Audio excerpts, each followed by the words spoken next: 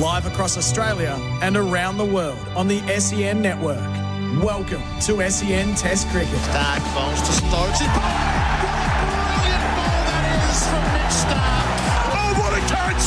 Stephen Smith, that is remarkable. Bowls, heads, lifts him up to deep mid-wickets. Fly, my pretty. For Goodwee batteries, you're in safe hands with Goodwee. Henley Homes, hard to beat. And Makita XGT, powerful, reliable, tough tools for mining. Australia and Bangladesh on SEN Test Cricket. My good friend Bharat Sundaresan called it Judgment Day this morning, and Judgment Day it is in Darwin. Australia trailing by 153 runs. Bangladesh have 4 wickets remaining up against it to stay in this test match in perfect cricket conditions.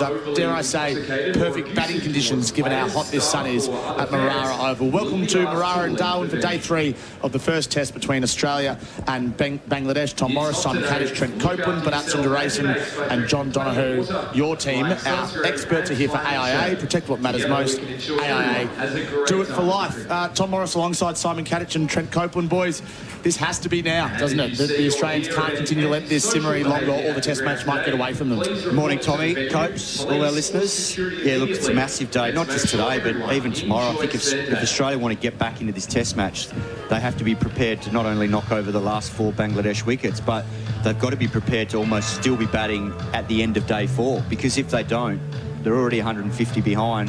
You know, they could well be trailing by 200 in this first innings, the way that the Bangladesh order has applied themselves right throughout. And we saw that late yesterday, that Bangladesh lost 3 for 11 with the second new ball, but then managed to get this partnership that's unbroken at the moment, and between Mahmood and Mahdi, and that's still a big task for Australia to knock that off, because they've applied themselves really well. The ball's getting older, and they've got a lot of hard work to do with the bat now.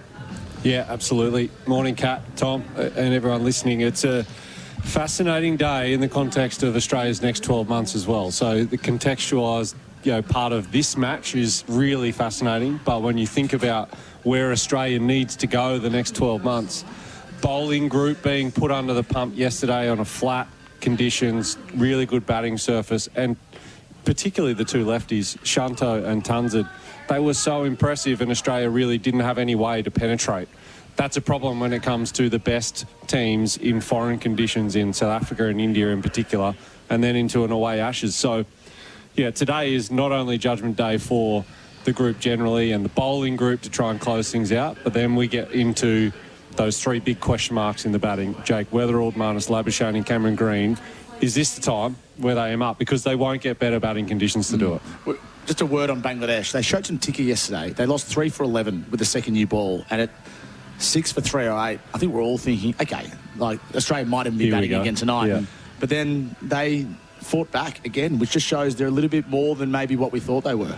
They're well planned. There's no doubt. Having been out there this morning and speaking to their batting coach, Mohammad Ashraful, he couldn't believe, just the way that they applied themselves on the back of what happened last week against the CA11. He's so proud of the way they've gone about it. And, it was convincing. It wasn't like, Australia bowled poorly and they fed them easy runs. Australia bowled well. I just think Bangladesh had a really clear game plan, and they have outplayed Australia with technique. Their footwork, their technique in terms of driving and pulling the ball has been absolutely exemplary. And I think the team plan has been perfectly executed by sharp minds, because they've rotated strike really well. They've got in repeat partnerships. They haven't just left it up to 1 or 2.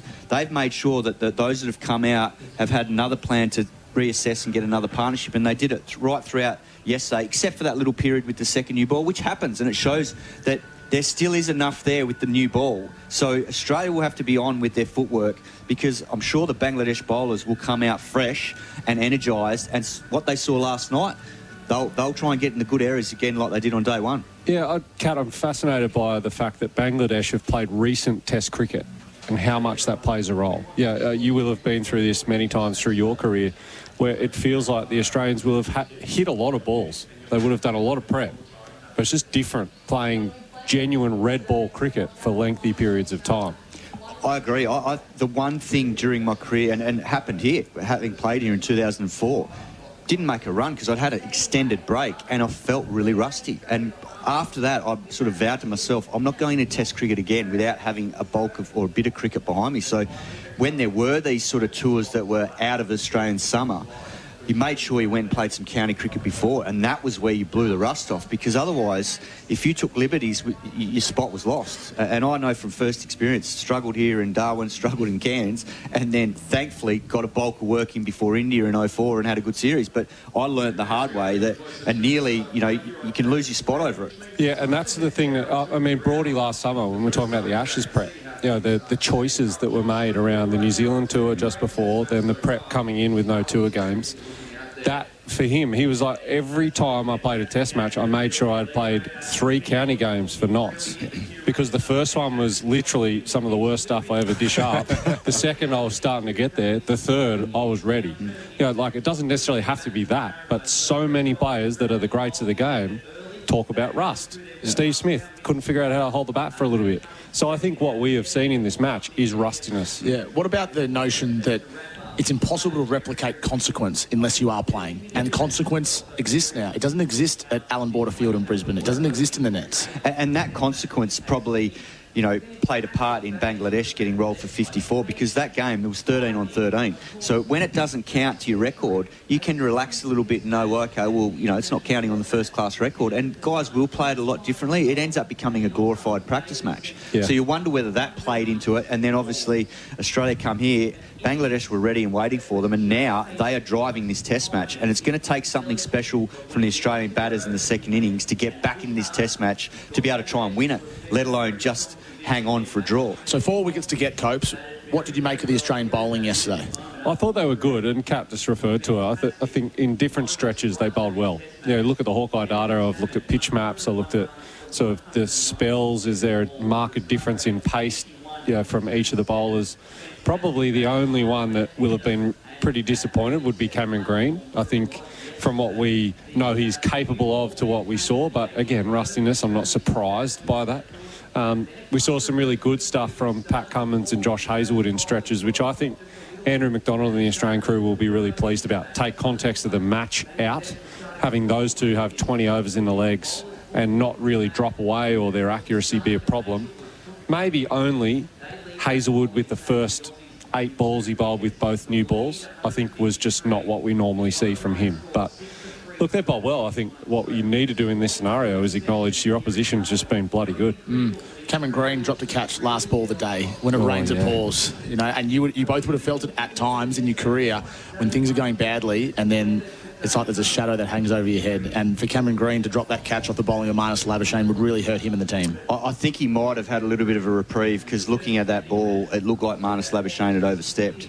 So that wasn't called, but I reckon it would have been called. He'd have that vision on his phone. Greenie would have that ready to go. Anyone talks about the drop, hey, what about this? But it highlights too that every ball something could happen and you just cannot switch off. And it just felt like last ball of the day, nothing had been happening for that last half an hour.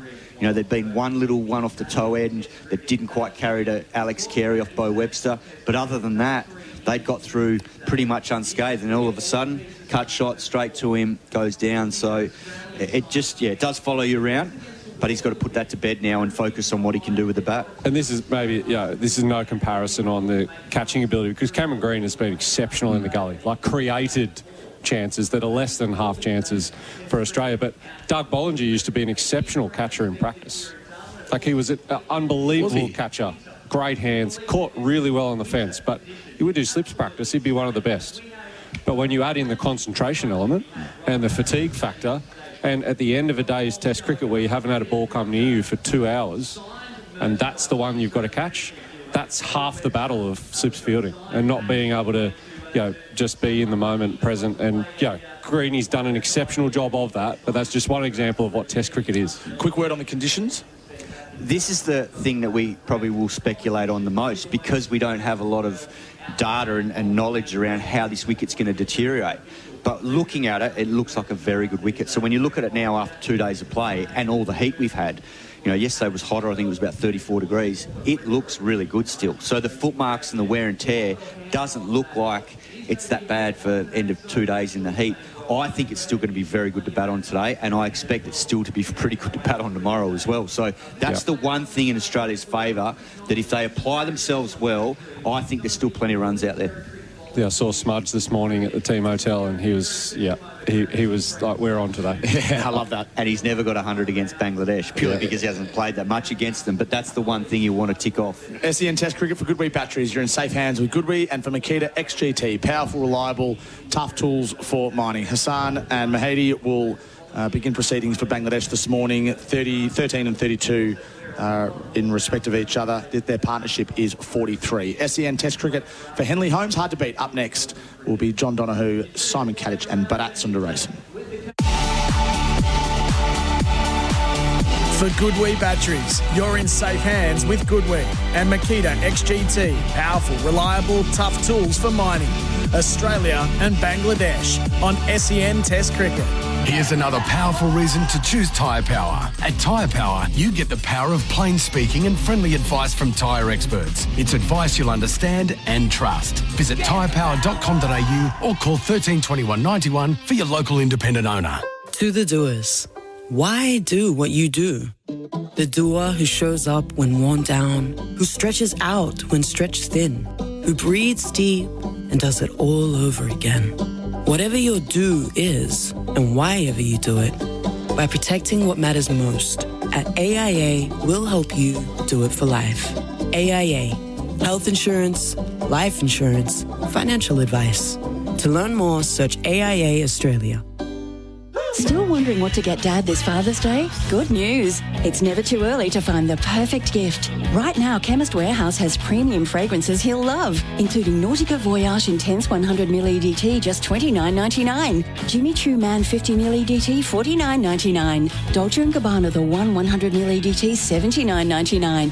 Or YSL Iced Cologne 100ml EDT for $149.99. Shop in store or order online. Chemist Warehouse. Great savings every day. As Australia's global logistics people, Northline delivers industry-leading, fully integrated freight management solutions, connecting Australian businesses to their customers and the world. By road, rail, air and sea, Northline transports for every industry, from mining and renewables to retail to pharmaceuticals and more. Let Northline connect your business to the world. Unlock reliable freight management, warehouse solutions, Australian support and a dedicated account manager. Northline, Australia's global logistics people. Learn more at northline.com.au. G'day, Alex Carey here. At home, we use the Goodwee ESA home battery system. It's a game changer. Don't wait for the drop in the federal rebate. Find your nearest installer now at goodwee.com.au. You're in safe hands with Goodwee. When you're feeling a bit peckish, you're never more than an almond away from a healthy snack. Australian almonds are easy to make part of a balanced, healthy lifestyle, and there's so many ways to enjoy them. Great for after-school snacks, smoothies, baking and boosting flavouring meals. They're also loaded with healthy fats, protein and fibre that offer unique health benefits, including supporting heart health. So make them part of your everyday and feel the difference with a handful of Aussie almonds. Darren's days of digging blind are over. Ever since he blindly dug into that internet cable and took out an entire neighbourhood. Ever since his insurance declined to cover the repair costs. And ever since he saw that he was millimetres away from also striking a high-voltage electricity cable.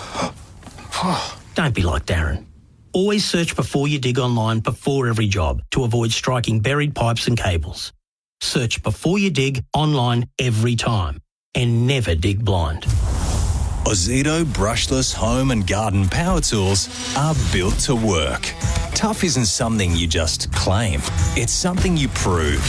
It's about handling the hard, repetitive stuff without giving up. Testing what you're made of and what you're working with. When it comes to doing tough jobs around the home, do it yourself. Ozito brushless power tools. Do you? Only at Bunnings Warehouse. Imagine a phone that unfolds into something bigger and a phone that flips into something smaller. The new Samsung Galaxy Z Fold 8 Ultra and Z Flip 8 are now available at Optus. You can save $600 when you pay over time and stay connected on select Optus SIM plans. It's a great time to upgrade to the latest Samsung Galaxy Z series. Visit an Optus store today. Offers end September 6. Discount forfeited if you cancel early. Terms apply.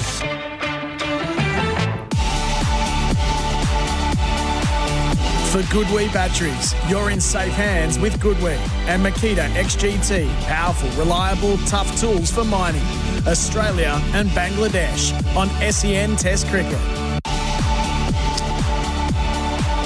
SEN Test Cricket for Goodwee batteries. You're in safe hands with Goodwee and Makita XGT. Powerful, reliable, tough tools for mining. John Donehue stepping in for Tom Morris. Simon Katich is still here, and Bharat Sundaresan has jumped in as well. We're not far away from the day's play. Hello to you, Kat, and hello to you, Bharat. Morning, John. Bharat. Morning, John. And Kat, I'm just keeping a keen eye on the two guys, probably with the most pressure alongside Cameron Green today whenever Australia bat. Marnus Labuschagne and Jake Weatherall have been involved in a lengthy chat. It's about batting, and it's only Marnus talking. Jake's just listening. Sitting there and listening. And let's face it, Kat, I think this is Judgment Day. And like you said, I overheard you say earlier, today and tomorrow, we'll find out either way. We'll find out that, day one was a blip. This Australian batting lineup has what it needs to have to not just survive this test match, but what lies ahead in the next 12 months. Or, I'm not saying heads will roll, but you'll know that maybe there are some who probably need a break or not good enough. Yeah, and that's the challenge when you're in that situation, having been in it many moons ago, when you know that the noose is around your neck and you've got one more chance. It is not a great place to be in, and you've got to be able to control your emotions, but focus on what you can control, which is playing each ball as well as you possibly can and not looking too far ahead. And if they want a template, all they have to do is look at how the Bangladesh batters have gone about it on this surface. Have a really clear game plan about playing as straight as possible for as long as possible, letting the ball come to you, rotating strikes so you don't build up too much pressure, and get in a partnership, because partnerships help you individually when you're under the pump. You help each other out, get down the other end, the score starts ticking over, and be looking to score, but then also making sure you're not playing at balls that you don't need to go at because they're not quite there, because we know the Bangladesh attack will be disciplined. We saw that on day one, and now they've got some scoreboard pressure, and we saw that the new ball, how it was yesterday around the tea time. There's still enough there with the new ball, but once you get through that, it's perfect batting conditions. How hard is it to bat with this pressure mounting on you? So we're just looking at Jake Weatherall walking off, so he's going to open the batting. He's got probably not as much pressure as Marnus and as Cam Green on him, but he's got pressure to make runs here. And then if they are 2 for 10, you're exposing Cam Green, you're exposing Marnus to that. I mean, how hard is it to bat with that weight of the world on your shoulders? It's hard for me to explain this because I'm not living this time like these players are, because in my time, what happened was my girlfriend at the time, who's now my wife, she hit the paper because she knew that she could read all the bad stuff, and when they're calling for your head, you don't need to be hearing all that stuff. So that was hidden. Whereas now, and I don't know technology that well because I'm not on Twitter and Instagram and all that stuff, so I don't know what DMs are and all that stuff. I'm technologically disadvantaged. However, these players are hit with it day in, day out with everything that is talked about up here and on TV. So it's hard for me to explain what they're going through, but all I can say is that the only thing you can focus on is controlling what you do well and trusting your game and believing in yourself. This game's all about belief, and if you don't believe in yourself, then no one else will. And that's all you can focus on and try and, as I said, it's a simple game plan. Win each ball as best you can and get through the next ball, because if you don't do that, you're gone. Yeah, absolutely. I can't get over Simon Katich sending DMs to people. So if you ever get a DM from Simon Katich, it can't be this Simon Katich. Correct. Some algorithm's taken over. That's a very funny thought. The Bangladesh tail has more than wagged. I mean, we know. Well, I put Mahedi in that as the tail, but he did make a century in the tour game, so he's more than a tail ender. But Hassan Mahmood, 13 off 76 balls, and they've got Australia still need to get 4 wickets. So if you're the Australian bowling unit, you want to get these inside the first 45 minutes to an hour, I would imagine.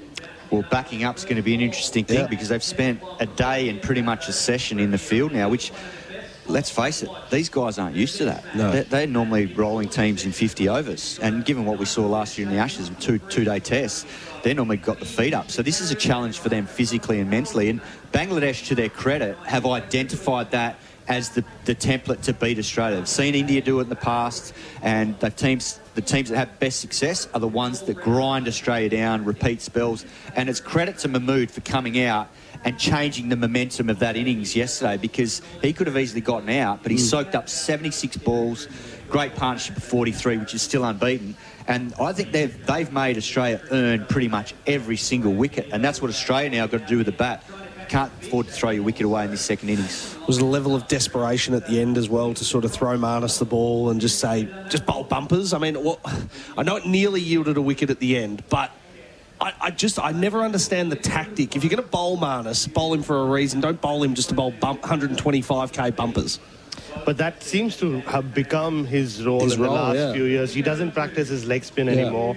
I always thought he was more effective with his leg spin. Going all the way back to 2019, he broke a crucial partnership in Manchester where Australia retained the Ashes. But for whatever reason, he just believes he's a seam bowler now. He goes and does it for Queensland where he's captain. He could have got him a wicket, and he walked past us yesterday and told me that as well on camera, that he should have had a wicket. But but the thing about the surface that Kat mentioned as well, going back to the Judgment Day thing, the pitches cannot be blamed for anything. That can't be an excuse, because even speaking to a couple of the Aussie boys as they were leaving the ground yesterday, I asked them what they thought of the surface, and the feeling was, we thought it would do a little more, but the only time this batting felt a little difficult was on the first morning when there was a cloud cover. There's no cloud cover now. It's bright upstairs, and then that pitch just looks flat. Cat, we were out there just keeping an eye on it. So it just comes down to doing what, kind of swallowing your ego and doing what Bangladesh have done. So what if it's Bangladesh? You've got an open invitation as a batter here today to bat for 2 days. You don't often get that in Test cricket, where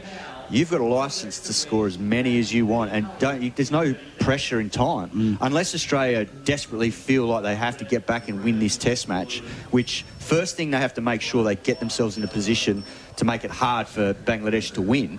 But the other part of it is they could, bat till stumps day 4 and still then give themselves a chance to maybe have enough ahead to be able to think about winning the Test then. But to start with, they've got to worry about getting back into the game. It's interestingly poised Test match. It's exactly what we wanted to start the summer off. The summer, I will say the summer, it's in August, but it's been a hell of a start to this. Just very quickly before we get to a break, just an off-field thing, Baz. It was so good to get out of the Uber. You and I and Tommy got out of the Uber today. There was a line of people out the front.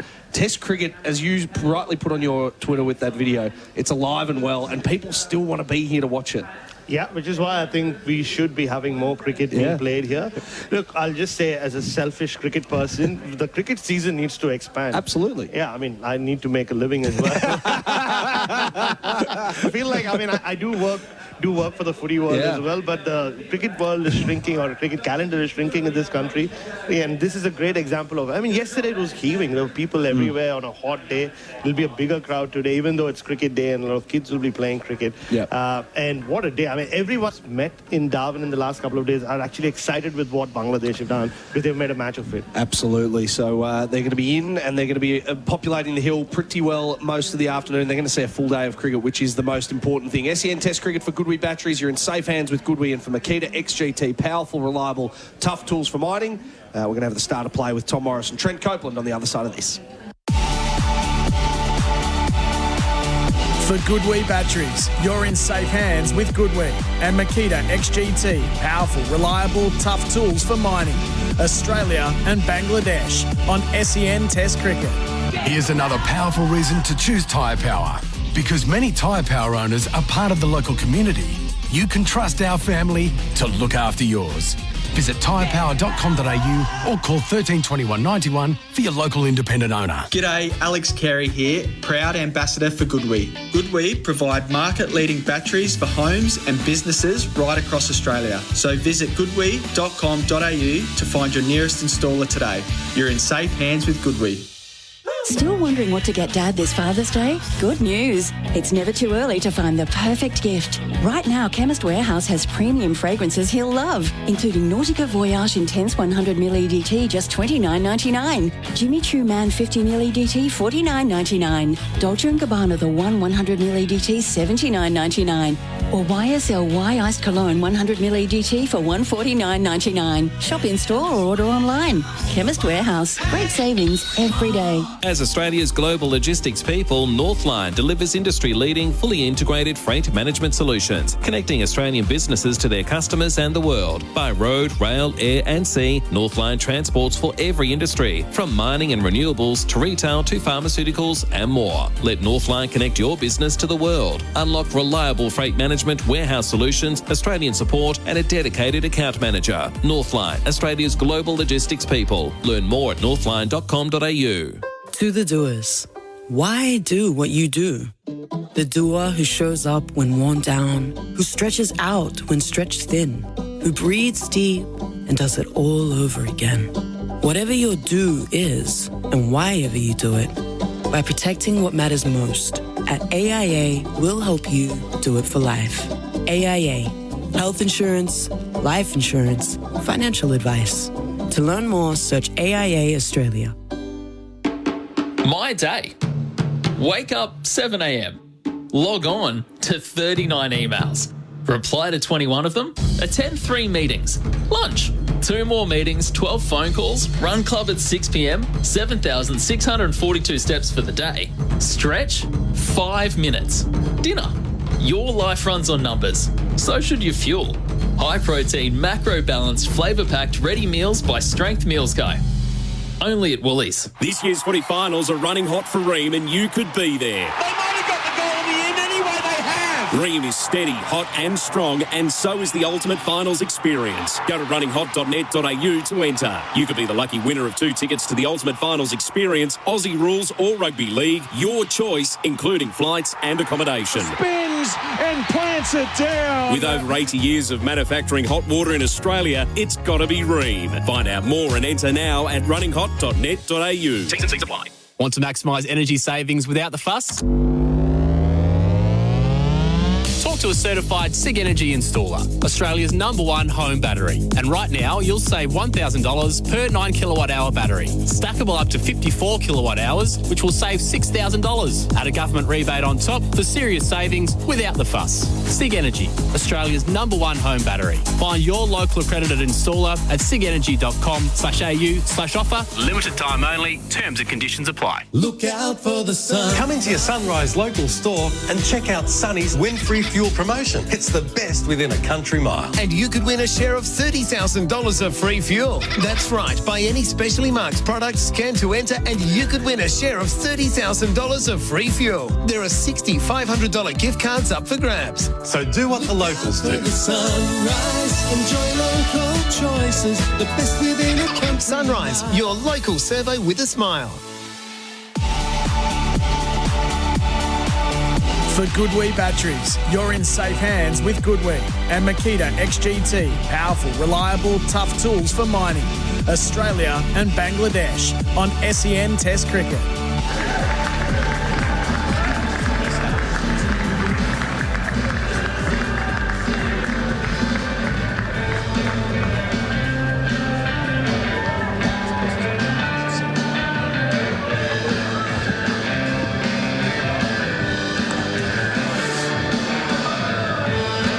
Welcome back to Darwin. SEN Test Cricket for Henley Holmes, hard to beat. And SEN Test Cricket for Goodwee batteries. You're in safe hands with Goodwee and for Makita XGT. Powerful, reliable, tough tools for mining. Tom Morris alongside one of our experts, Trent Copeland for AIA. Protect what matters, do it for life with AIA. The job ahead of the Australians here as they get out on the field, joined by 2 Bangladesh batters who yesterday fought back hard. They put on 43 for this 7th wicket. Mahady is 32 and Hassan will be on strike on 13. Morning again, Copes. Morning, mate. It's a fascinating morning ahead of us. And yeah, Hassan Mahmood, hasn't he been wonderful in this test match? 6 foot with the ball. And a really important knock yesterday with that second new ball when they lost 3 wickets in a hurry. Steve Smith taking 3 catches at second slip in the space of about 10 minutes. And Bangladesh, can they take this lead past 200 where really I imagine they're just in this kind of euphoria in the change room right now with celebrations around hundreds and never before seen territory. So it's cool to watch. Yeah, 200 feels like a market, doesn't it? So 153 now. You can win from 200, but it's seriously difficult. You probably can't win from 250 or 300. Yeah, well, it would definitely need the tempo of Travis Head to be going big with someone like Steve Smith. So, yeah, anyway, big job to do first. There's 4 wickets to take, and really, there was only 5 taken in the whole of yesterday. So, Australia and Pat Cummins, who's going to start proceedings today, the skipper, work to be done. 1 for 50 from his 20 overs so far.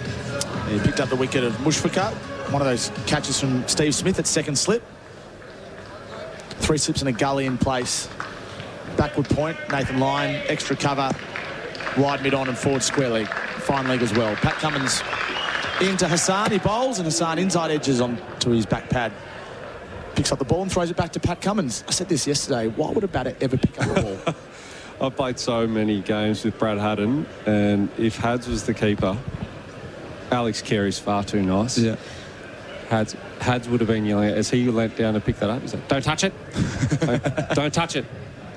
It's our job to field, mate. Did you ever throw the ball back? I must have at some point. It was definitely not part of what I would normally do, because you could be given out. Yeah, well, that's true. Cummins bowls to Hassan. Forward defence, no run. And also, why would you help out the fielding team in any way? Yeah. I mean, I was certainly of the view... many people who have played against me over the years will say otherwise, but there is a bit of the camaraderie and the sportsmanship element that I love about cricket that is unique. Yeah. So throwing it back. First ball of the day. That's right.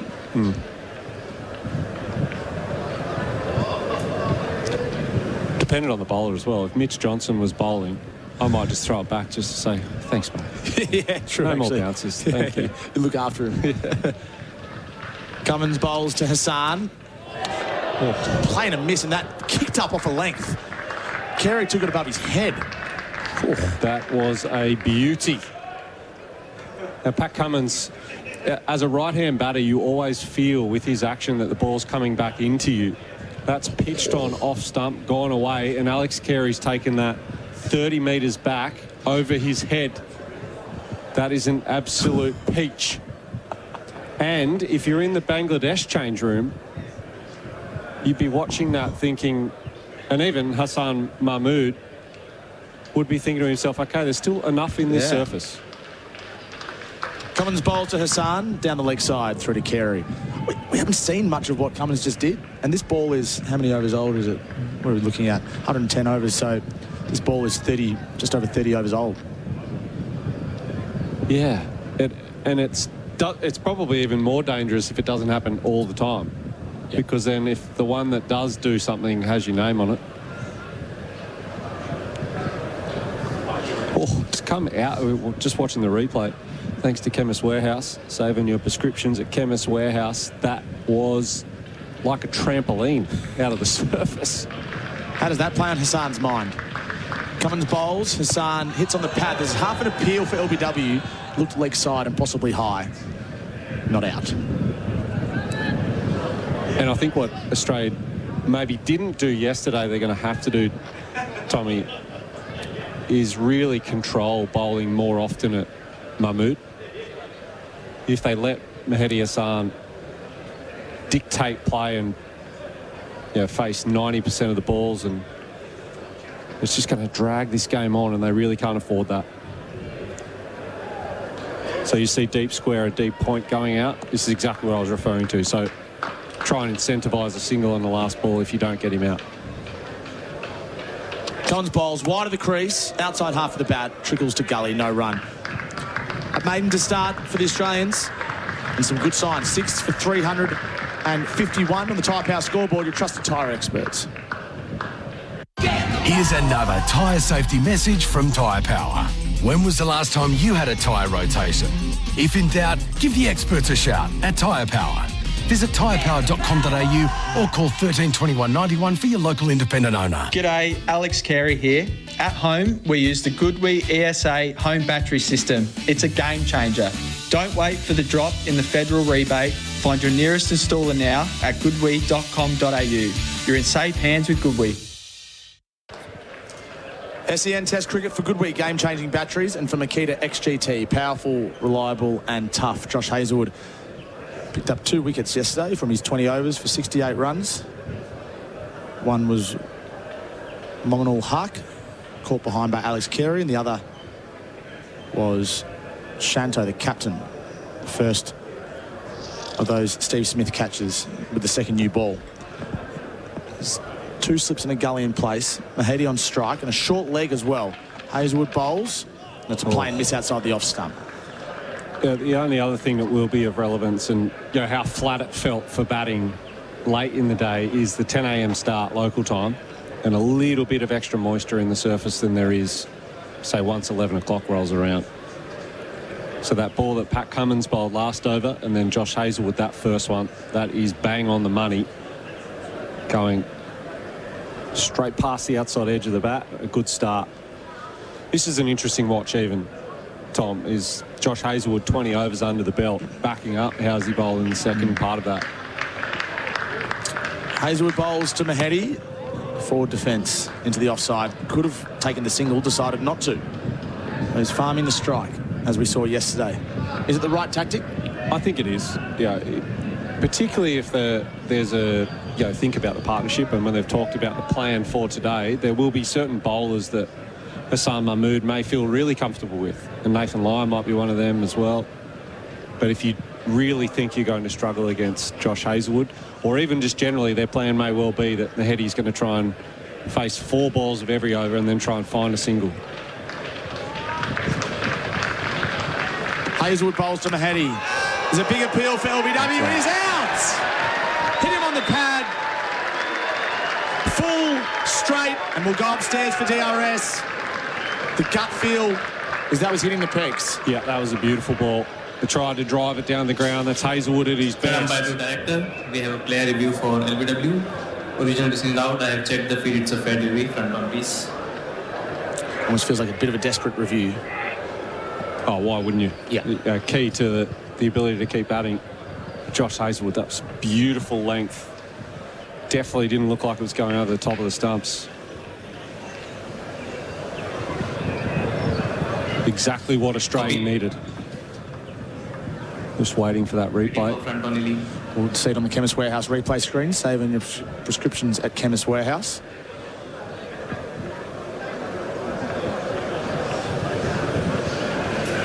Just waiting on this replay now. The review in progress.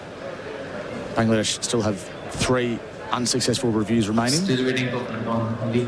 Yeah, okay. Talk us through it, Copes. Oh, you know what? First glance might be missing leg. Might have done too much. Now we're seeing a front on angle. I think it's missed the inside edge. Let's keep it going. Freeze it here. 1 frame back. 2 back 1 frame. But we, at this point, at the point of contact on the pad, we can see all 3 stumps. Next frame. Okay, I can see a gap between bat and ball. No bat and ball. Ball tracking, please. Here we go. Umpire's call is out. Impact is in line, and it's missing. Oh, well called, Copes. Yeah, and by a significant margin. Going down the leg side. You're on spin now. Normally when the ball trickles to first slip, it's hitting the stumps. Not on that occasion. Amazing. And you just... Normally when you see that straight drive and someone that's batting on middle and off stump, the ball that goes to first slip, they've just been absolutely salmon. Bangladesh have 3. Still a good ball. That feeling that Australia will have got from the umpire's finger going up will still be impactful. Yep. And Josh Hazlewood looks like he's on the money today. Mahedi almost hit his pad off on the way through. He survives. Hazlewood bowls. Driven through the covers. I'll get 1. Which brings the number 8 on strike. Marnus Labuschagne Fields, first runs of the day, 6 for 352. So 2 balls Hazlewood will have at the number 8. I agree. Tactically, it's always interesting when a batter is farming the strike. But to do it for number 8 means it must be a fairly long tail. Yep, that's a fair point. But it's also one of the areas I think Australia have got wrong in big moments. I think back to the Ben Stokes at Headingley, those types of moments on tactics, on the set batter, letting the set batter have 6 balls, and last 2 balls you hit a 4, cool, but no way you're facing the next over, that type of stuff. Hazelwood to Hassan, full again, driven to mid-on, no run. So it'll be interesting to see how Pat Cummins manages this. So at the moment we're seeing deep square stay out, point stay out, but all the catches stay in. It's a very sort of Indian or subcontinent style field. You keep your catches, but you protect against boundaries.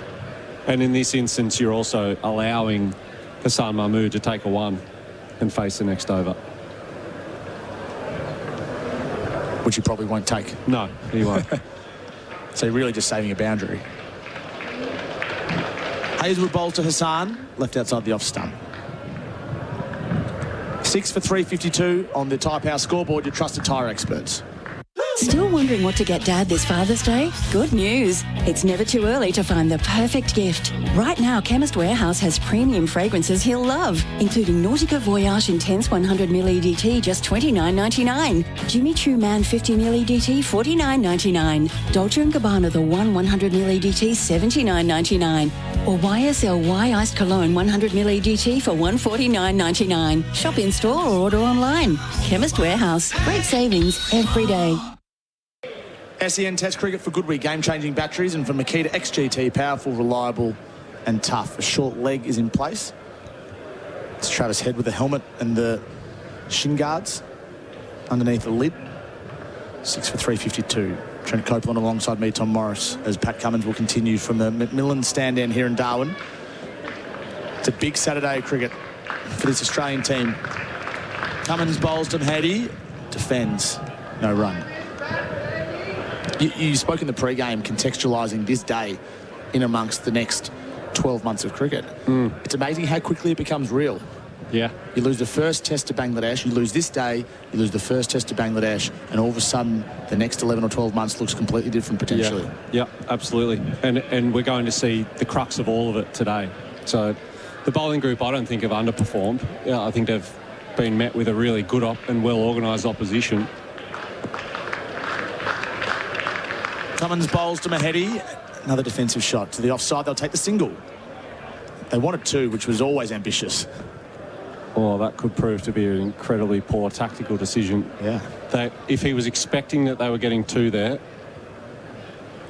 and they get a wicket in these next 4 balls, that's a poor choice. But yeah, so I think the crux of the context for today is the batting group, and particularly those question marks on who is the top 5 for Australia for those 12 months. I think that's really where the decision lies. But if you start those 12 months in that 20 to 21 test stretch with a loss, an unexpected and kind of, it would smack you in the face type loss. Cummins right of the crease to Hassan. It's a bumper, he ducks underneath it. If 3 of the top 5 are uncertain of their place in the team, that's a difficult position for the selectors to be in. And that's the way it is at the moment in Weatherall, Marnus and Cameron Green. And you're right, if you lose today, it feels like it's been down a break in the first set. It's still a long way to go, but you don't want to lose the first set.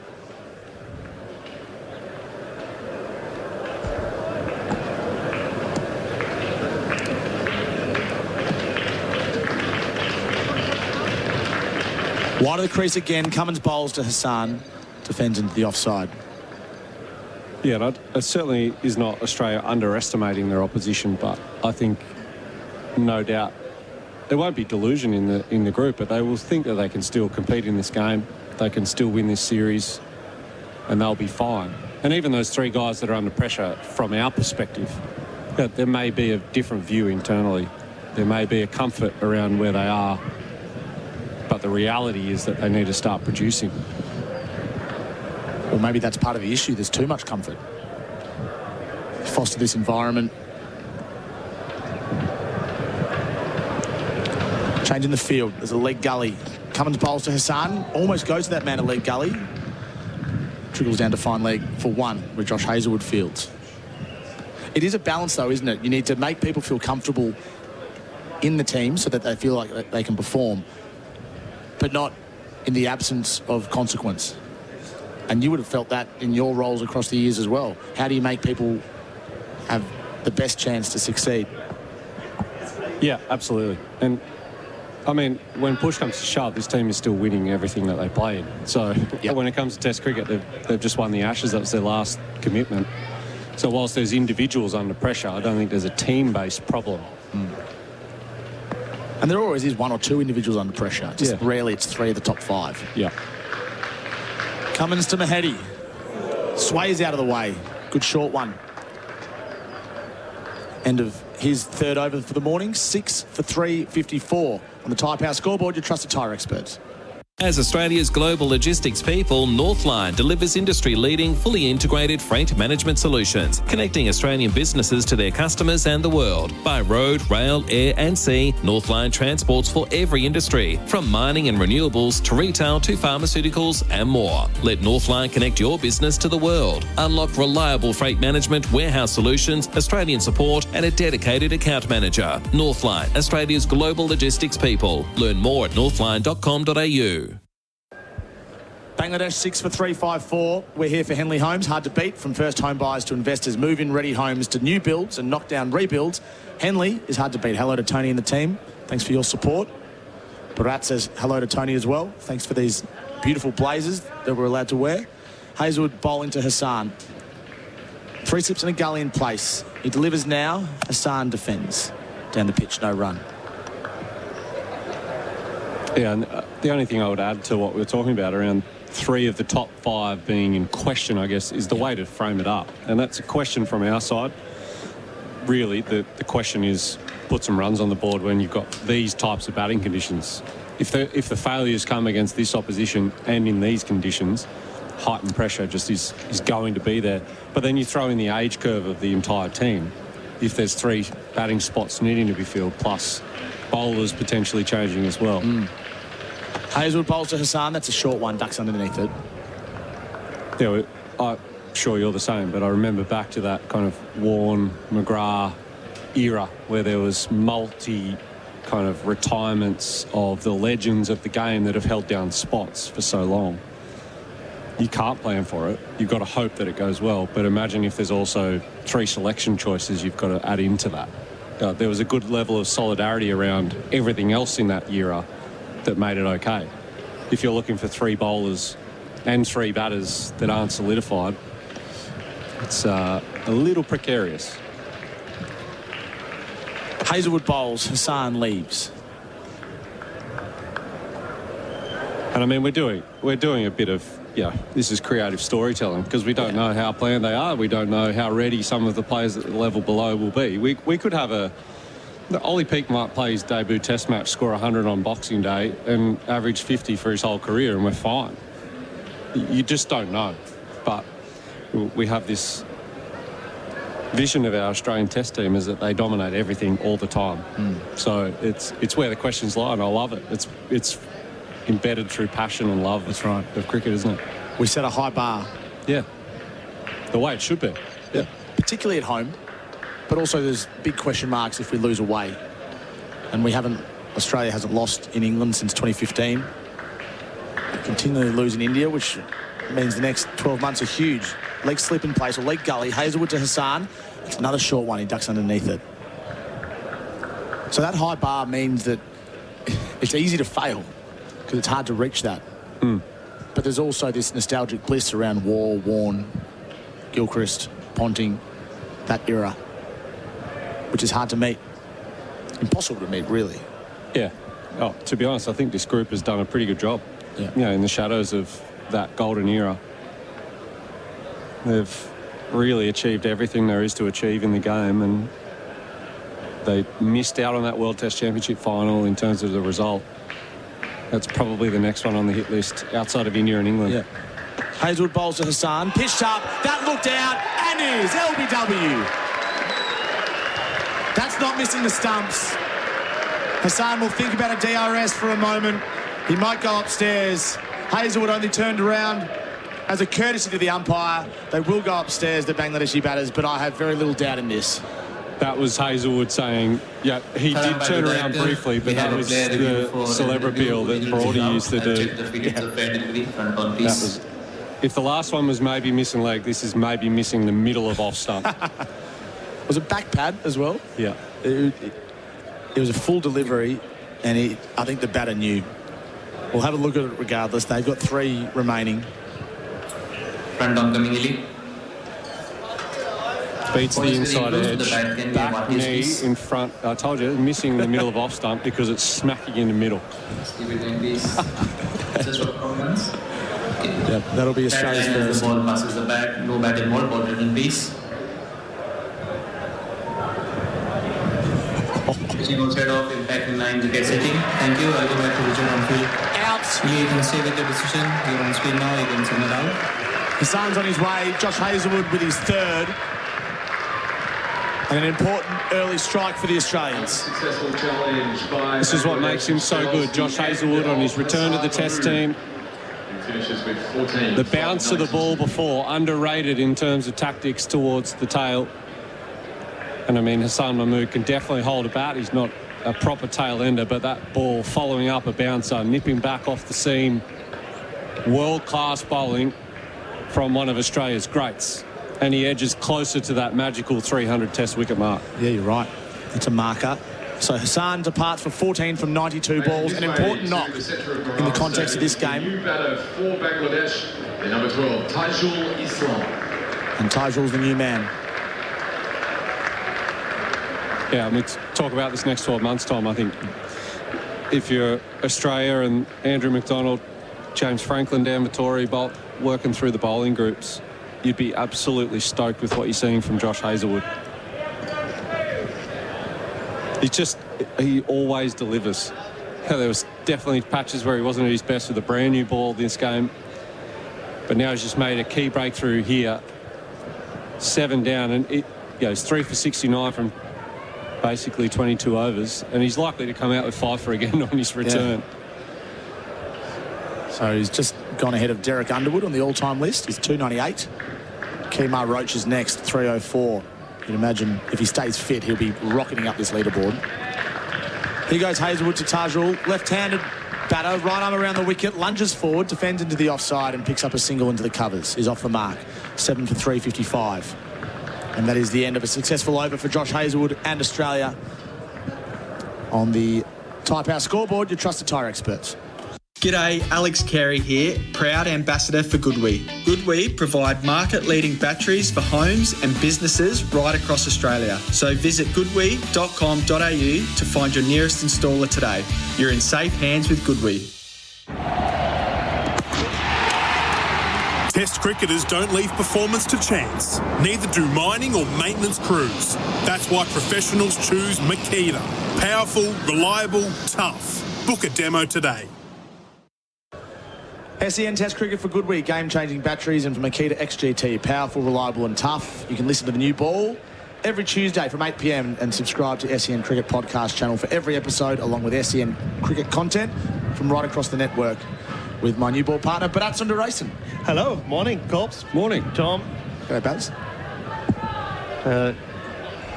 I'll just get the cliche out of the way. Australia needed that wicket. Early breakthrough. Backward square leg, short leg in place. Tajul facing Cummins, short one, sways out of the way. And I think Tajul's a pretty defensive batter, but Tuscan Ahmed likes to swing his willow. I'm not sure about Abadat's batting credentials, and Mehdi might decide that it's a good time to start playing some shots. Yeah. Try to get as close to 200, that lead to 200 as possible. Sorry to say, Abadat, 98 runs at 5. Yeah, I thought as much in 32 tests. 24 tests. 24 tests, 98 runs. Ooh, big milestone coming up. He should raise his bat if he gets 2 runs. That's Chris Martin area, is that? I hate to say it, with the aero pads. Remember that? Cummins around the wicket to Tajul. Bowls. Waft outside the off stump. Through to Alex Carey. That's only going one way. Just listening to you guys talk about the greatness of Australian cricket and the legacy, and it's all true, absolutely true. I mean, they've been the yardstick for so long. But I agree with you, Tom, on home soil. Because if you look at the last now 20 plus years, 25 years of Australian cricket, the fact that, I mean, retaining the Ashes it only gets spoken of in that context when it's Australia versus England. You've drawn the series, you've not won a series there. If you take the Ashes element out of it, Australia haven't been successful there. They've avoided defeat since 2001. Cummins bowls. Tajul drives through the backward point for 4. He threw his hands at it all the way along the turf. His first boundary, 7 for 359. But Tajul, Brian Charles Islam there. That was so Brian Lara-esque, that shot. It's the only time he'll be there. Those two names will be taken in the same breath. But when you look at Australian cricket and how the high esteem it's held to overseas, the fact that they haven't won a series in England since 2001 and a series in India since 2004, to me it's quite staggering. Because in that time, you look at some of these other countries, England, New Zealand and South Africa and India. Cummins bowls to Tajul, defends to backward point for no run. If we just agree that, you know, Australia, India, England are the toughest places to tour, regardless of where you come from. So England have won a series since 2004. England have won a series here in Australia. England have won a series in India. New Zealand have won a series in England and India as recently as in the last 2 years. Clean sweep. South Africa won in Australia, England and India in that time. And then you look at Australia, who haven't done that. So it's quite interesting how we look at, you know, legacies and histories of cricket and kind of complex. That Australian team was great, obviously. Steve Waugh and all the legends who played in that team.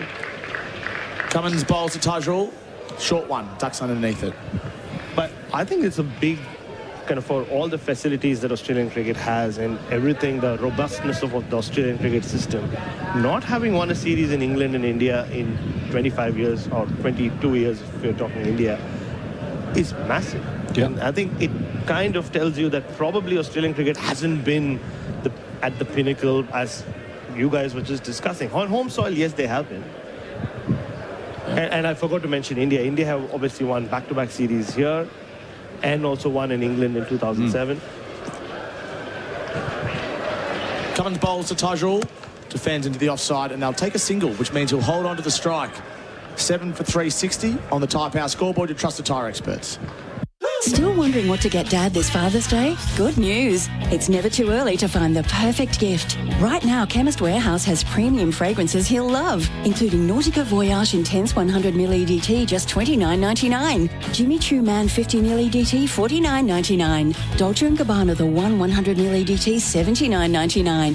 Or YSL Iced Cologne 100ml EDT for $149.99. Shop in store or order online. Chemist Warehouse. Great savings every day.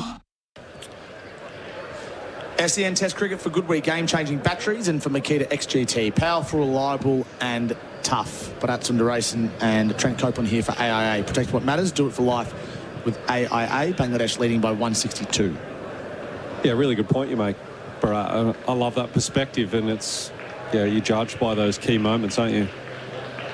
Hazelwood around the wicket to Tajul. He bowls, again drives through the covers. Stays leg side of the ball and throws his hands at it. The chase is on for Pat Cummins, and they'll come back for 3. Enterprising start from the Bangladeshi number 9.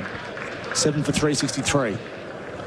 And I guess my main question, I'm going to drop this and jump, but I'd love to hear your perspective, is that time frame you're talking about, near on 25 years, but let's call it 20. With all those things considered, and then you throw in World Cups, big moments, the new World Test Championship.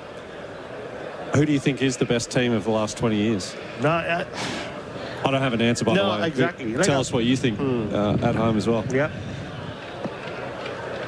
Hazelwood bowling to Mahedi. The right-hander lunges forward, opens up the blade.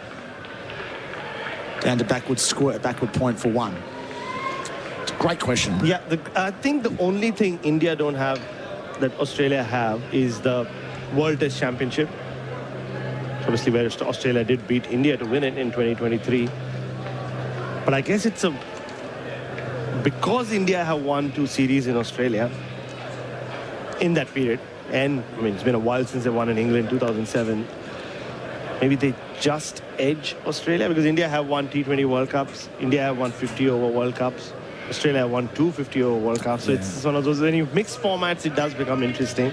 But in Test cricket, I don't know whether Australia have been the best Test team in 20 because they haven't ticked those two giant boxes. Hazelwood bowls to Tajul, who drives through the covers. In fact, it doesn't go further than Marnus Labuschagne at cover. I think there's no doubt that the Australian team of the last 20 years, given how many great players have played for this team, has underperformed in Test cricket overall. Overseas, for sure, That's only overseas, really, is what I'm talking about. I mean, the hardest thing to win is Test matches in India and England, as you said, and they haven't won in England, they haven't won in India. And I think that sits higher above World Cups to me. Yeah, it is. And only because a lot of these other countries have done that. Well, that's right. So it's possible. Yeah. Hazelwood bowls to Tajul on the back foot defending down the pitch. Which is also why a lot of these big-name players in this team are so hungry. They know they've had great careers. Like, I mean, even if, say, they don't win in India and England next year, Steve Smith will retire as a Hall of Famer. The fast bowlers and Nathan Lyon will retire as Hall of Famers. And there are some really other good players as well who will go on to have great careers. But imagine if they can do that. Then they just get elevated into that mythical status. Yeah, immortalised completely. Yeah. And they can ride off into the sunset in a way that very few other players have been able to do. Yeah. Warren McGrath, Langer did. Hazelwood bowls. Tajul defends. Sneaks a single to bit on. Excellent running. Well done. Well done. And I said this on the Channel 7 pre-game, Baz. The view amongst the Australian state coaches is not necessarily that batters are struggling to adapt between formats. It's that the red ball format doesn't have enough adaptation. So how much reverse swing is there in Shield cricket? How much quality spin is there in Shield cricket? So most of the Shield games look the same. And so a batter's able to then adapt and go to England and South Africa and India when they go up a level. Yes, they can play at the MCG like Sam Constas did on Boxing Day. Yeah. And that's something that Australian cricket, I know, is trying to remedy. It's very difficult to do so. Yeah. It is. Hazelwood has won this morning, 298 for his entire career. He's bowling to Mahedi. Short ball. Oh, wow. Went to pull it over the gloves of the batter. Half an appeal from Alice Carey. Nothing to it. 7 for 365. This is SEN Test Cricket for Goodweek. Game-changing batteries. And for Makita XGT, powerful, reliable and tough. Johnny Donehue is up next. As Australia's global logistics people, Northline delivers industry-leading, fully integrated freight management solutions, connecting Australian businesses to their customers and the world. By road, rail, air and sea, Northline transports for every industry, from mining and renewables to retail to pharmaceuticals and more. Let Northline connect your business to the world. Unlock reliable freight management, warehouse solutions, Australian support and a dedicated account manager. Northline, Australia's global logistics people. Learn more at northline.com.au. SEN Test Cricket for Goodweek, game-changing batteries, and for Makita XGT, powerful, reliable, tough. John Donehue jumping in for Tom Morris. Bharat Sundaresan still alongside me after completing arm day this morning. Looks strong as well. Thank you. Arm and a bit of core as well. Yeah, Very no, that's important. Never skip the leg day though. Oh, I love my leg day. Never skip leg day. So Mitchell Stark from the McMillan Road end. He's bowling to Tajul on 10. Stark with the figures of 2 for 68. Comes in over the wicket. Bowling now. It's a beautiful looking shot from Tajul, who just punched it. Ooh, flick of the wrist to cover. No run. Yeah, he's elegant. He's faced 12 balls, John, in this innings, but he's looked as comfortable as anyone has on this pitch, which, I mean, if you are the Australian top order, who we've discussed a lot this morning, you're going, okay. Especially if you are even Travis Head. We've spoken a lot about Jake Weatherall and Marnus and Cam Green. I know for a fact that Travis Head is desperate to get 100 here so that he can click off all states and territories. Yep. Would make him the only Australian batter to have done that. Steve Smith hasn't got one against Bangladesh. That's the last one for him as well.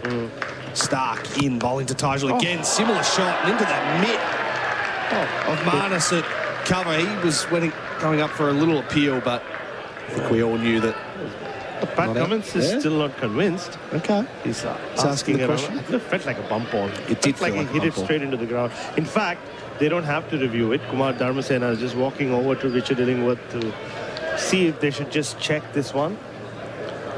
I think they are going to do it. Because if you think about it, it's a left-hander on strike. So Richard Illingworth at square leg would have been unsighted, blinded by the frame of Tijul. So Fair to be. Fair effort from Marnus as well, straight in.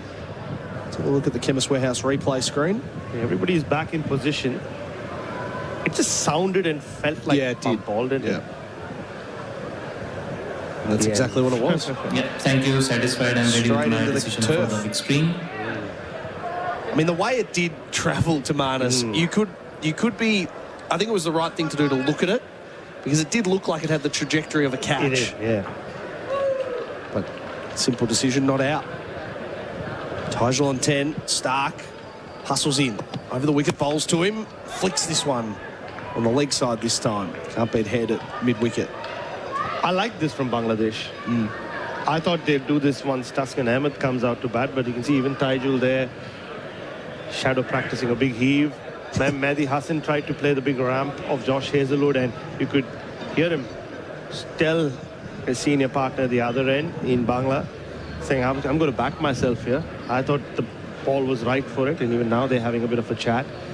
So what they managed to do in the last session by just grinding it out now allows them this opportunity to just, if they can get 50 runs from here, lead of 210, 215, that'll be massive. So you expect they might have a crack here as Tijul's on strike. Stark in, and he drives this one again, only as far as Marnus at cover.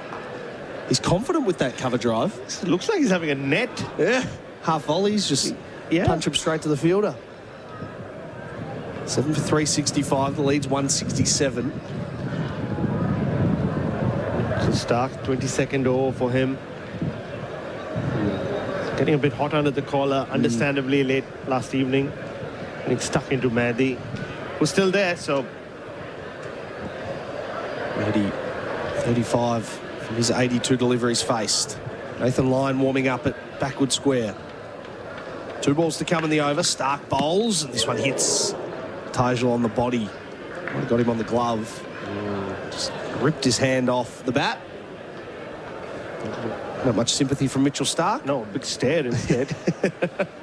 One of those, I hope that hurt stares. Oh yeah, got him on the bottom hand. Yep. Last thing, he thankfully left arm spinner, so. Chemist Warehouse replay screen. Save on your prescriptions at Chemist Warehouse.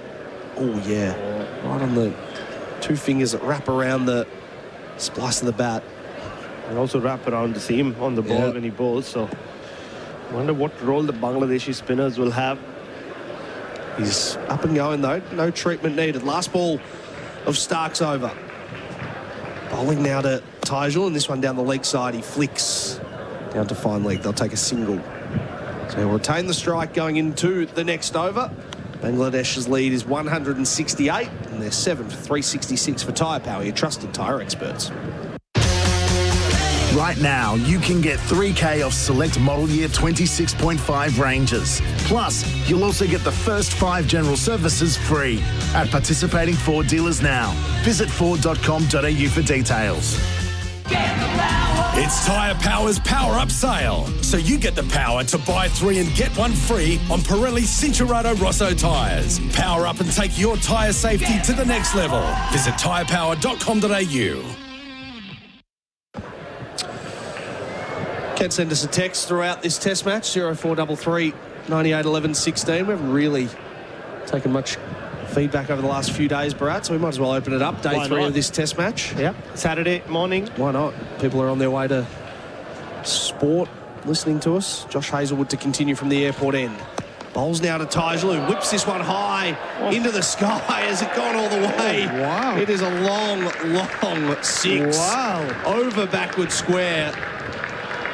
It was effortless from Tijul Islam. Well, he came out playing a square drive like his Brian Lara. That is straight up out of Sana Jayasuriya's playbook. Tommy Morris at the back of the box, grew up as a huge Sana Jayasuriya fan. And the Bangladesh dressing room loved it. He's the senior statesman in this team, Taijul, after Mushfiqur Rahim. He's taking on these Aussie fast bowlers. He is. So Taijul faces up now. Short ball back, defending from Hazelwood down the wicket, no run.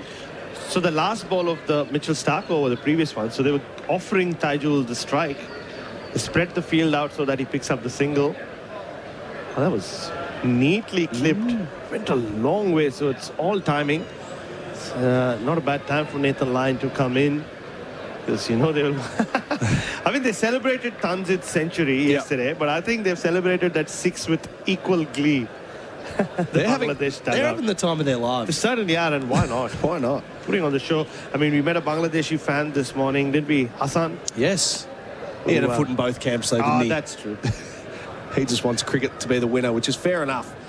Hazelwood bowling now to Taijul, who walks at him. Wow. Ran up the wicket, real Matthew Hayden style, and then defended it away. Fast bowlers don't like that. Okay, he is 1/3 the size of Matthew Hayden, or maybe a quarter of Matthew Hayden. I'm really looking forward to the response here. Josh Hazelwood in his 24th over. He's already taken 3 wickets. He's been hit for a 6 in this over, and now he's had the tiny left-arm spinner charge at him. Yeah. That is not going to go down well. Taijul 17. This test match is coming alive in Darwin. A good crowd in today. Hazelwood around the wicket to the left-hander, and this one defended out to mid-wicket for no run. 2 balls to come in the over. Yet another example of what we've been speaking about the last 2 days. Bangladesh batting lineup just don't give up. No. Partnership after partnership after partnership. We thought when they lost those 3 quick wickets, the space of 11 runs, the second new ball, that finally Australia had broken through. But then came that long partnership between Hassan Mahmood and Mehdi Hassan. They didn't put on a lot of runs, relatively speaking. 2 balls to come in the over. Taijul waits. Hazelwood into him now, and he's back jumping, opening the face and guiding it to point. No run. Yeah, and when you see like a tail-ender like Taijul play the way he is. Look at this chemistry house replay of that 6 shot. He just kind of helped it on its way. Yeah, around the from corner. hip height. Yeah. Oof. Saving your prescriptions at Chemist Warehouse. You'll want to watch that one back. Taijul Islam. Yeah, I can totally hear Bill Laurie having on. That's one of the shots of the season. 7 for 372. That was a great impression. Thank you. Perfect impression. I thought Bill was here with us. Hazelwood back over the wicket now to the left-hander. Flicking, gone! Big edge. And Cam Green makes amends for his drop at the end of day 2. Regulation for the big man at Gully.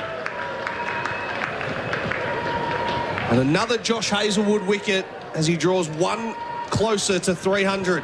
Yeah, 1 closer to 300 and 1 closer to a 5-wicket haul. Should be quite an effort on this pitch. Yeah, Taijul Islam was in a hurry. This time trying to whip it somewhere through mid-wicket. It's almost a leading edge at the end. The ball was flying in Cameron Green's direction, but like I said, he put his big mitts together. It went straight in. So 17 crucial runs for Taijul Islam. He's allowed this lead to build even further. 174. Taskin Ahmed, the senior fast bowler, jogs out to bat. He won't die wondering either, Johnny. He's going to throw his bat round as well. So it'll give Cam Green a bit of confidence. Okay, something came in, but it was the end of the over. We'll talk more about that in a moment. For Tyre Power, your trusted tyre experts, it's 8 for 372. Look, I'm not a Sparky, so I don't want to hear all about kilowatt hours. I want to maximise my savings. No fuss. SIG Energy is Australia's #1 residential battery brand. Their batteries are the industry's safest, most intelligent and designed to help you save more. They're backed by local support and a 10-year warranty. Discover why more Aussie homes run on SIG Energy. Find your local accredited installer at sigenergy.com/au/offer. So 8 for 372. Bangladesh, Josh Hazelwood has 4 wickets to his name.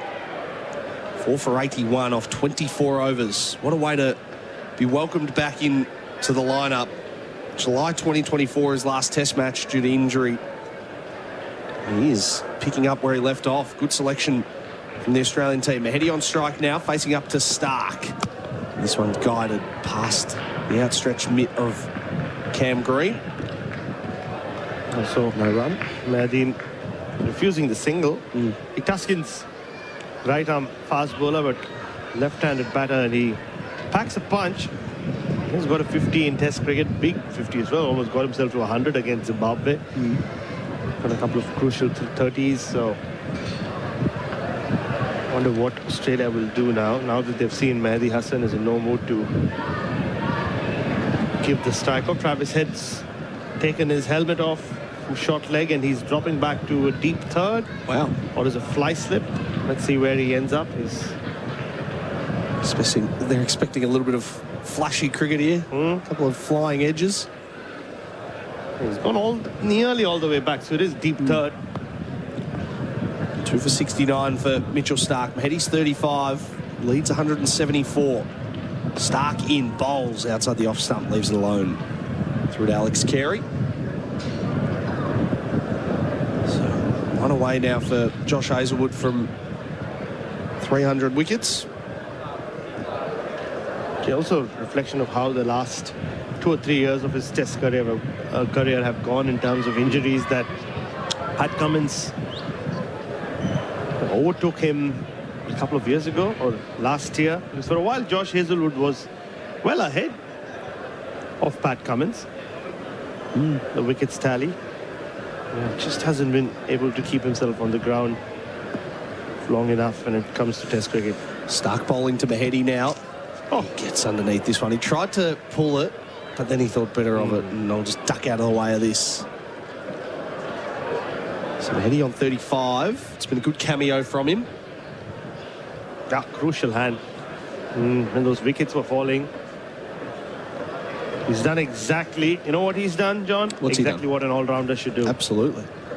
Australia have to in this setup. Be more pressure on one than the other. Really will put a prize on his wicket. He has the shots. Just feel like he might start employing them very soon.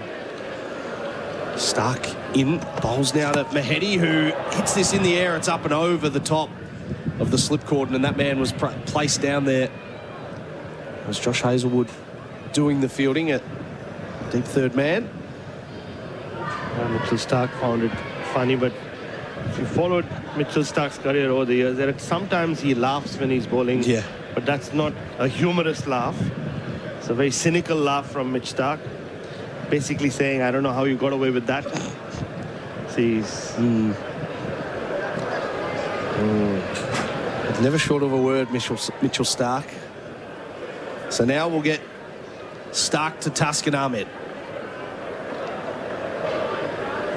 8 for 373. He's got to survive 2 balls here to get Mahedi on strike for the next over.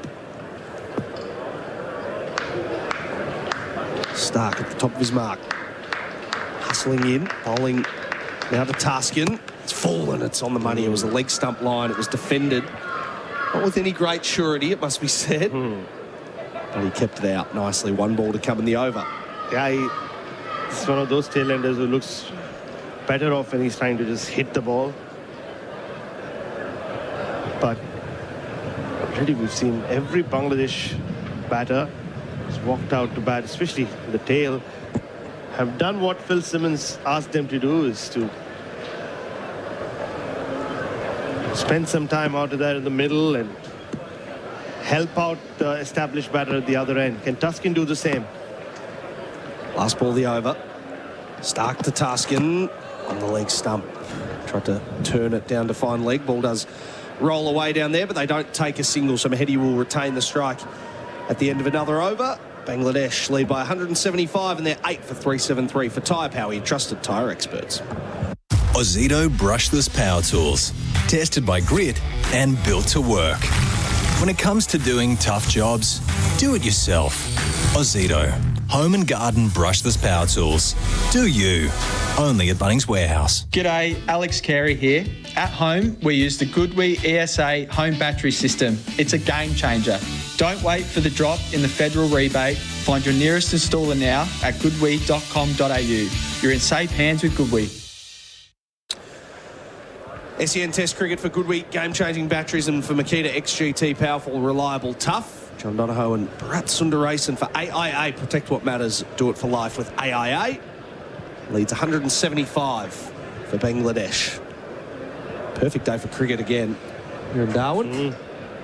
Slightly cooler. Not slightly. cooler, but like not as hot as yesterday. No, yesterday was oppressive, wasn't it? Mahedi on strike. Hazelwood over the wicket to him. He leaves it alone outside the off stump. And much like these Bangladeshi cricketers, such a new experience for them playing Test cricket in Australia.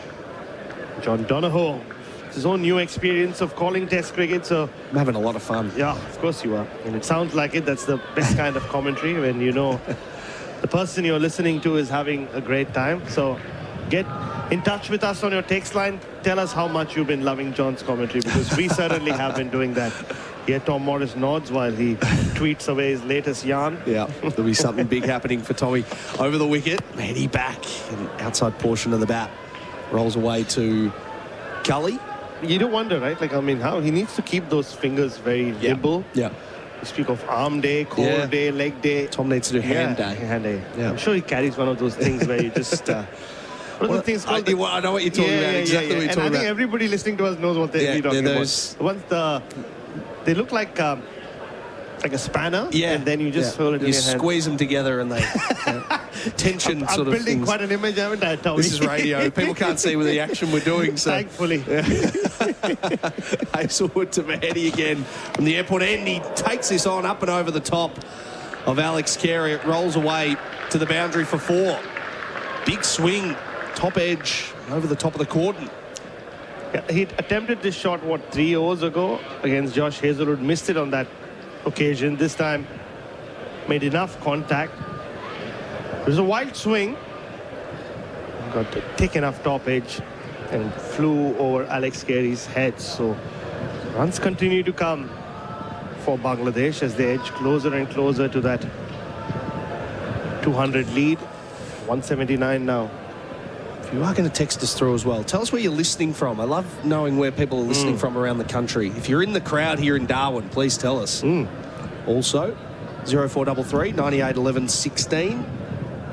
And a one-man around the ground always listens to us. The great Rob Tsiamflone, ace photographer. He was enjoying our conversation about the media chat, Tommy, he told me.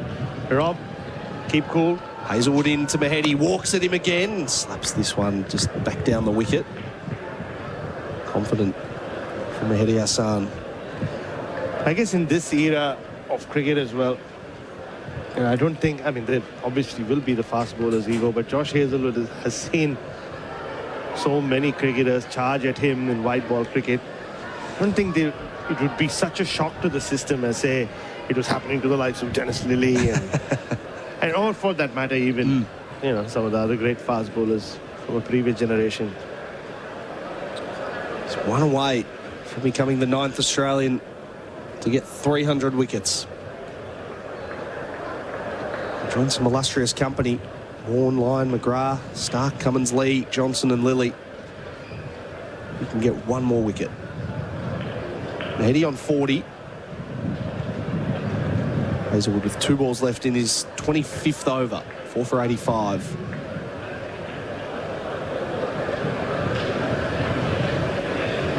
Just a new change in the field, and he's ready to go again from the airport end.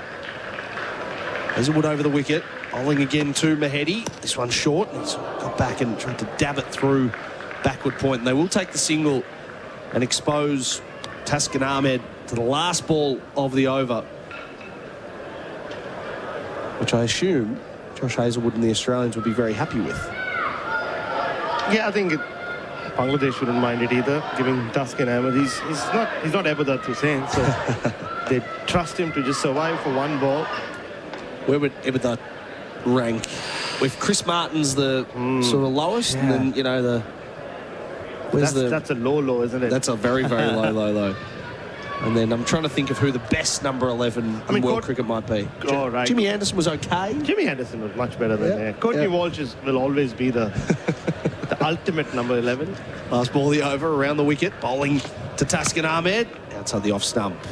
Handles this one nicely as it rolls away down to backward point. We might think of that conversation and come back to it in a moment. Lead is 180. Bangladesh 8 for 378 for Tyre Power, your trusted tyre experts. When you're feeling a bit peckish, you're never more than an almond away from a healthy snack. Australian almonds are easy to make part of a balanced, healthy lifestyle, and there's so many ways to enjoy them.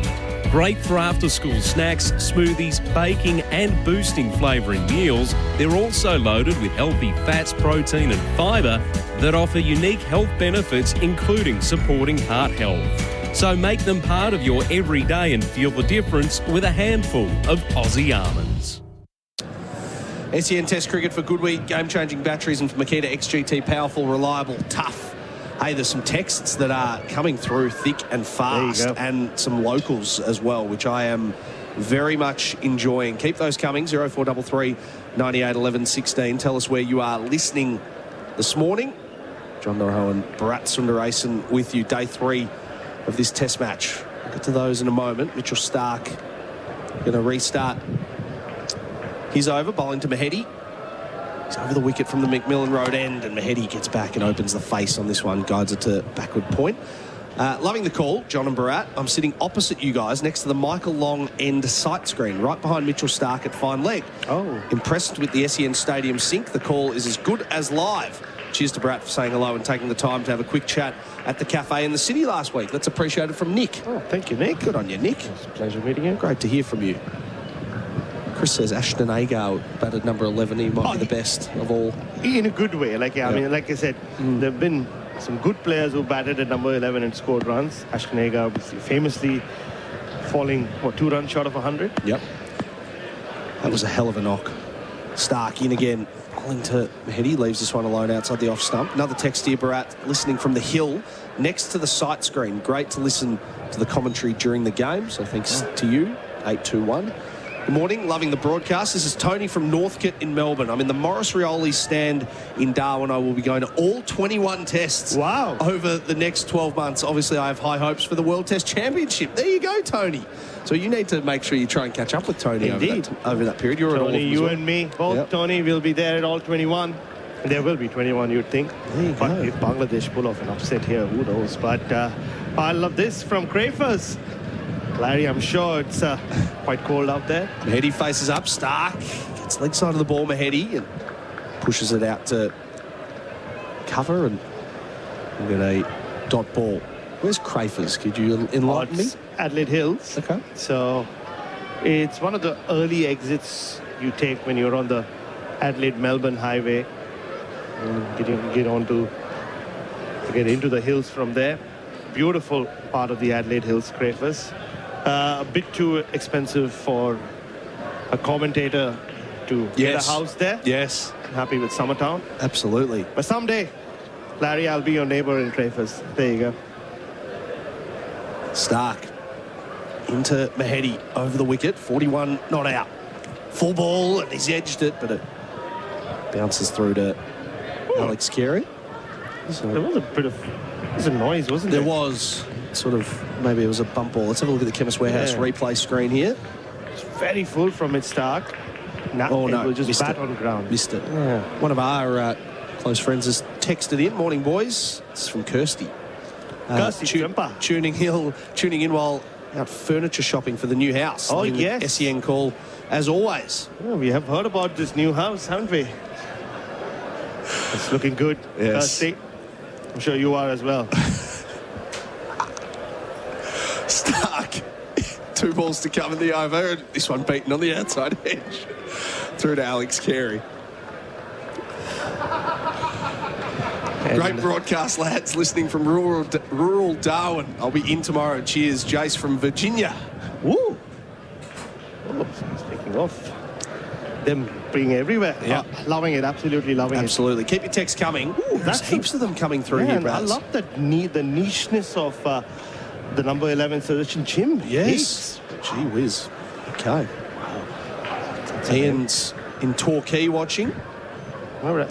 We might have to ask Kat about Jim Higgs's batting. Absolutely. Someone else. Cameron says sitting on the beach in Mooloolaba while watching the kids play in the sand. Where's Mooloolaba? Mooloolaba. I don't want to get this wrong. I'll confirm that, but I think it's Victoria. I should know that if it's not. Apologies if it's not. Last ball of the over. Stark into Mahedi. Bowls to him, flicks down to fine leg. It was a good shot. Yeah, sort of sweep shot. Sort of a stand-up sweep around the body down to fine leg. And it's the end of another over. Mahedi 42.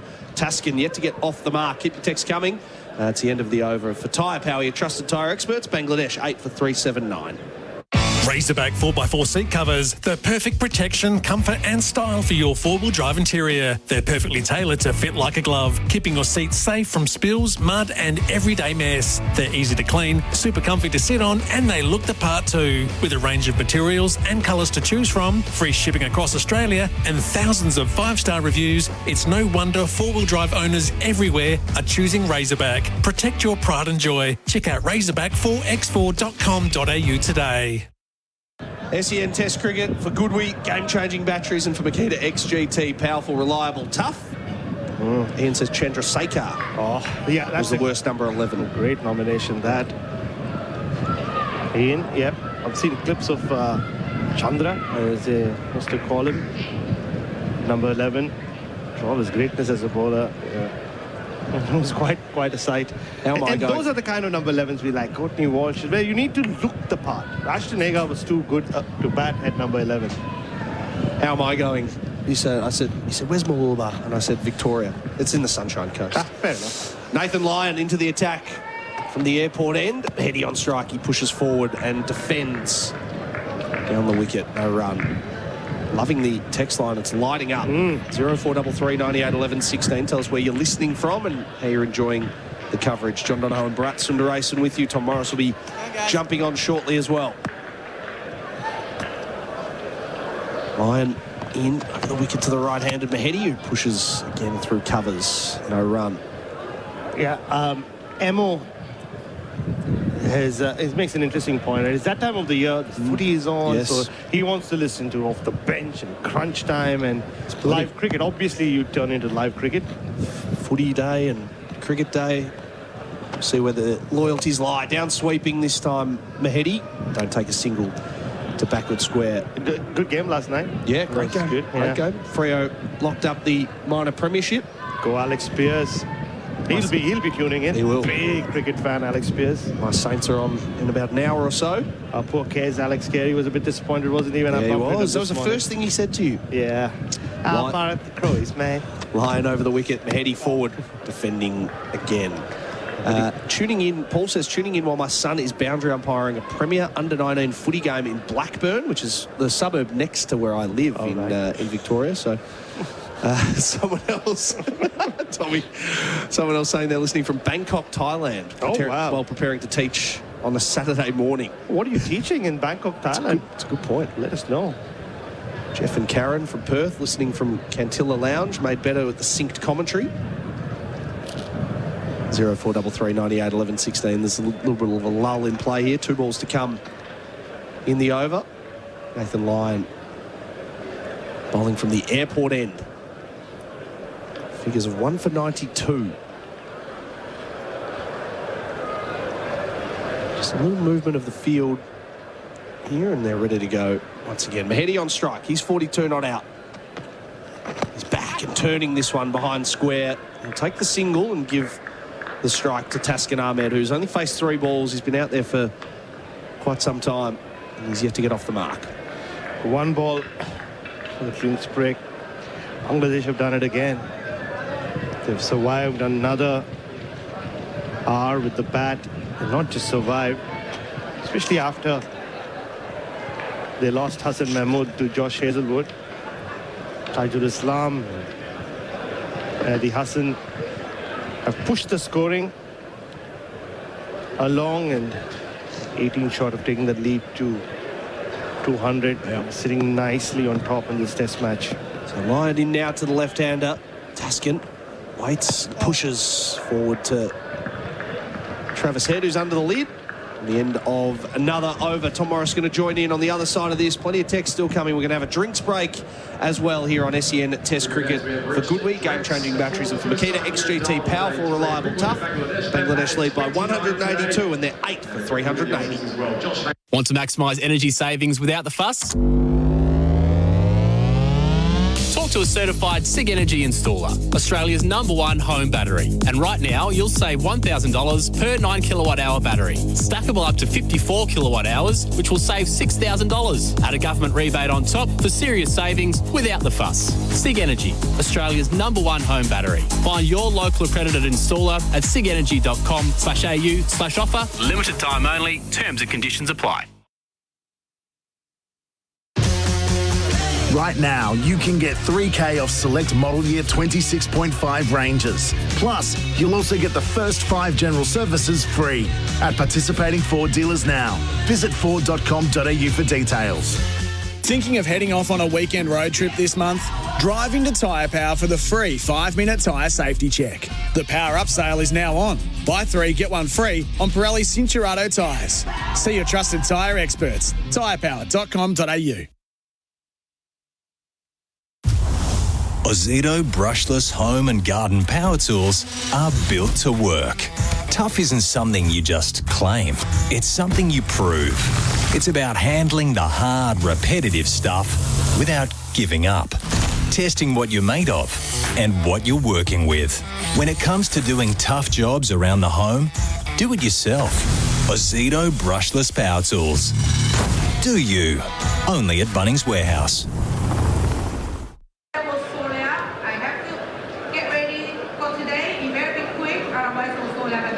Oh my goodness, move is now. Yes. Donehue, I'll take 10 of them, please. Tom Morris with Bharat Sundaresan here at Drinks on day one. In Darwin, pretty loose start, I've got to say. From our perspective, we've got the text machine up and running. 0433 98 11 16 is the number. If you want to get involved, by all means, now's the time. The score of the cricket. Where are my glasses? Baz, you can do it for a bit. Just talk for a bit, Baz. Yeah, sure. Something I am akin to doing. 8 for 380, Bangladesh lead by 182. You're listening to SEN Test Cricket. Brought to you by Goodwee Batteries, who I'm sure Tommy will tell you are great batteries to use. Oh, absolutely. Game-changing batteries, in fact, and Makita XGT. Powerful, reliable, and tough. Tough. Yeah. You know what you need to be to succeed in Australia? Said the 2-time series, Border Gavaskar series winning coach Ravi Shastri. Tough. Yeah. Need to show some taker. And I'm sure Ravi's watching on from Alibag, his beautiful beach house just outside Mumbai. He's spending time with his dogs, Bhima, Yorker, Bumper. And he's telling all of them that Bangladesh are showing a lot of taker and Darwin and that territory. They lead by 168, Baz.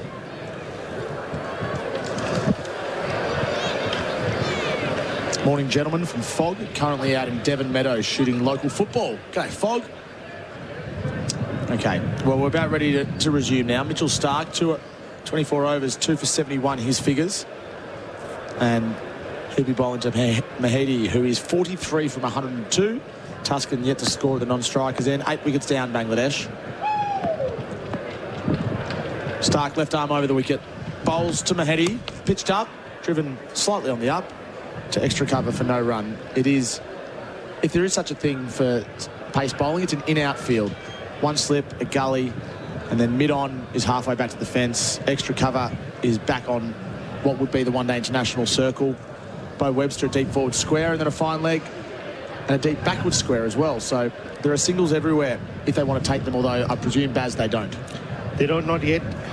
But this early in the over with Stark. And how many more overs Stark's got left.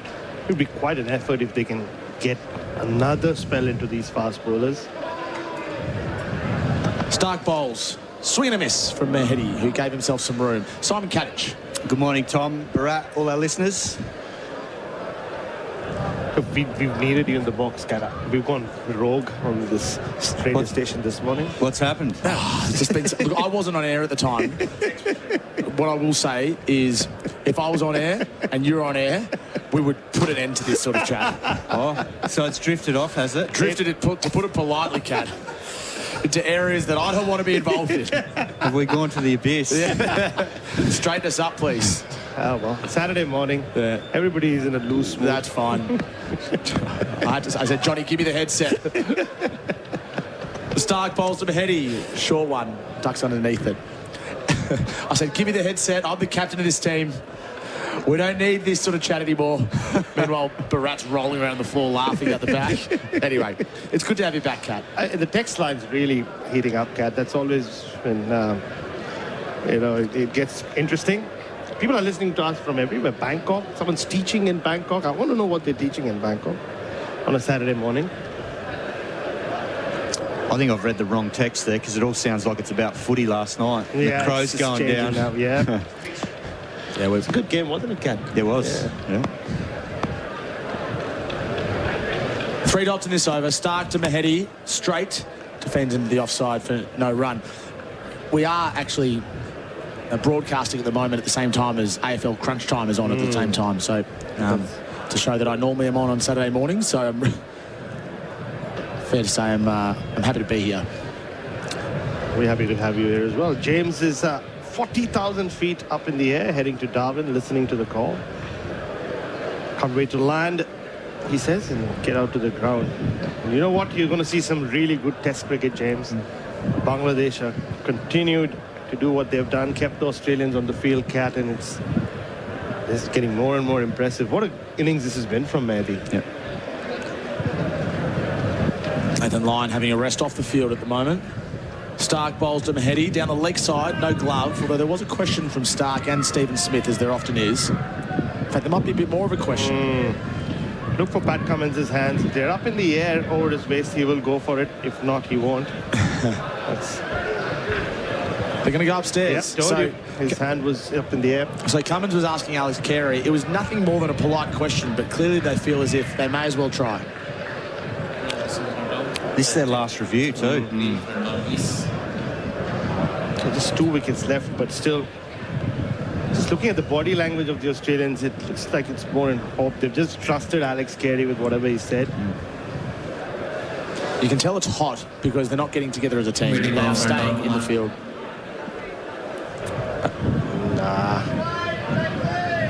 Okay, the ball is passing close to the bat. It is. Yes, please.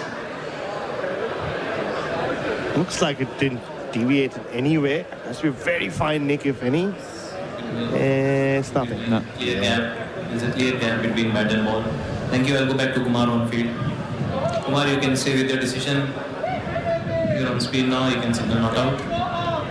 Not out. No bat, no glove, and no more reviews for the Australians. Confirmation that Australia's challenge was unsuccessful.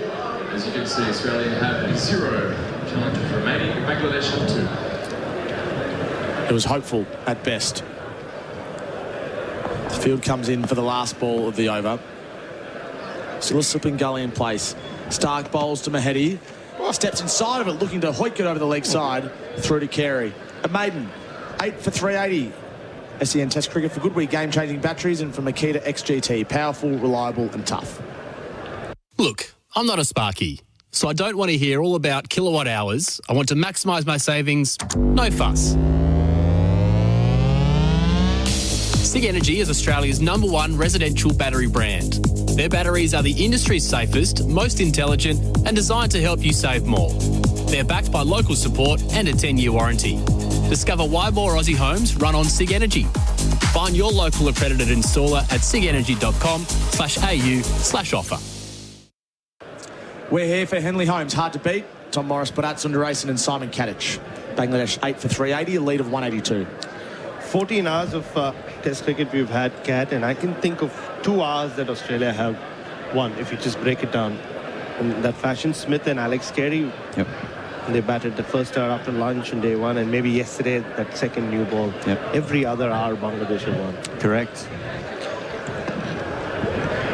Line wheeling away to Tuscan. Slip in place. Yorker defended, no run. And this is significant too, because when you're the fielding team, the last thing you want is the innings to drag on like this, and not quite often you see tail end is Australia, their wickets away. But they've put a high price on all their wickets in this innings. Line bowls, Tuscan drives to cover on the bounce, no run, well fielded by Marnus Labuschagne, who pings it back over the stumps to Alex Carey. Tygel was probably the only one who got a little bit giddy.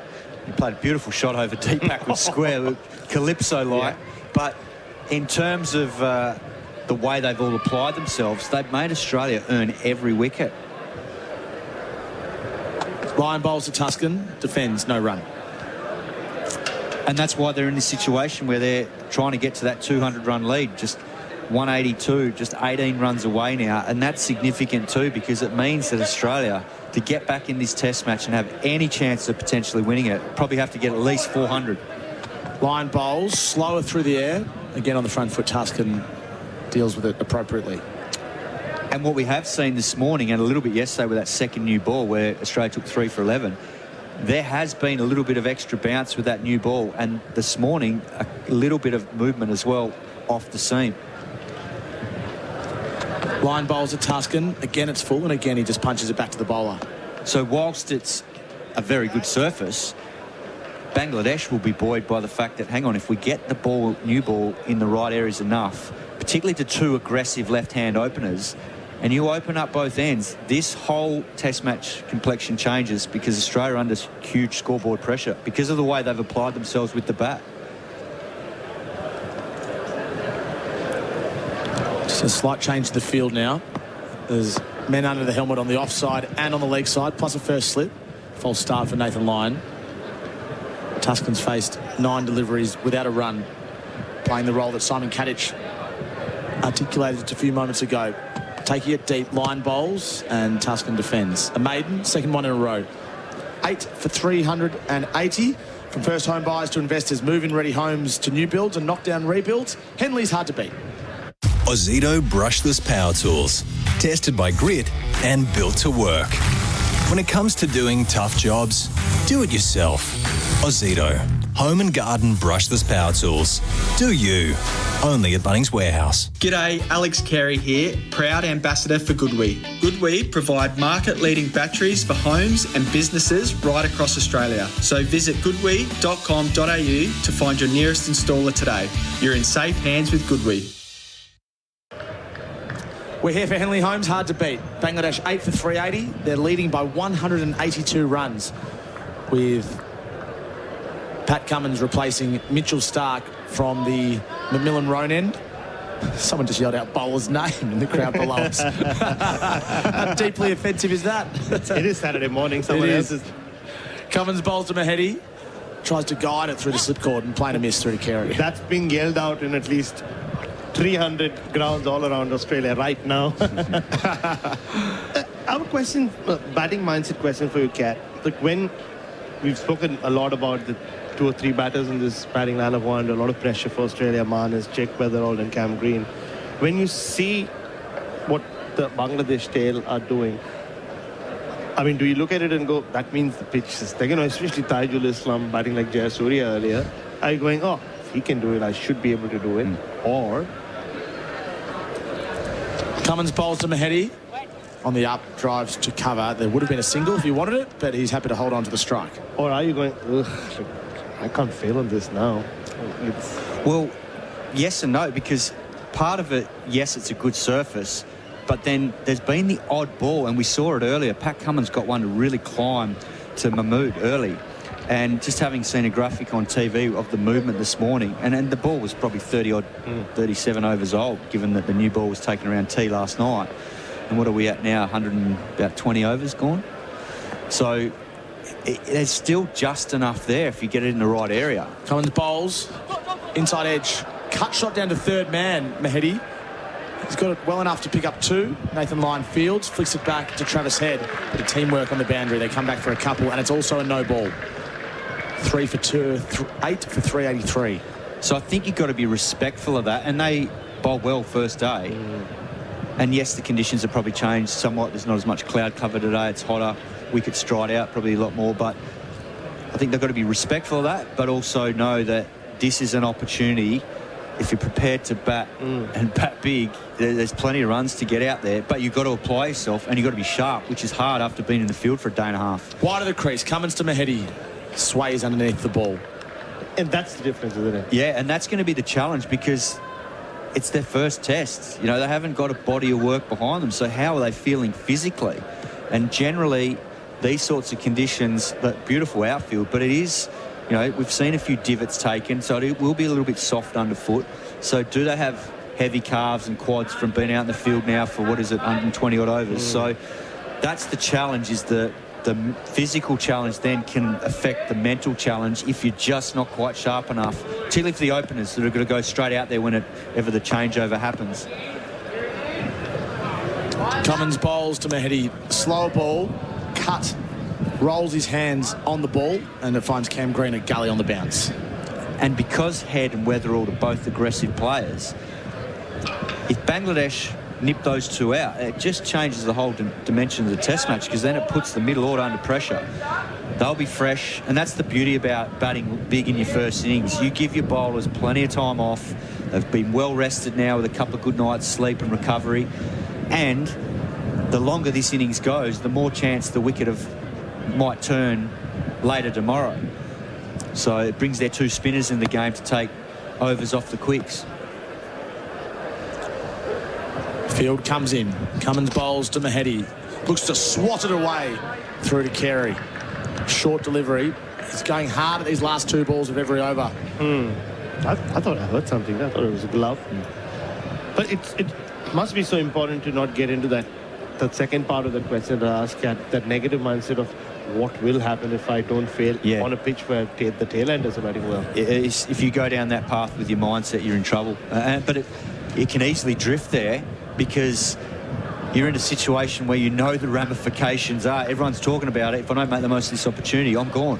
And having lived that, it's not easy to deal with, because ultimately all you want to be focused on is being prepared as well as you possibly can be for the release of the ball, and do that ball after ball. But you can easily get sidetracked with all these other thoughts that are running through your minds, and your feelings. Controlling your feelings is another big part of it as well. You don't want to rush to get to 20 just to relax. Cummins has one. He bowls to Mahedi well outside the off stump. That is a wide. That was almost off the pitch. And I mentioned that on day one. I reckon a few of the Australian batters who were in this situation, it was visible. You could see that like Cameron Green's a great example. He rushed to 13 off 13 because he wants to get a score to relax. And we've all been guilty of it throughout our careers. The hard part is in the moment realising, hang on, no, I've got to make sure that I keep sticking to the plan, and I can't just drive on the up willy-nilly, because he paid the price and then the innings is over and he can't get to 30. Cummins bowls. Mahedi slices over backward point. It'll land safely. There is a man in the deep, but he won't be able to run around Travis Head and cut it off. It's a boundary. Excellent finish to the over for the Bangladeshis, and an expensive one from Pat Cummins. 8 for 388. As Australia's global logistics people, Northline delivers industry-leading, fully integrated freight management solutions, connecting Australian businesses to their customers and the world. By road, rail, air and sea, Northline transports for every industry, from mining and renewables to retail to pharmaceuticals and more. Let Northline connect your business to the world. Unlock reliable freight management, warehouse solutions, Australian support and a dedicated account manager. Northline, Australia's global logistics people. Learn more at northline.com.au. SEN Test Cricket for Goodwee game-changing batteries, and for Makita XGT. Powerful, reliable and tough. Change of ends for Mitchell Stark, who now joins. As you just heard, Mitchell Stark changing ends. One of the great skills of this Australian team is that they've had Mitchell Stark to mop up tails for a long time. They'd love to get these last 2 wickets now. The lead is 190. Stark has bowled 25 overs, as has Hazelwood. Cummins has bowled 24. That's a big workload. It is. Of 8 months of no Test cricket. And in Hazelwood and Cummins' case, the last 12 months with lots of injuries. Yeah, no, it is a big workload, and that'll be the interesting part of after this Test match, whatever happens, with a quick turnaround to the second Test starting in Mackay in a week's time. Will one of them be rested? Stark bowls to Tuscan. Has a crack at it, 4 through third man. Width outside the off stump. Tuscan's off the mark. It was streaky. He threw his leg out to the leg side, and he reaped the benefits. And this is the extra pace of Stark. This is what happens. The tail enders thinking he's going to attack the stumps, clears the front leg, and just slashes it just wide of Cameron Green in the gully. And Mitchell Stark now has the breeze at his back. He's predominantly bowled from the McMillan Road end. And the breeze today is swung a little bit, so he's got it at his back now. Will he be able to clean these two up? 194 the lead. Every run hurts more once it gets to this point, doesn't it? Yep. Incrementally gets worse and worse for the Australians. Stark bowls to Tuscan. Similar, this time driven to cover. Fielded by Marnus Labuschagne, who backhands it onto the stumps, Mark Waugh style. The non-striker is back in his crease, but an excellent bit of work. It was. He's always got energy in the field, Marnus. He claimed a one-hand, one bounce catch earlier, didn't he? Straight into the turf, but thought he was playing backyard cricket. But no, just in terms of the lead, you know, there was a point yesterday after tea where you felt like Bangladesh, if they fell away, Australia would have got the momentum back in the test and might only been 120 behind. Now, because they've eked out these 4 partnerships and still got one after this, they're looking at 200 plus, which is huge. They're doing everything England didn't do last summer. Yep, they're showing England the way. Stark bowls to Tuscan. Length delivery, that's a slog through to Alex Carey in between bat and pad. This is the template. I've seen it not often, but the times we've seen it in the last decade, the way to beat this Australian team is to wear the quicks down. Repeat spells, heat, long time out, and you can get your runs in the first innings. Talked about it the other day. You can't leave things to chance in Test cricket because you don't know what's going to happen in a day or two's time when you bat again. And that's the challenge now, is, as I say, is the mental and physical fatigue from being out there for practically a day and a half now. It's coming up nearly 5 sessions in the field. Australia aren't used to that. They're used to bowling teams out in two and a half sessions. So how are they going to cope with that? And how are they going to cope with the scoreboard pressure of being 200 behind?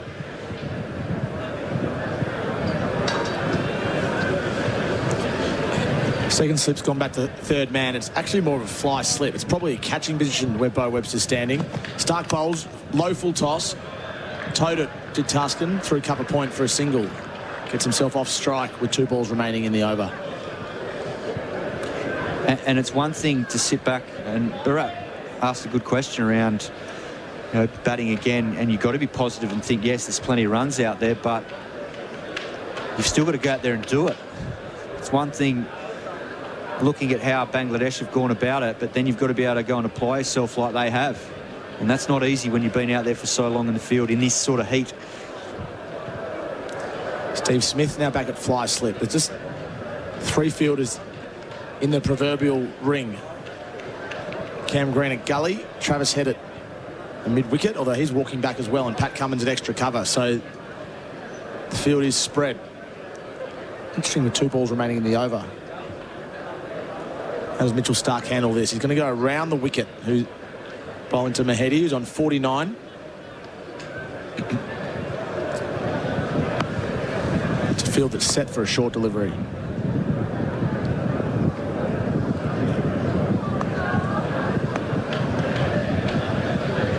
Stark approaches. He bowls to Mahedi. Length. Late cut to Cameron Green at gully. Saves the single. Interesting that the field is set like this with 1 ball remaining, and he doesn't bowl a short one. Or no ball. Oh.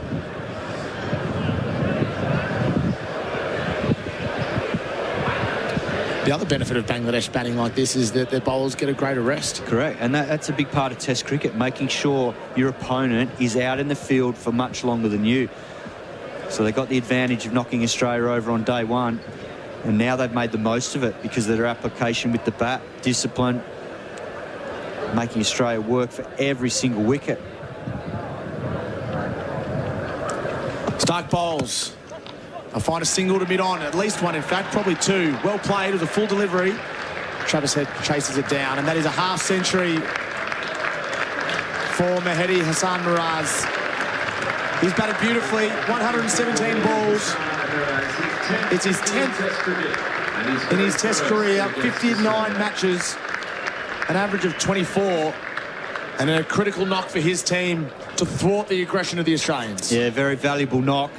And no surprise coming off an unbeaten 100 in the CA11 match.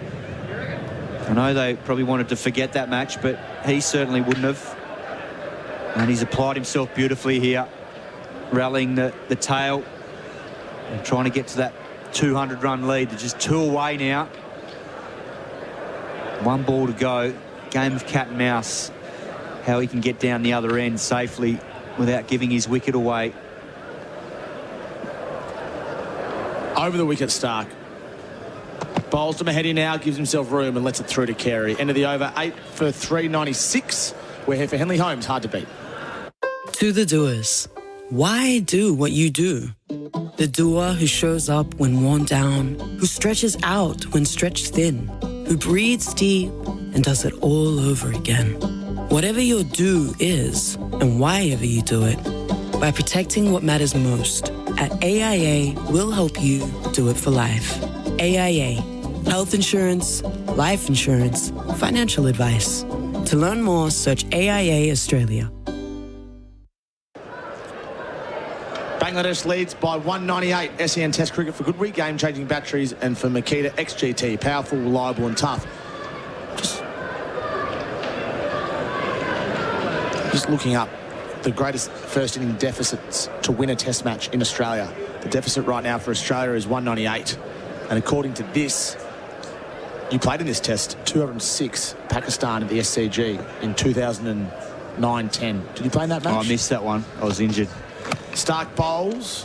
Sorry, Cummins bowls. Could be a run out. No. Well fielded at backward point. They scamper through for 1. And it brings Mahedi back on strike, an important single. So that was the Nathan Horrocks test. Yeah, and that's when there was a heap of missed stumpings. Just skill errors. So the odds are against the Australians in these conditions. The lead is 199. When you start getting into this sort of discussion around, you have to make history to win. You know, history tells us that... Yeah, percentages aren't in your favour. No, you're well up against it. And you start thinking, OK, how can we get away with a draw? Yeah. Can we bat for a day and a half or 2 days? And that's a difficult mindset in itself as well. Cummins bowls to Mahedi, who defends into the offside, no run.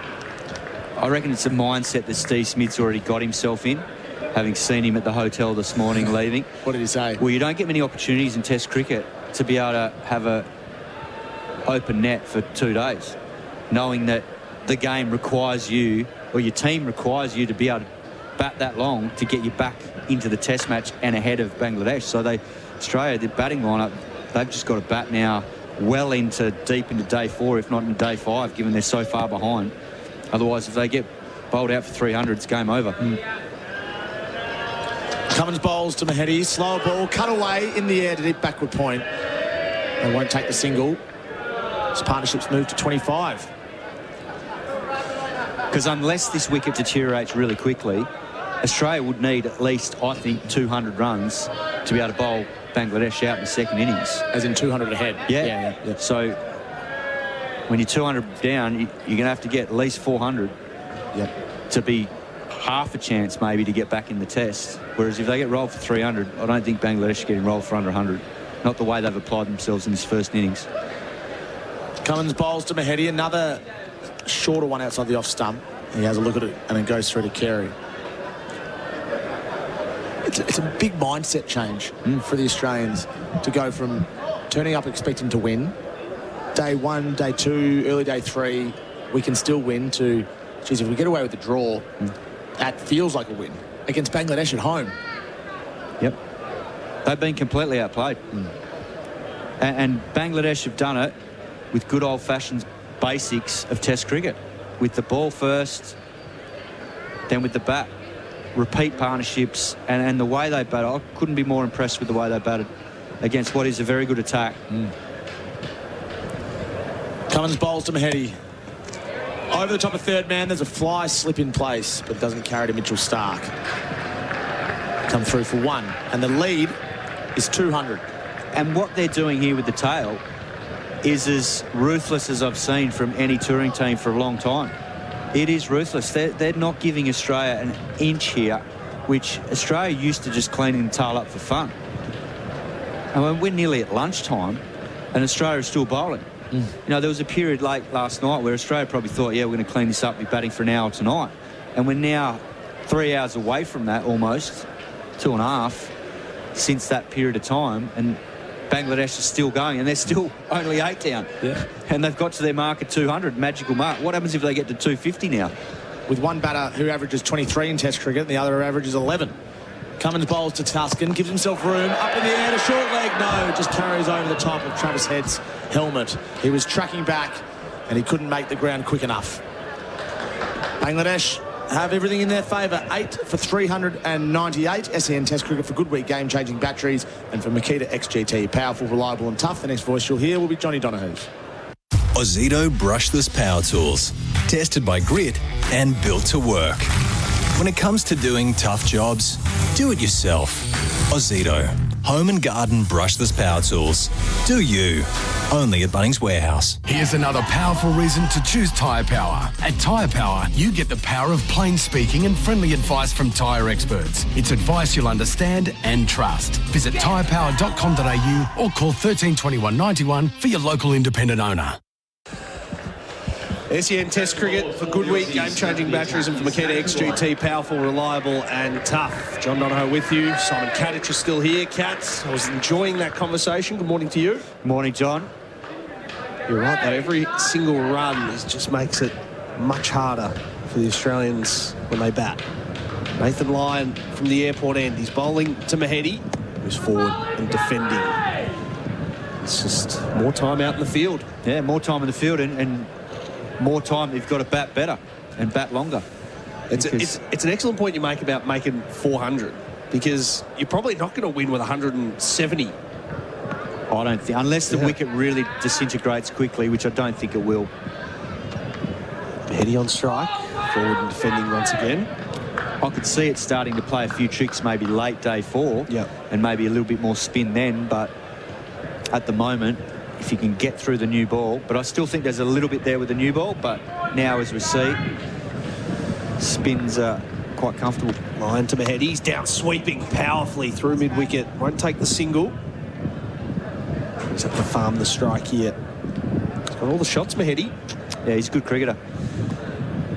I actually happened to coach him when he was an 18-year-old in the CPL, Caribbean Premier League. Came in as a replacement player, a young kid from Bangladesh, bowling some off-spin for us. So you know, he's a lovely kid, yeah. Lyon into Mahedi again. And again, he pushes down the wicket. And you could tell then that he had a bit of ability with the bat. He handled himself well in tricky conditions over there, because it's T20 cricket. But yeah, it's been good to see his career progress the way it has. Had a wonderful start to his Test career. He got 19 wickets in 2 Tests versus England in 2016. Yeah, with 3 sixers, 52 not out as he guides his team to a 200-run lead. And it just highlights form lines too. You know, he got the unbeaten 100 leading in. Yeah. Time in the middle is everything in this game. Lyon over the wicket. He goes to reverse paddle this time, and Alex Carey whips the bails off. So he's trying literally everything he can. This is nuisance value for Australia. Yeah. They wouldn't have been expecting this when they started the day today. No. Why is it, Kat, that always the last 3 or 4 wickets, no matter what level of cricket you play, are always the hardest? Aren't tail enders supposed to be easy enough to get out? Well, this is the thing. When they apply themselves like they have, it can be hard work, particularly on a good surface with an older ball. And I think the other thing that stands out is Australia are tired. They're not used to being out in the field for this long. Well, it's at nearly 128 overs now. It's a big stretch, and it's an ageing team. And we've spoken about it a couple of times over the first 3 days that Bangladesh, they're in Test mode. Australia, 8 months out, no cricket. So it does, form lines and having played really helps.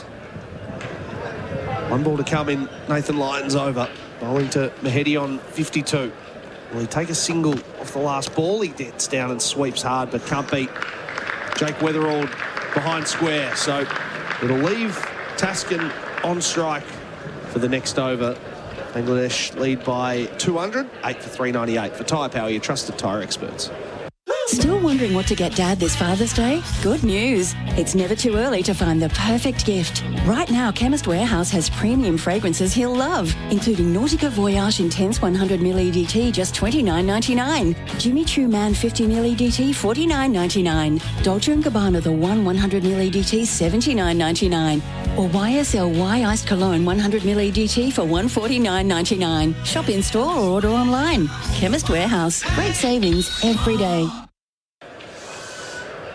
SEN Test Cricket for Goodwheat, game-changing batteries, and for Makita XGT, powerful, reliable, tough. John Donehue and Simon Katich, our expert for AIA, Protect What Matters, Do It for Life. Let us know where you're listening from on the text, 0433 98 11 16. So many texts coming through, and this one from one person, PJ Geelong. Any chance of rain up there? We need a draw.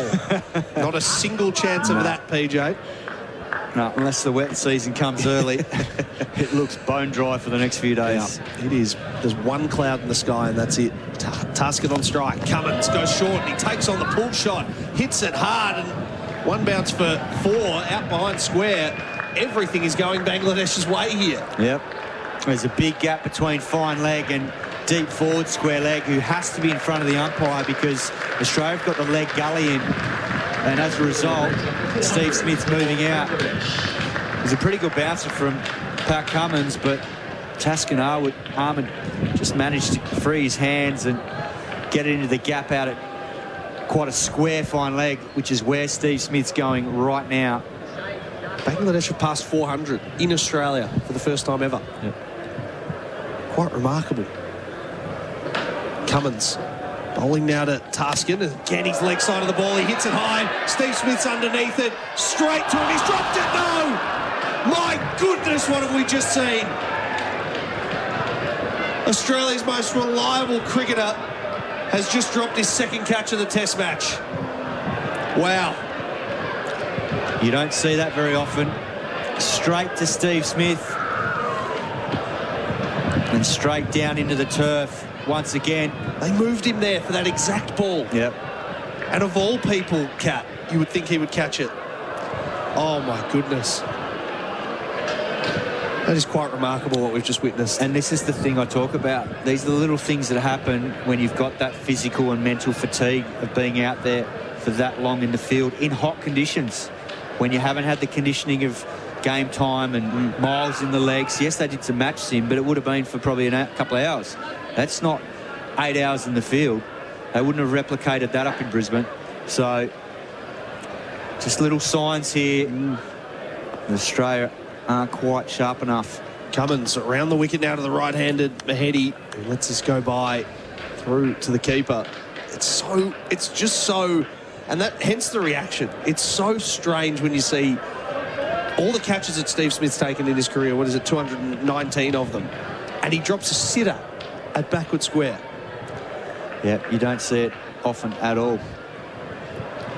Do you about the theory about the fingers up, fingers down when it goes below your eye line? You should go when it's coming in high. You should go fingers up more so than anything. As Mahedi gets back and cuts out to backward point, no run. Yeah, it's a personal preference. A lot of guys, back in the day would prefer catching it with fingers up, depending on the height it was coming in at and the pace it was coming in at. I mean, the fact that went so high, I think, personally, I probably would have been catching it fingers up. Yeah. But Steve Smith's a great catcher, and his personal preference there was to go the other way around. But the hard part, and the only one defence I'll give him, is there's hardly a cloud in the sky. In these sort of clear skies, it is very difficult with the depth perception to sometimes make sure that you're there right as that ball's coming down. It just looked like it did him for a bit of pace there right at the last moment.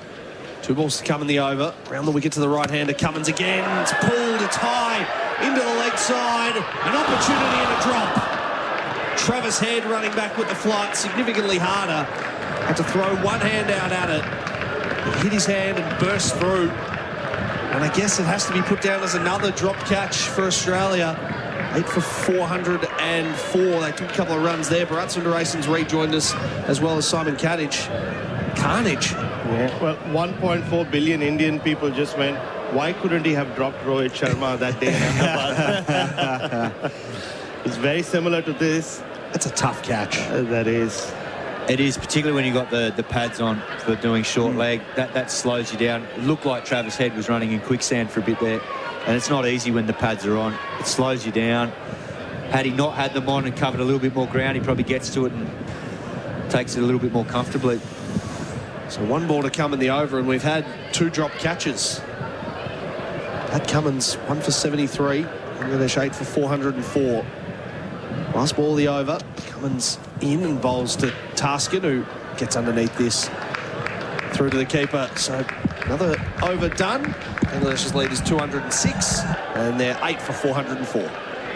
As Australia's global logistics people, Northline delivers industry-leading, fully integrated freight management solutions, connecting Australian businesses to their customers and the world. By road, rail, air and sea, Northline transports for every industry, from mining and renewables to retail to pharmaceuticals and more. Let Northline connect your business to the world. Unlock reliable freight management, warehouse solutions, Australian support and a dedicated account manager. Northline, Australia's global logistics people. Learn more at northline.com.au. SEN Test cricket for Goodwee. Game-changing batteries and Makita XGT. Powerful, reliable, tough. Should have read this out when he was on air, but Wacko Jacko says, hey lads, loving the commentary and Cat's insight. Listening from the Gold Coast, smashing out some gardening on a Saturday morning. So good on you, Wacko. Wacko, Jacko and Cat. Yes. That's a band. That's a band name. It's absolutely a band name. That's Sundaresan, our expert for AIA. Protect what matters. Do it for life with AIA. Nathan Lyon to continue to Mahedi. Floats this one up outside the off stump. Defended to cover. Quite remarkable what we just saw in that last over. Steve Smith he has moments where he drops simpler catches and then takes the hard ones. But I didn't expect him to drop that one. Yeah. I don't know why. It was reminiscent of the one he put down. I don't remember who the batter was at Lords in 23. Line in, Mahedi back. Dabbing this one through backward point. No run again. And, yeah, it was similar. That was the bouncer ploy that Australia used so effectively during that test match and that series.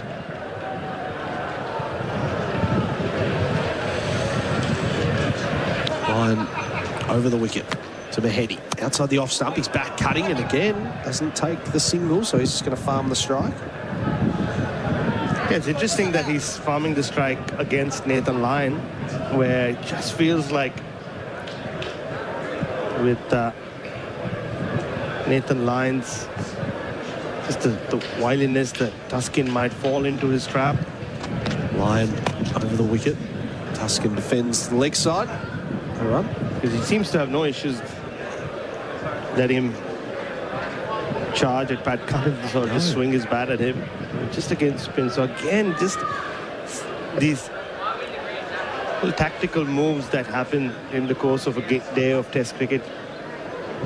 Isn't it like choosing your bowler, choosing your moment? Bangladesh have done all of it right.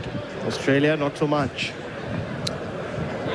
Eddie waits, 2 balls to come. He walks up the wicket now and pumps him up over the top of mid-off. It's going to plug towards the boundary. It's chased down by Bo Webster just inside the rope. And Mahedi will get a couple of runs for it. We'll get 3. He moves to 56. Even that, just clever batting.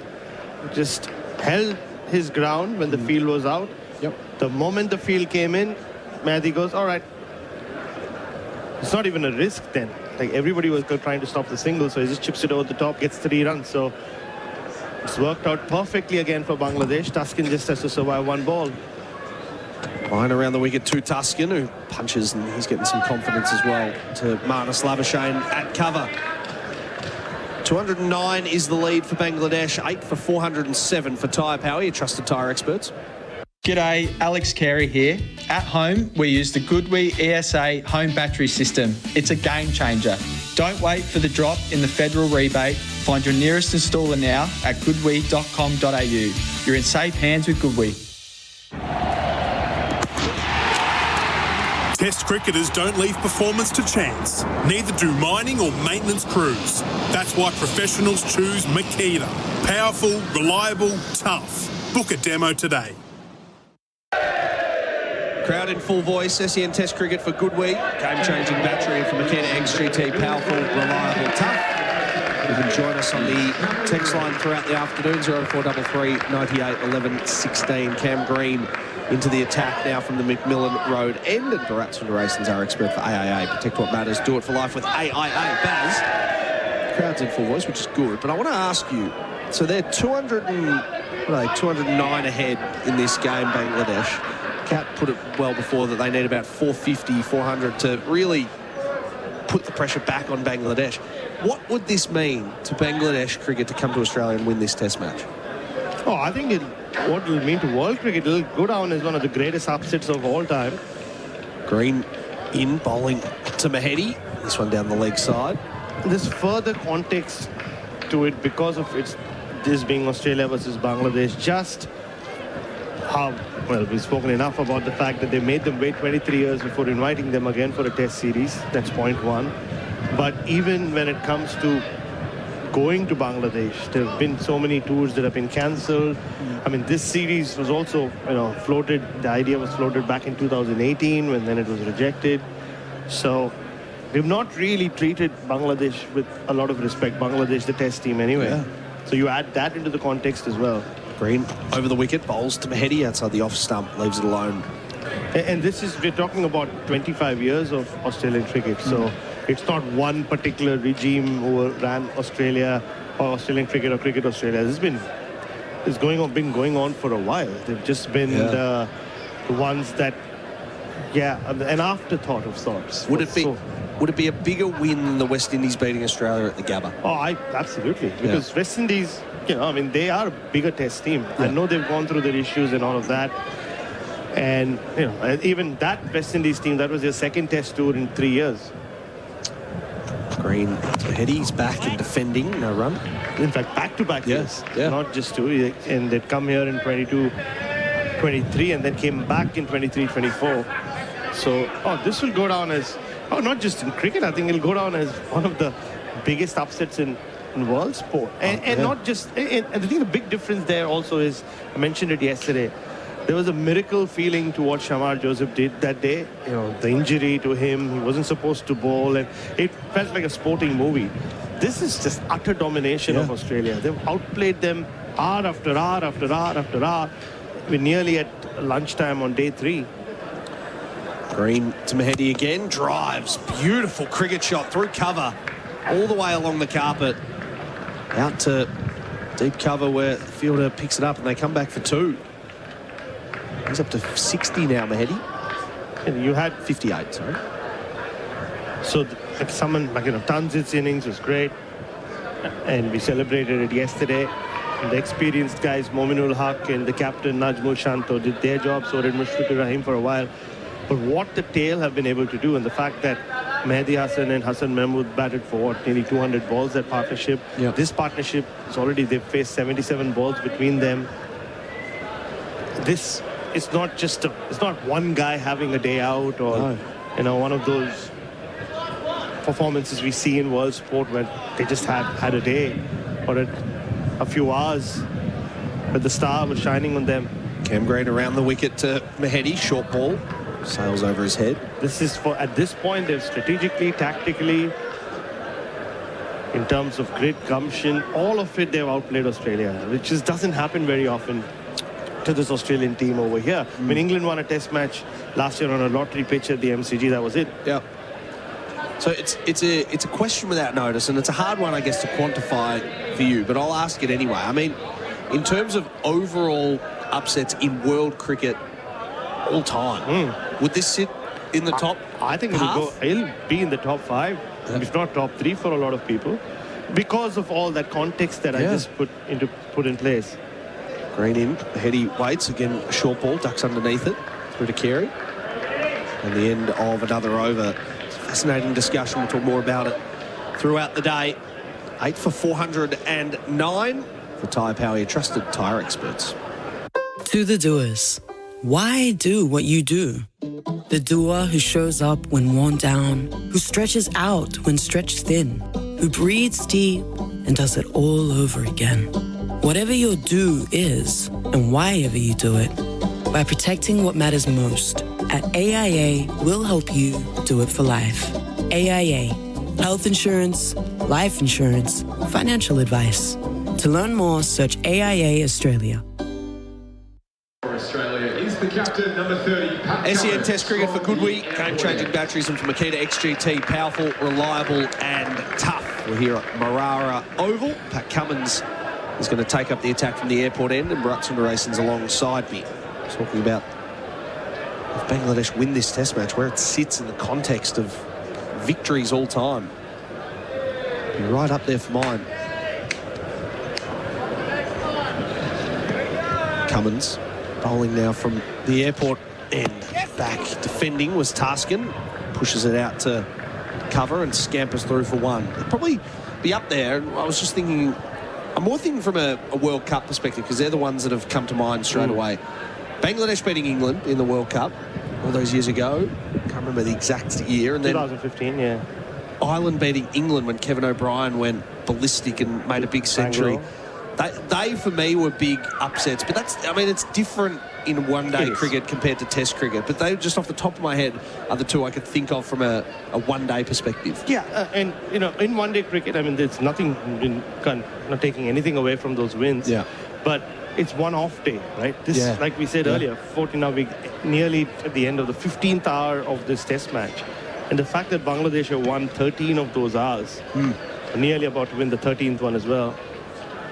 Cummins bowls to Mahedi, who's deep in his crest. That nearly took the off stump, but it's so much closer than what Mahedi thought how far it was to his off stump. He's kind of had an interesting relationship with the Australian fast bowlers. Today it looked like he rolled his fingers over that ball. Almost like an off break more than an off cutter from Pat Cummins, and it spun sharply. Is that a sign? Sign of things to come, potentially, for some spin. Yep.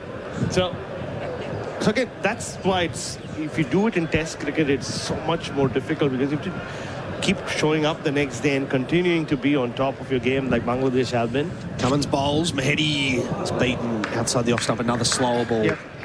I mean, the India win at the Gabba, because Australia hadn't lost at the Gabba for so long, and the fact that India's bowling attack was Mohammad Siraj playing his third Test, Saini playing his second Test, Shardul Thakur largely playing his first Test, even though he played one before, and then two debutants. I mean, that's a great upset, but you still look at the batting lineup. You had Rohit Sharma and Ajinkya Rahane and Pujara and Rishabh Pant. So, you know, that kind of evens it out. So this will be up there in the greatest upsets of all time.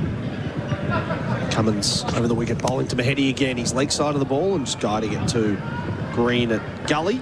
No run. And it's not that, you know, generally when we look at upsets, John, in whatever sport, generally talk about someone coming from behind, like, you know, the other team was backs to the wall, they've been smashed, like West Indies were in that Gabba Test. They'd lost badly in Adelaide, and then they had come back. India had to come back after 36 all out. But this is the other way around, where Australia, the big bully in the room, if you want to call it that in that context, they have been cornered from the beginning. So it's they who have to come back from the brink, which just makes it, quite something. It's not what we probably all expected coming here this week. As Cummins goes around the wicket now to Mahedi. Short ball pulled hard out to fine leg, and he does take the single, leaving Taskin to get through one more ball from Pat Cummins.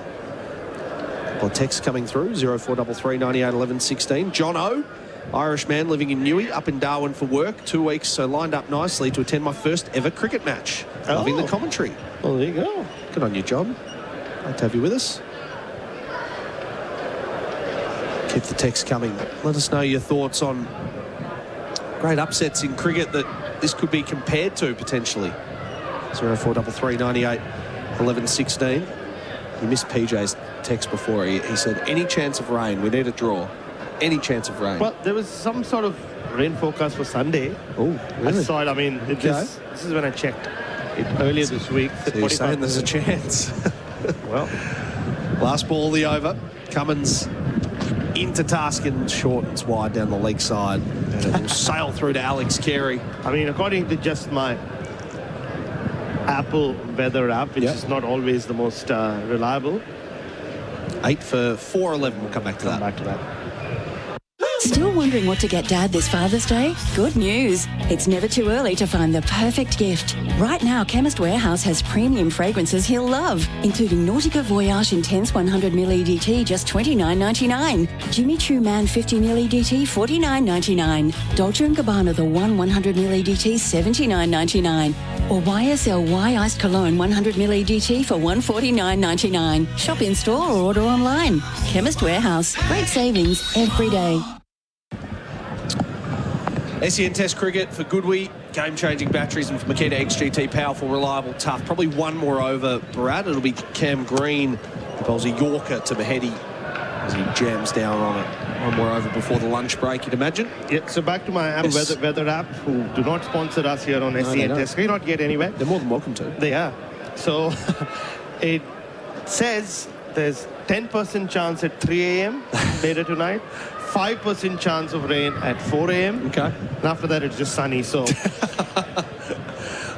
Unlucky for PJ, who was hoping for a draw. 2 clouds in the sky today in Darwin. Other than that, it is a perfect day for Test cricket. Perfect day for a Bangladesh cricketer as well. Green over the wicket, bowling to Mahedi. Outside portion of the bat guides this one down to backward point for no run. And the longer these guys bat, Mahedi in particular, because there's still one more wicket left. Bharat will walk in, and if it is Mahedi Hassan still out there, he has the ability to really turn it on. We've seen glimpses of it. Yep. And with the lead already 213, we are entering that area where we have to start thinking about, are Australia, do they go into the second innings also thinking about saving this game first? It's no longer a question of, we'll just make the runs and put pressure back on them. Green to Mahedi. Short ball, he lets it go. Drops the hands through to Alex Carey. So, yeah, the whole narrative's changing in front of us. Yeah. Australia have been pushed into the corner here. They are down for the count, as they say. That's a wrestling term. In the wrestling world. Down for the count. 1, 2, can they land the 3? Can Bangladesh pull off what will be the biggest upset, one of the greatest upsets of all time, but probably one of the most convincing upsets of all time as well. I mean, them winning in New Zealand with Bharat Hussain, that was up there. They've never beaten New Zealand in a test match. 8 for 411. Green to Mahedi on 59. Nearly cut him in half. Just the inside edge of the bat. Bit of movement back in, so squirts away to fine leg. I know we've sort of had the discussion about them making a statement on the big stage again back in Australia, but is there a case where a performance like this could get them to play a lot more Test cricket around the world? It should, and which is where I think this is different to what West Indies did in 2024. I mean, West Indies cricket does romanticize a lot. As a West Indies fan myself, I've contributed to it a lot over the years. But what we're seeing from Bangladesh is a culmination, or not a continuation, of what they've been doing as a Test team in the last 2 years. Green now around the wicket to Mahedi, who gets leg side of the ball and tries to waft this through backward point. There was a call of catch it. Yeah, yes, they did lose to Zimbabwe recently away, which was a kind of a blip of sorts. But we've spoken about it a few times, the fact that they've changed their first-class wickets. They're focusing on their fast bowling, and the fast bowlers are the ones who got them in this position to start with before the batters have made hay. Yeah. So it's all part of this process. So this win will do a lot more for Bangladesh cricket than what the Gabba win did for West Indies cricket. Which is great, and it's great. That overall is great for cricket. Yeah. Great for cricket. Last ball of the session. Green around the wicket, and the pull. It's strong and it's high and it's out of here. The power on show from Mahedi Hassan. What a cricket shot. Oh, he has hit that into the airport. Over backward square. And that will be the lunch break. 8 for 417 with a lead of 219. So now again, Bharat, Australia are going to have to go back to the dressing room, regroup, and work out how they're going to get these 2 last wickets. As we have a look at the Chemist Warehouse replay screen, saving your prescriptions at Chemist Warehouse. That went a mile out. Well, that was a proper statement from Mehdi Hassan, and what a way to finish yet another session that Bangladesh have dominated. Don't forget, they came into the third day's play already 6 wickets down, and they lost the wicket pretty early on. They tied to Islam for a while, but then Mehdi Hassan and Taskin Ahmed have just carried on carrying. And this is just the kind of domination we've rarely seen of this Australian team and this bowling attack on home soil. They haven't played a lot of test cricket in Darwin, or no test cricket in Darwin, this Australian team. And they're learning a harsh lesson here. As Bangladesh continue to take this game further and further away from Australia. You called it Judgment Day at the start of day 3, and right now Australia have got their backs against the wall. We're going to take a break. Me and Bharat will stick around through the lunch break. Tom's got a special guest as well in the second portion of lunch. It is session 1 done, 8 for 417. It's a 219-run lead for Bangladesh at lunch break on day 3. For Goodwee batteries, you're in safe hands with Goodwee and Makita XGT. Powerful, reliable, tough tools for mining. Australia and Bangladesh on SEN Test Cricket. Introducing the new Google Pixel 11 Pro XL and 11 Pro Fold at Optus. Now with Gemini Intelligence helping you with everyday tasks, so you can live in the moment. For a limited time, save a massive $1,000 when you pay over time and stay connected on select Optus SIM plans. That's $1,000 off on select new Pixel phones. Offer ends September 6. Visit Optus online or in-store today. Discount forfeited if you cancel early. Terms apply. Still wondering what to get Dad this Father's Day? Good news. It's never too early to find the perfect gift. Right now, Chemist Warehouse has premium fragrances he'll love, including Nautica Voyage Intense 100ml EDT, just $29.99. Jimmy Choo Man 50ml EDT, $49.99. Dolce & Gabbana The One 100ml EDT, $79.99.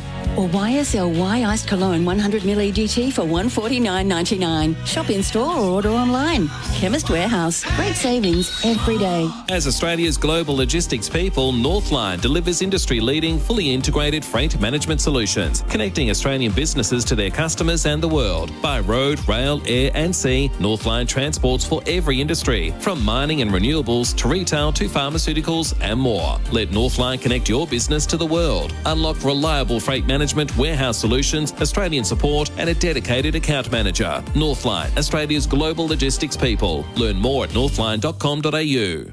To the doers, why do what you do? The doer who shows up when worn down, who stretches out when stretched thin, who breathes deep and does it all over again. Whatever your do is, and why ever you do it, by protecting what matters most, at AIA, we'll help you do it for life. AIA, health insurance, life insurance, financial advice. To learn more, search AIA Australia. Pie pie pie pie pie pie pie pie pie pie pie pie pie pie pie pie pie pie pie pie. Pie pie pie pie pie pie pie pie pie pie pie pie pie pie pie pie pie. Pie pie pie pie pie pie pie pie pie pie pie pie pie pie pie pie pie pie. Pie pie pie pie pie pie pie pie pie pie pie pie pie pie pie pie. It's not the footy without a 4 and 20. Darren's days of digging blind are over. Ever since he blindly dug into that internet cable and took out an entire neighbourhood. Ever since his insurance declined to cover the repair costs. And ever since he saw that he was millimetres away from also striking a high voltage electricity cable. Don't be like Darren. Always search before you dig online before every job to avoid striking buried pipes and cables. Search before you dig online every time.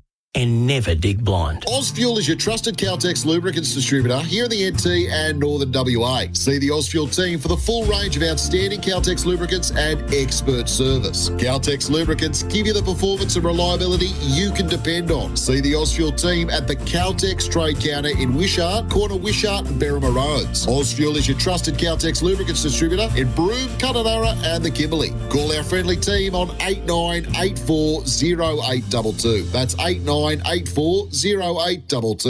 Razorback 4x4 seat covers, the perfect protection, comfort and style for your four-wheel drive interior. They're perfectly tailored to fit like a glove, keeping your seats safe from spills, mud and everyday mess. They're easy to clean, super comfy to sit on and they look the part too. With a range of materials and colours to choose from, free shipping across Australia and thousands of 5-star reviews, it's no wonder four-wheel drive owners everywhere are choosing Razorback. Protect your pride and joy. Check out razorback4x4.com.au today.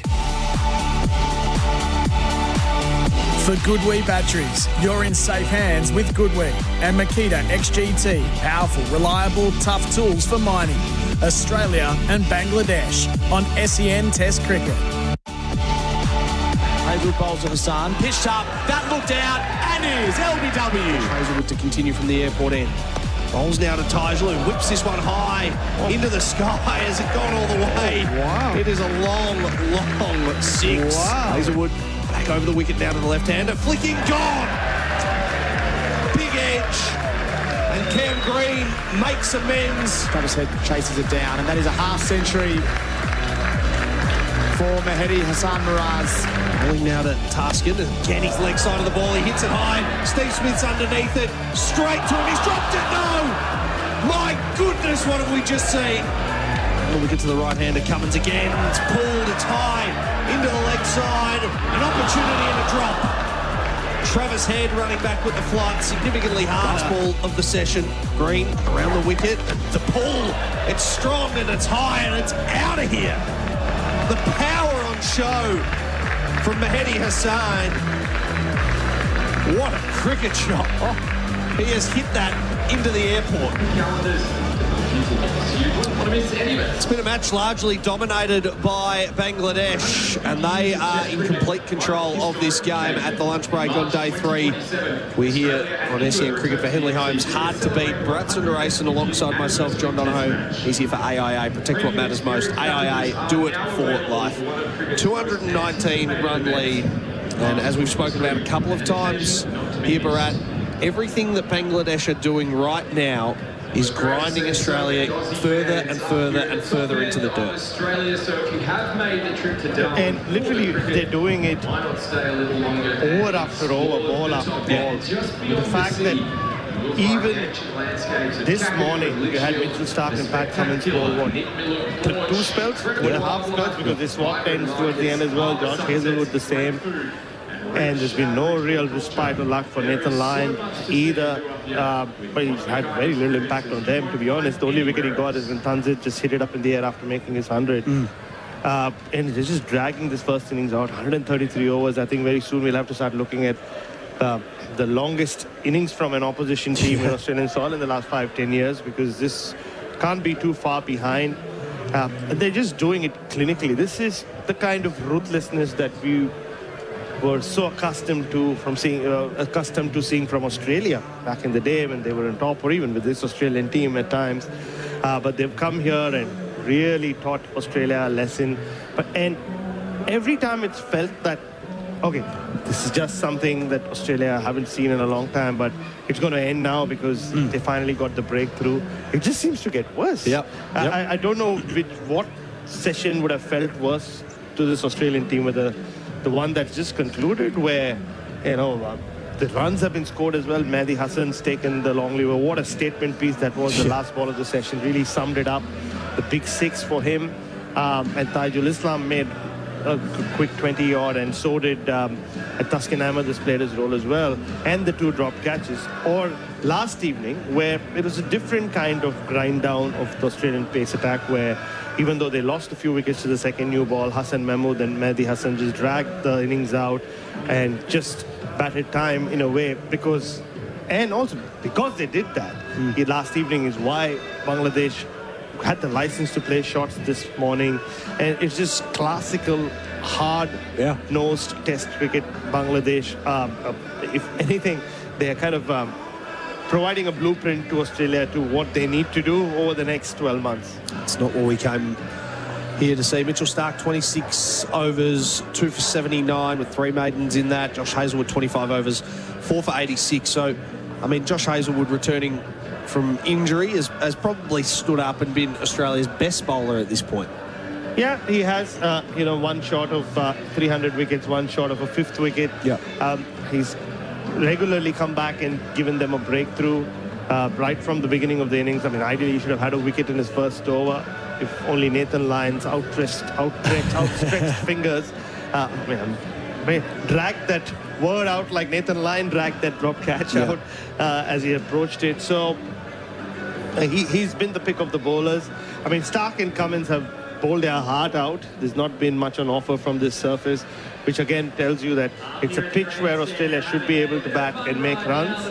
Now, can they do that with their under-pressure batters? And like I said, after having spent so long out in the field, which they're not used to, which they've not been used to in a long, long time. I mean, you look back to some of the innings last summer from during the Ashes, England were getting bowled out in 28 and 33 and 35 and 40 overs. Very rarely did they even go past, get as close to the second new ball. So this is a new experience for this Australian team, even though they've come in the freshest that they have been in a long time. Cam Green, 10 overs, none for 34. Cummins has got 1 for 75 from his 27. 29 overs for Nathan Lyon, 1 for 96. And then they've got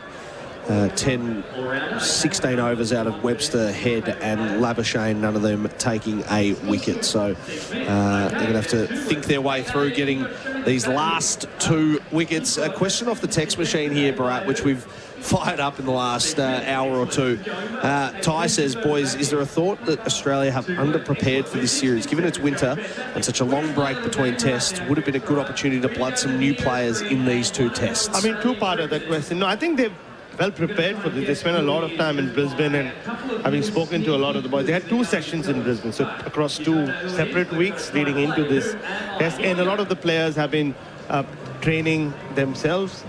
Just speaking to someone there, I mean, some of the players, because it's been winter, have been training in conditions which, in heated rooms, which gets up to 33, 34 degrees, so that they can get used to the Darwin temperature. So you can't blame Australia's preparation for this. This is just outstanding cricket from the opposition. Should they have blooded youngsters in? I mean, the fact that this team hasn't really, the A team for Australia hasn't been able to perform that well. Maybe they don't think that would have worked either. But there is an opportunity now, and if anything, you can look at it as a silver lining, or that is the only silver lining, that Australia have, the selectors have a chance to see they're already under pressure batters in an extreme pressure situation, and if this doesn't work out for them, then maybe there will be talk of blooding those new players in. And there's 21 test matches in this period, so they'll have time to find some fresh time for that. It's the lunch break here on SEN Test Cricket for Henley Holmes. Hard to beat. A very quick thought on, what sort of a lead. Well, I mean, Bangladesh, they're sort of just playing their game perfectly at the moment. 65 from Mehdi Hassan and Taskin Ahmed, who we said was, he was okay with the bat. He's holding his own. 12 of 22 balls. So he's going along nicely. Well, Phil Simmons had asked his tail to bat at least 40 balls each. The fact that Hassan Mahmood batted 92 balls, and these two, the Taijul and Taskin, who've come after him, between them have batted 50 balls. That's nearly 150 balls between the 3 already, and Abathur's still to come. Now, I mean, they've done everything perfectly.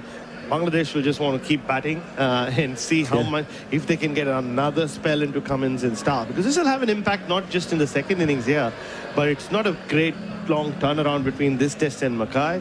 We don't know what conditions are going to be like there, so Bangladesh, who at the moment look like favourites to win this test match, if they take that 1-0 lead to Mackay, and they have an Australian pace attack who are still kind of recovering from the long spells that they bowled here, even more power to them.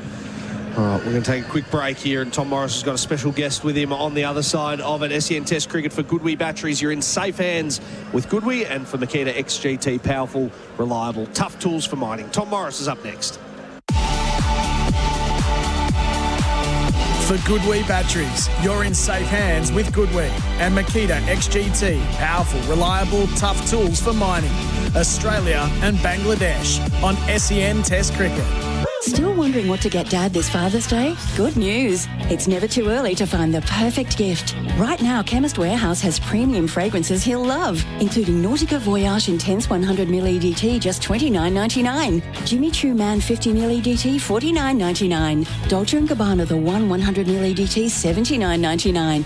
Or YSL Iced Cologne 100ml EDT for $149.99. Shop in store or order online. Chemist Warehouse. Great savings every day. As Australia's global logistics people, Northline delivers industry-leading, fully integrated freight management solutions, connecting Australian businesses to their customers and the world. By road, rail, air and sea, Northline transports for every industry, from mining and renewables to retail to pharmaceuticals and more. Let Northline connect your business to the world. Unlock reliable freight management, warehouse solutions, Australian support and a dedicated account manager. Northline, Australia's global logistics people. Learn more at northline.com.au. When you're feeling a bit peckish, you're never more than an almond away from a healthy snack. Australian almonds are easy to make part of a balanced, healthy lifestyle, and there's so many ways to enjoy them. Great for after-school snacks, smoothies, baking and boosting flavouring meals, they're also loaded with healthy fats, protein and fibre that offer unique health benefits, including supporting heart health. So make them part of your everyday and feel the difference with a handful of Aussie almonds. To the doers, why do what you do? The doer who shows up when worn down, who stretches out when stretched thin, who breathes deep and does it all over again. Whatever your do is, and why ever you do it, by protecting what matters most, at AIA, we'll help you do it for life.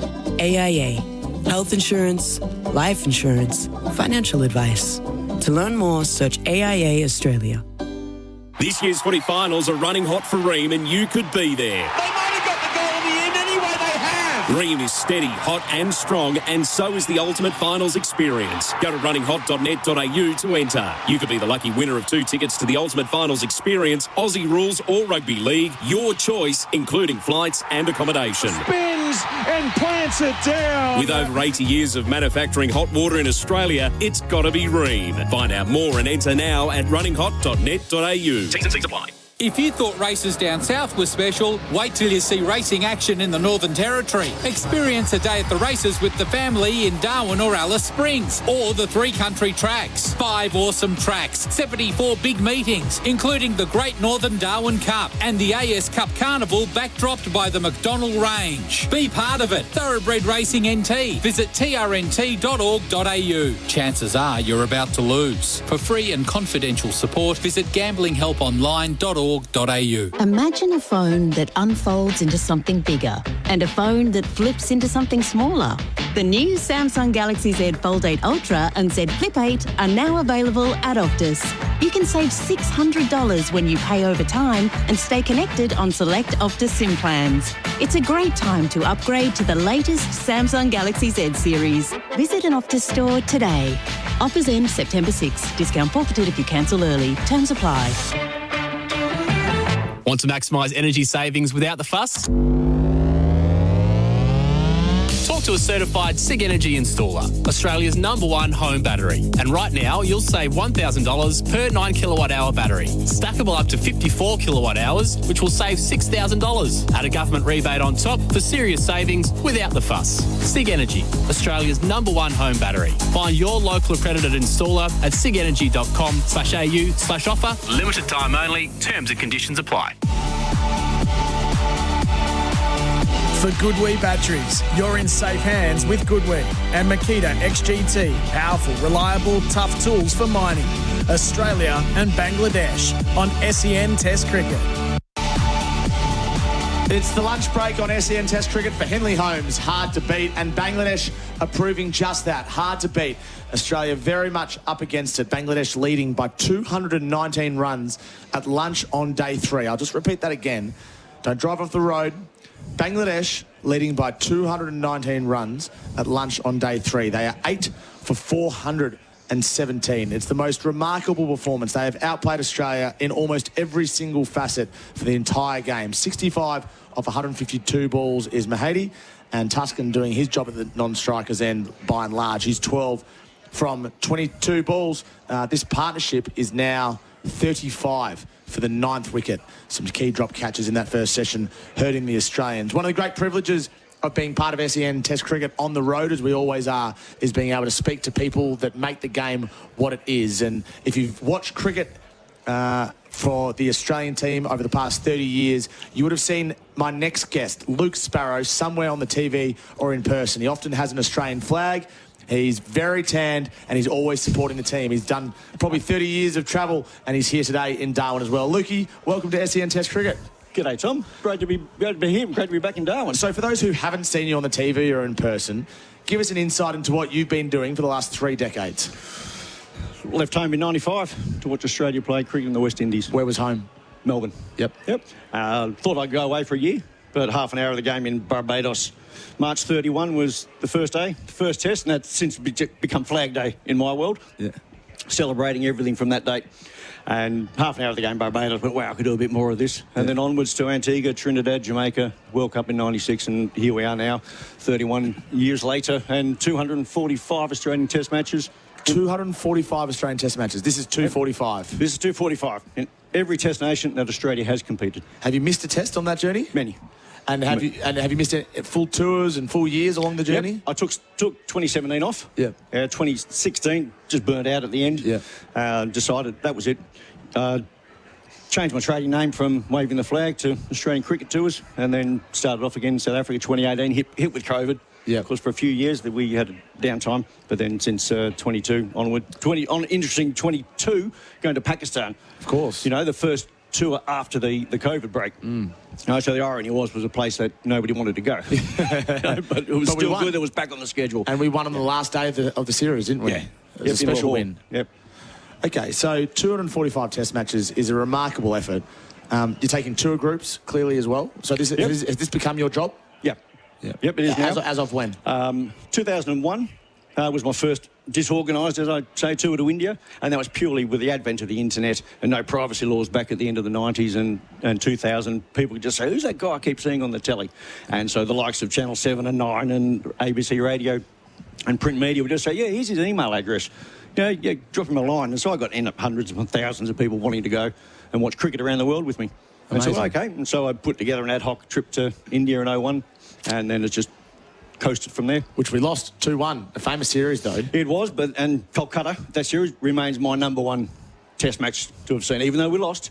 But for an advertisement for Test cricket, an advertisement for just never give in, just hang it in there. You've got 5 days to play the game, provided you get 90 overs per day bowled. Of course. That helps, as we did back then. We certainly don't do it now.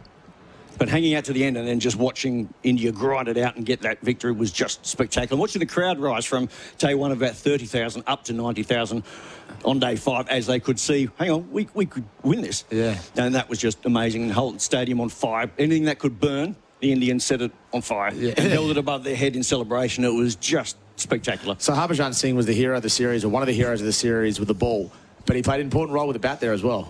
Yep, certainly did. And so did VVS Laxman and Rahul Dravid in that series.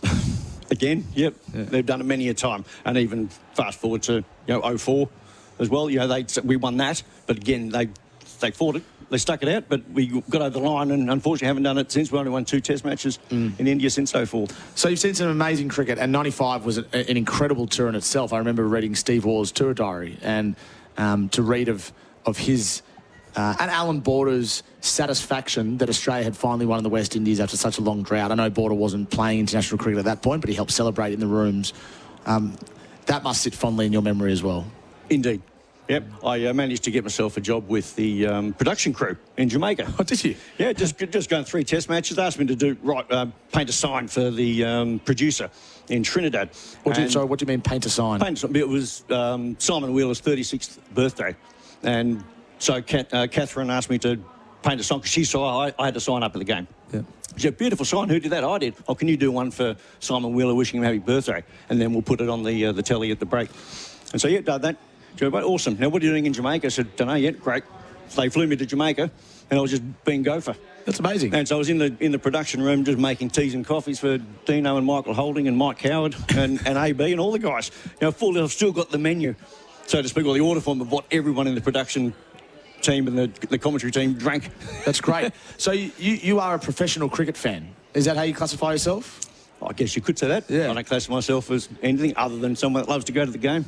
And how many people are with you in this tour group? No one. Don't do anything in Australia. Outside. Everyone just convenes. I only organise around the world. How many different flags have you used across the journey? Oh, it's probably 10. Because you're waving it constantly. Cricket bat over your shoulder? Yep. Yeah, the cricket bat came about in 1997. Found this Indian willow bat out of just one piece of wood in India during the World Cup. Carried that, don't know why, but into the ground in Johannesburg in 1997. And so it's when Steve Waugh and Greggy Blewett batted all day. Yeah. And famous. Yep. And Steve was out in the middle, and he always loved what I do for the 2 years to that point. And he looked up in the crowd. There was a group of about 20 of us, and he just pointed his bat at us when he got his 50. And I just pointed it back instinctively. Pointed back. And my mates go, "You idiot!" Sit down. But that's where it all started. And so since then it came to be just synonymous with me taking my cricket bat. That's awesome. Into the game, and the guys get 50, 100, get a wicket, just point the bat.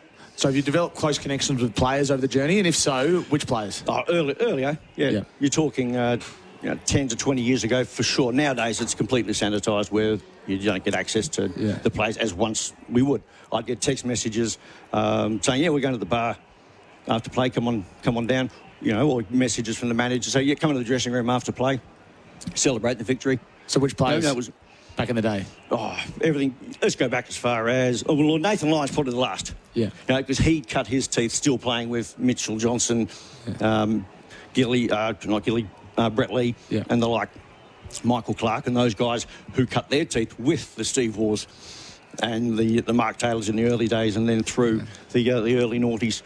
So that was able to get connection with them to say, Michael, this is Pup. This is Luke. Oh, you're nice to meet you. And some of the players would come up and introduce themselves to me. I've seen you on the telly all the time. That's great. But now it's Nathan Lyon. He's the last of the generation because now it's all completely sanitised and no one gets anywhere near him. Is that a shame for you? Yeah. Not a shame for me. It's I'll still go and do what I do, but it does create a different focus on the game when you don't have that personal connection. You could always call out in the middle of Matthew Hayden after he scored 50. Even the MCG can call out to Tucker, go, great 50, and he'll look up and go and raise his bat. Matthew Hayden always used to doff his head. Darren Lehman just used to look at me and just point to his eyes and point to mine. And you got some of the biggest stadiums in the world, some of the noisiest as well, but they still had that connection. And part of that was a great reason for just going game after game because you knew that it was valued or appreciated or even just acknowledged it wasn't a waste of time. Of course, and it's definitely not a waste of time. Like I've seen you on TV over many years. What's the best country that you've toured from a tourist perspective? South Africa is number one. So you'll be there. You'll be there later this year. Yeah, got 255 joining me so far. Wow. Yeah, there, but it's brilliant. I say a lot of people, there's no unsafe country to tour. And I get a lot of people email, they even call me. I was in Johannesburg walking to the Wanderers back in November. Some fella called me to tell me that it's too unsafe to go alone and you can't walk the streets. I said, well, I'm walking to Joburg Wanderers now, mate. He goes, no, you're not. I went, you just can't convince people. Where we go following cricket, yes, South Africa may have terrible crime records, but nothing to do with where we stay and where we play and where we watch the game. What's your least favourite country to tour? What's the most difficult? India. Yep. Still love it. Been there so many times. It's difficult because you just never know what's going to happen with the Indians. At least for when we go in 2027, for the first time ever, they've announced the schedule 10 months in advance and not 10 weeks. Yes. So when they give a 10 weeks notice, there's all this infighting and there's arguing, I guess, behind the scenes as to who's going to host what. And everyone's putting their hand up saying, we want to do it, we want to do it. It goes back and forth. So the longer it takes to release it, there's just more argument, I guess, going on in the background. So having it 10 months out, people go, there's plenty of time to change their mind. I went, well, I don't think so. I think they've locked it in because they've got 2 other series as well locked in, dates released. And so with that, beautiful. But that doesn't mean it's not going to change for Yeah, whatever of course. reason close to the time. There hasn't been a series in India since I've been going in '96, although that was the World Cup, but not a series that has not had a date change or a venue change in what is now 30 years. Amazing. We're talking to Luke Sparrow, who I call a professional cricket fan, but in fact he's just a proud Aussie who loves watching Australia play cricket. You can see him with his cricket bat over his shoulder and an Australian flag at almost every single test Australia plays. What's your favourite test that you've watched over the journey? Said earlier, Kolkata in 01, but my top three would have to be number 2 is Cape Town 2014. Oh, yes. Yep. Trying to get the last 2 wickets. We just couldn't do it. Vernon Philander got 50 and Dale Steyn was 1 run off 44. We're in the final 2 or 3 overs of the game and Ryan Harris was just throwing the ball and said, right, you get it. No one else could. And he castled Dale Steyn. 2 balls later, castled Morne Morkel. With a crook knee as well. Yep. Then went off for surgery. Yeah. You know, so I say some guy with a broken leg had to get us over the line. You know, with just 3 overs to spare. They were never going to win. They dug it out. Gee, that was good. I've still a great photograph of me kissing the pitch at the end because part of what we do, you always meet the curators at the start of the game and then organise to be allowed on the pitch afterwards when you got a special game like that. Beautiful. Be out in the middle on the winning pitch. It's stunning to win the series as we did. So Calcutta, Cape Town. And Birmingham 2023. Yep. Just gone. Yep. That's awesome. 8 down, still 50 to win. Yep. With Nathan Lyon and Paddy Cummins. So how many stood up? How many different grounds do you reckon you've been to around the world? Ish. I've been to 92. You know? Yeah. And what are your top 3 venues that you've been watched Test cricket at? Harare Sports Club, Zimbabwe. Oh, yeah? Yeah, that was number 1 for a very long time, ever since our test match in 99. 99, yeah. Then that was knocked off the top perch by Windsor Park in Dominica in the West Indies when we played out there in 2012 for the first time, because that was a return to the halcyon days of cricket in the West Indies. Yeah. Carnival, noise, music, atmosphere was brilliant. And you cannot surpass Newlands in Cape Town. The Table Mountain. Yep, just the venue itself and the way that the South Africans approach cricket. You go to the gate and they say, got a gun? Oh, just leave it over there. As long as you check your gun in, you're allowed to go in with whatever you like. Amazing. You know, there's no question that you're treated like grown-ups, and so you enjoy the game like grown-ups. Full-strength beer, chairs on the embankment, your flags, your umbrellas, and it's just a great way to watch cricket. And the last one, your top 3 players, Australian players to watch over the journey. Steve Waugh, Alan Gilchrist, and Nathan Lyon. Yep. Lyon, a good fella, yeah. From his first test to now, still going strong, you know, and 450 odd test wickets, over 500 test wickets. Yeah. If people want to get on board for your tours down the track, where do they go? StraightenCricketTours.com. And they'll meet you. Simple as and that. they can have a couple of drinks, have some nice food. They can. Watch the cricket. As I say, I'm going anyway. Whether no one comes or not, like Pakistan, there's only 10 of us. I'm going anyway. I put my hand up. Who wants to come with me? If no one does, it doesn't matter. I'm going to go. How long are you going to do this for, do you reckon? Don't know. Keep going. As long as the game is being played, there's always somewhere to go. And I've always wanted to host a full tour to Pakistan, and then we've got to go back to Bangladesh. Of course. Well, and waiting for Zimbabwe. We haven't played Test cricket since 1999. I was really thinking and hoping that we would have a warm-up test in Zimbabwe before the South Africa series coming. I don't understand why not. We've got some one days. 3 ODIs instead, which is a shame. Because South Africa's on top of the game. It would be awesome to have, albeit a 4-day test. You know, one-off test, just playing in test match conditions, I think would do the Australian team, especially watching them here in Darwin, would do them the world of good, having 4 days out in the middle before they face South Africa. Well, Josh Hazelwood's out in the middle at the moment. He's warming up. He desperately needs to take these last couple of wickets for the Australians. Lukey. And to get 300.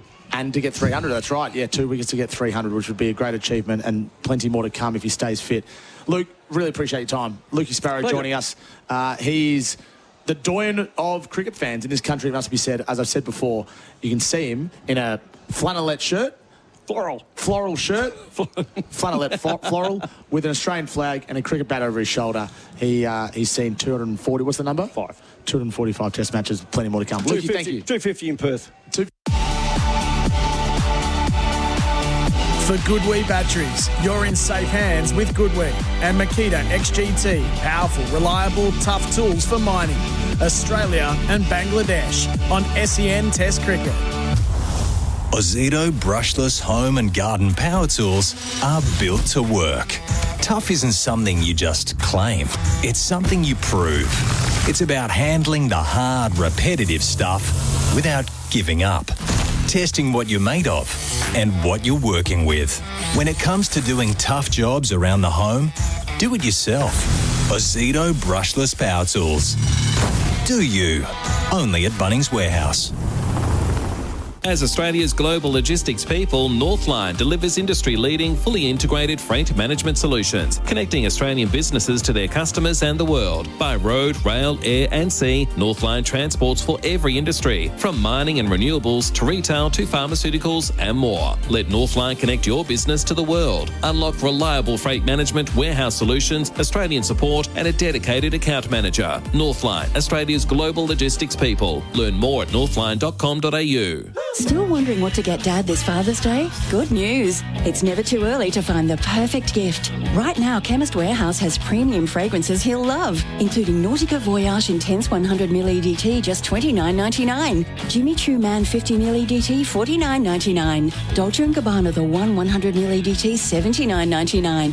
Or YSLY Iced Cologne 100ml EDT for $149.99. Shop in store or order online. Chemist Warehouse. Great savings every day. To the doers, why do what you do? The doer who shows up when worn down, who stretches out when stretched thin, who breathes deep and does it all over again. Whatever your do is, and why ever you do it, by protecting what matters most, at AIA, we'll help you do it for life. AIA, health insurance, life insurance, financial advice. To learn more, search AIA Australia. My day. Wake up 7 a.m. Log on to 39 emails. Reply to 21 of them. Attend 3 meetings. Lunch. 2 more meetings, 12 phone calls. Run club at 6 p.m. 7,642 steps for the day. Stretch. 5 minutes. Dinner. Your life runs on numbers. So should your fuel. High protein, macro balanced, flavour packed, ready meals by Strength Meals Guy. Only at Woolies. Look, I'm not a Sparky, so I don't want to hear all about kilowatt hours. I want to maximise my savings. No fuss. SIG Energy is Australia's #1 residential battery brand. Their batteries are the industry's safest, most intelligent and designed to help you save more. They're backed by local support and a 10-year warranty. Discover why more Aussie homes run on SIG Energy. Find your local accredited installer at sigenergy.com/au/offer. Great teams are built on reliability, flexibility and performance. At Everything Fleet, that's exactly what they deliver. From cars and utes to vans and trucks, Everything Fleet helps businesses, families and everyday Australians get where they need to go. When you need a rental vehicle, put yourself in a winning position. Discover the difference today. Choose Everything Fleet car and truck rental. Visit everythingfleet.com.au and save 20% using the promo code SEN20. Look out for the sun. Come into your Sunrise local store and check out Sunny's Win-Free Fuel promotion. It's the best within a country mile. And you could win a share of $30,000 of free fuel. That's right. Buy any specially marked product, scan to enter, and you could win a share of $30,000 of free fuel. There are $6,500 gift cards up for grabs. So do what the locals do. The Sunrise, enjoy local choices. The best within a country. Sunrise, your local servo with a smile. For Goodwee batteries, you're in safe hands with Goodwee and Makita XGT. Powerful, reliable, tough tools for mining. Australia and Bangladesh on SEN Test Cricket. SEN Test Cricket for Goodwee, game-changing batteries and Makita XGT. Powerful, reliable, tough. And it's Bangladesh leading by 219 runs in this match at Marara Stadium in Darwin. John Donehue with you. Trent Copeland alongside me for AIA. Hello, Copes. Going well, how are you? Better than Australia. Yes. I am sceptical of Australia's success in this test match based off what we have seen. That deficit of 219 runs. Just the task ahead of Australia.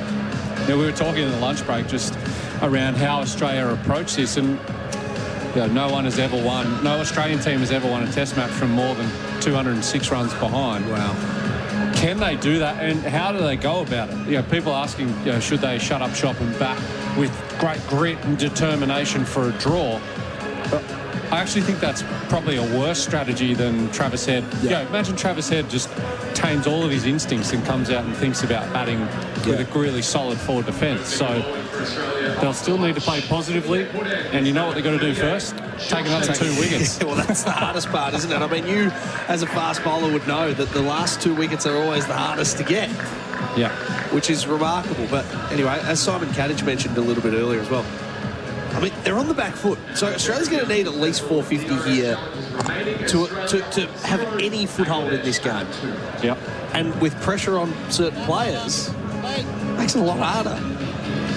So it'll be Josh Hazlewood now bowling to Tarskin from the airport end. Left-hander on strike, and he pushes this one to cover. They've just done the simple things really well today. Yeah, for 3 days. Throughout the test. Yeah. They have done. And it's definitely exposed a few weaknesses, or maybe not weaknesses, but rustiness from the Australians. Josh Hazlewood sitting on 299 test wickets in his 77th test match. Looking to be the 9th Australian to complete that feat. Hazlewood steaming in now. Tarskin on strike. Bowls to him, and it's nearly caught. That short leg as he turned it through the leg side. And takes a single.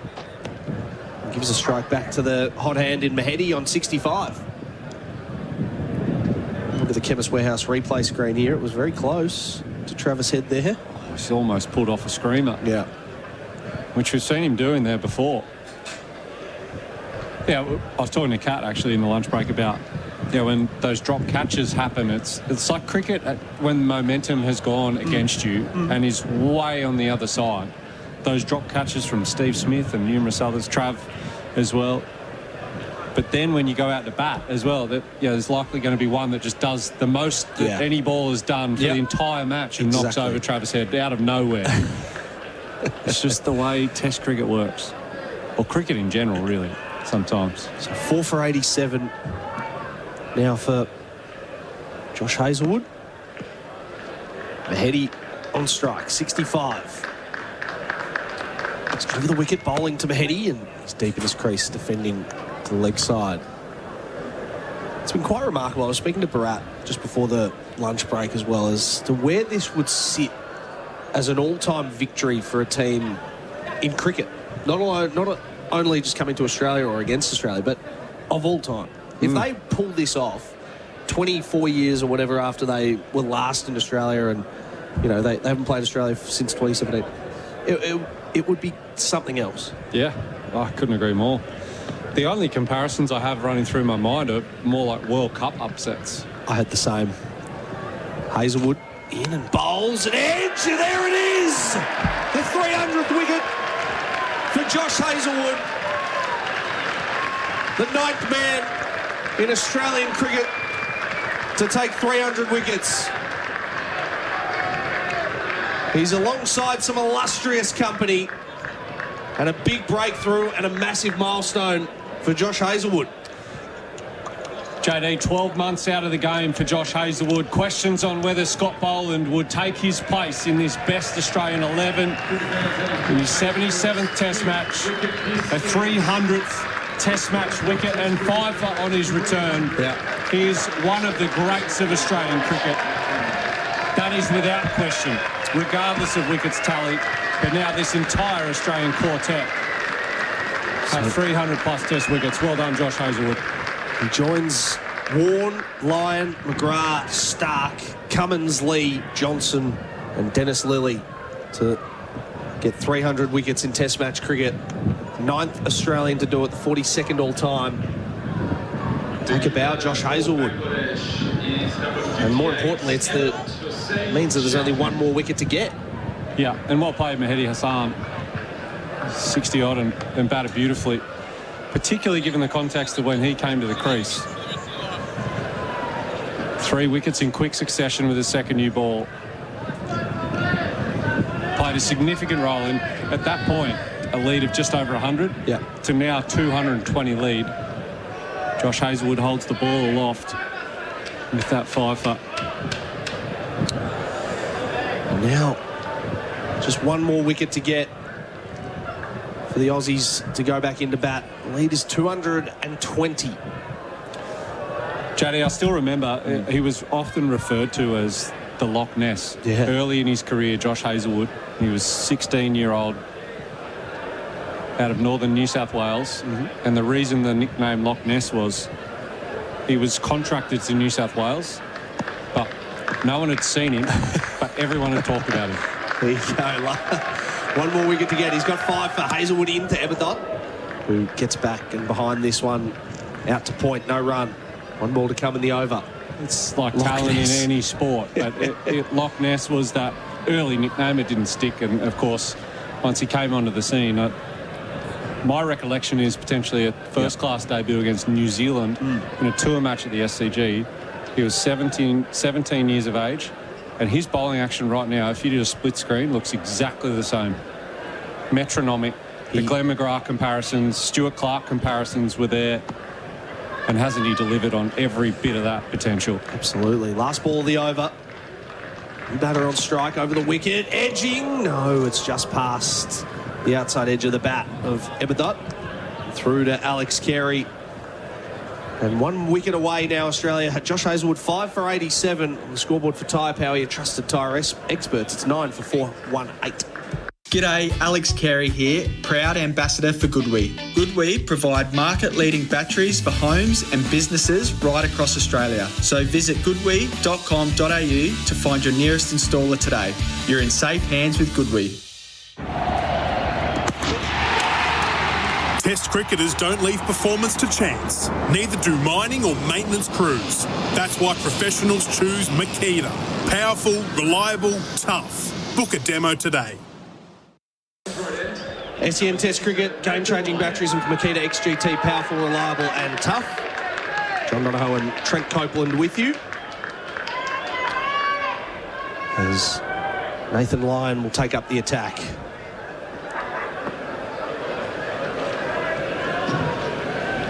From the McMillan Road end, bowling to Taskin, who drives from the crease and only to Cam Green at cover. No run.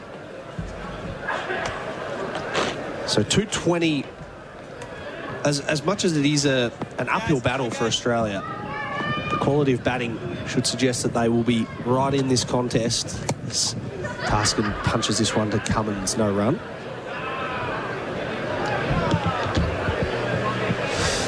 It's set up for a big last couple of days. Yeah. I mean, this could go 5 days. Yep. Which is very rare in Test cricket these days. Lyon over the wicket, Taskin defends. Oh, I think it has to go 5 days. The only way it doesn't go deep into day 5 is if Australia lose. Yeah. Yeah. And wouldn't that be a story? Goodness. It'd be the biggest news story for Australian cricket for some time. Taskin tries to lay this down the ground. No run. I do think there'll still be a good, solid amount of personal belief in the Australian change room that they can get themselves into a position where they could win. Not to say they will. Yeah. But this group has done it so often in ODIs, white ball cricket, where you think, it's unwinnable from here and find a way to win. The best teams do. Lyon in, Taskin forward, defending. No run out to cover. And the surface is still immaculate for batting. Still a little bit on offer for the seamers, but there's no threat, there's no up and down bounce, there's no humongous foot marks. So if they can set up stall and bat long. Lyon over the wicket again. Taskin defends. A little bit of... It's sort of cooled over the Marara Stadium here as the end of the over comes. 9 for 418 for Tyre Power, your trusted tyre experts. As Australia's global logistics people, Northline delivers industry-leading, fully integrated freight management solutions, connecting Australian businesses to their customers and the world. By road, rail, air and sea, Northline transports for every industry, from mining and renewables to retail to pharmaceuticals and more. Let Northline connect your business to the world. Unlock reliable freight management, warehouse solutions, Australian support and a dedicated account manager. Northline, Australia's global logistics people. Learn more at northline.com.au. SEN Test cricket for Goodwee, game-changing batteries, and for Makita XGT. Reliable and tough. Hazelwood from the airport end. Bowling now to Eberdot. Full ball on the off-stump line, defended, kept out well. So now I guess the conversation turns to the Australian batters. So Jake Weatherald under a bit of pressure at the top, needs a good innings here. And then if they are 2 for not many, exposing Labuschagne and Green with the pressure that they're under, we'll see what they're made of in the second innings. Yeah, absolutely. And even for Travis Head, it's kind of a, can he find his way? First real long format match he's played in quite some time. So, yeah, absolutely. Weary legs for all of them. Deep in his crease, Eberdot waits. Back, it squirts out behind the pitch. And that's one of those things that, we talk about bringing bowlers back for a third and fourth spell and into it. How are they bowling in day 4 versus what they were when fully fresh on day 1? Well, it's not just the bowling workloads we're referencing in the tiredness factor here, but imagine the decision-making fatigue for Jake Weatherald right now, having fielded for so long, near on 2 days. Then you've got 10 minutes, go whack your pads on, you've got to have the bat and be ready. Hazelwood over the wicket. Eberdot waits, leans back as he tried to almost push it up over the top of the slips, but lets it fly by. It's a good return from injury for Josh Hazelwood here. It was, it's July, we talked about it, July 2024 since the last Test match, and he just comes back in, he takes 5 for and his 300th wicket. Yep. Oh, I couldn't be more impressed. And you know what? I'm not shocked. No. The amount of work that he puts in, I had very little doubt of his performance. It was more just physically. A couple of times his body's just let him down. Hazelwood hustling in, bowling now to Eberdot again. He's got him hopping. Falls at his feet, picks it up and throws it back to Jake Weatherald. So what it is, I guess, as well, is kind of vindication for the selectors between the Boland and Hazelwood selection conundrum that they had. As good as Scott Boland has been while Hazelwood's been out, you go back to your hot hand when he's ready to go. Yeah, and I mean, before he missed that Ashes Test match, he was bowling as well as I've ever seen him bowl. It wasn't like he was drifting or performance had ever dipped. He did the same in the IPL, fresh off that injury. Hazelwood, 2 balls to come in the over. The full toss as he flicks it elegantly down to the backward square. Stark comes around and does the fielding, and I think a little sigh of relief for Eberdot as he ends up at the non-striker's end. Taskin back on strike, 13 not out. Yeah, and I wonder, just forecasting through to Mackay, if there was a plan to have Boland play there and one of Cummins or Hazelwood to not play. Yeah. This body of work that each of Cummins and Hazelwood have got right now is actually fantastic for their progress through the next few months. Yeah. To actually have match, hardened, time on legs, requirement of performance like this. So, I mean, it's certainly not what they would have wanted. I'm sure they'd rather bowl them out for 50. But a really good anchor now for Australia to know, OK, Josh is back. Yeah. 5 for. We're good there. We're good, yeah. Let's keep moving. It always has been Australia's strength, the bowling unit, the big 4. It's been their lock over the years. Last ball of the over, Taskin tries to pull. Swung very hard at that, and it sails through to Alex Carey. Leads 221. Bangladesh 9 for 419 for tyre power, your trusted tyre experts. Still wondering what to get Dad this Father's Day? Good news. It's never too early to find the perfect gift. Right now, Chemist Warehouse has premium fragrances he'll love, including Nautica Voyage Intense 100ml EDT, just $29.99. Jimmy Choo Man 50ml EDT, $49.99. Dolce & Gabbana The One 100ml EDT, $79.99. Or YSL Iced Cologne 100ml EDT for $149.99. Shop in store or order online. Chemist Warehouse. Great savings every day. We're here for Henley Homes. Call 1-800-6464-64. Our expert today, Trent Copeland for AIA. Protect what matters. Do it for life.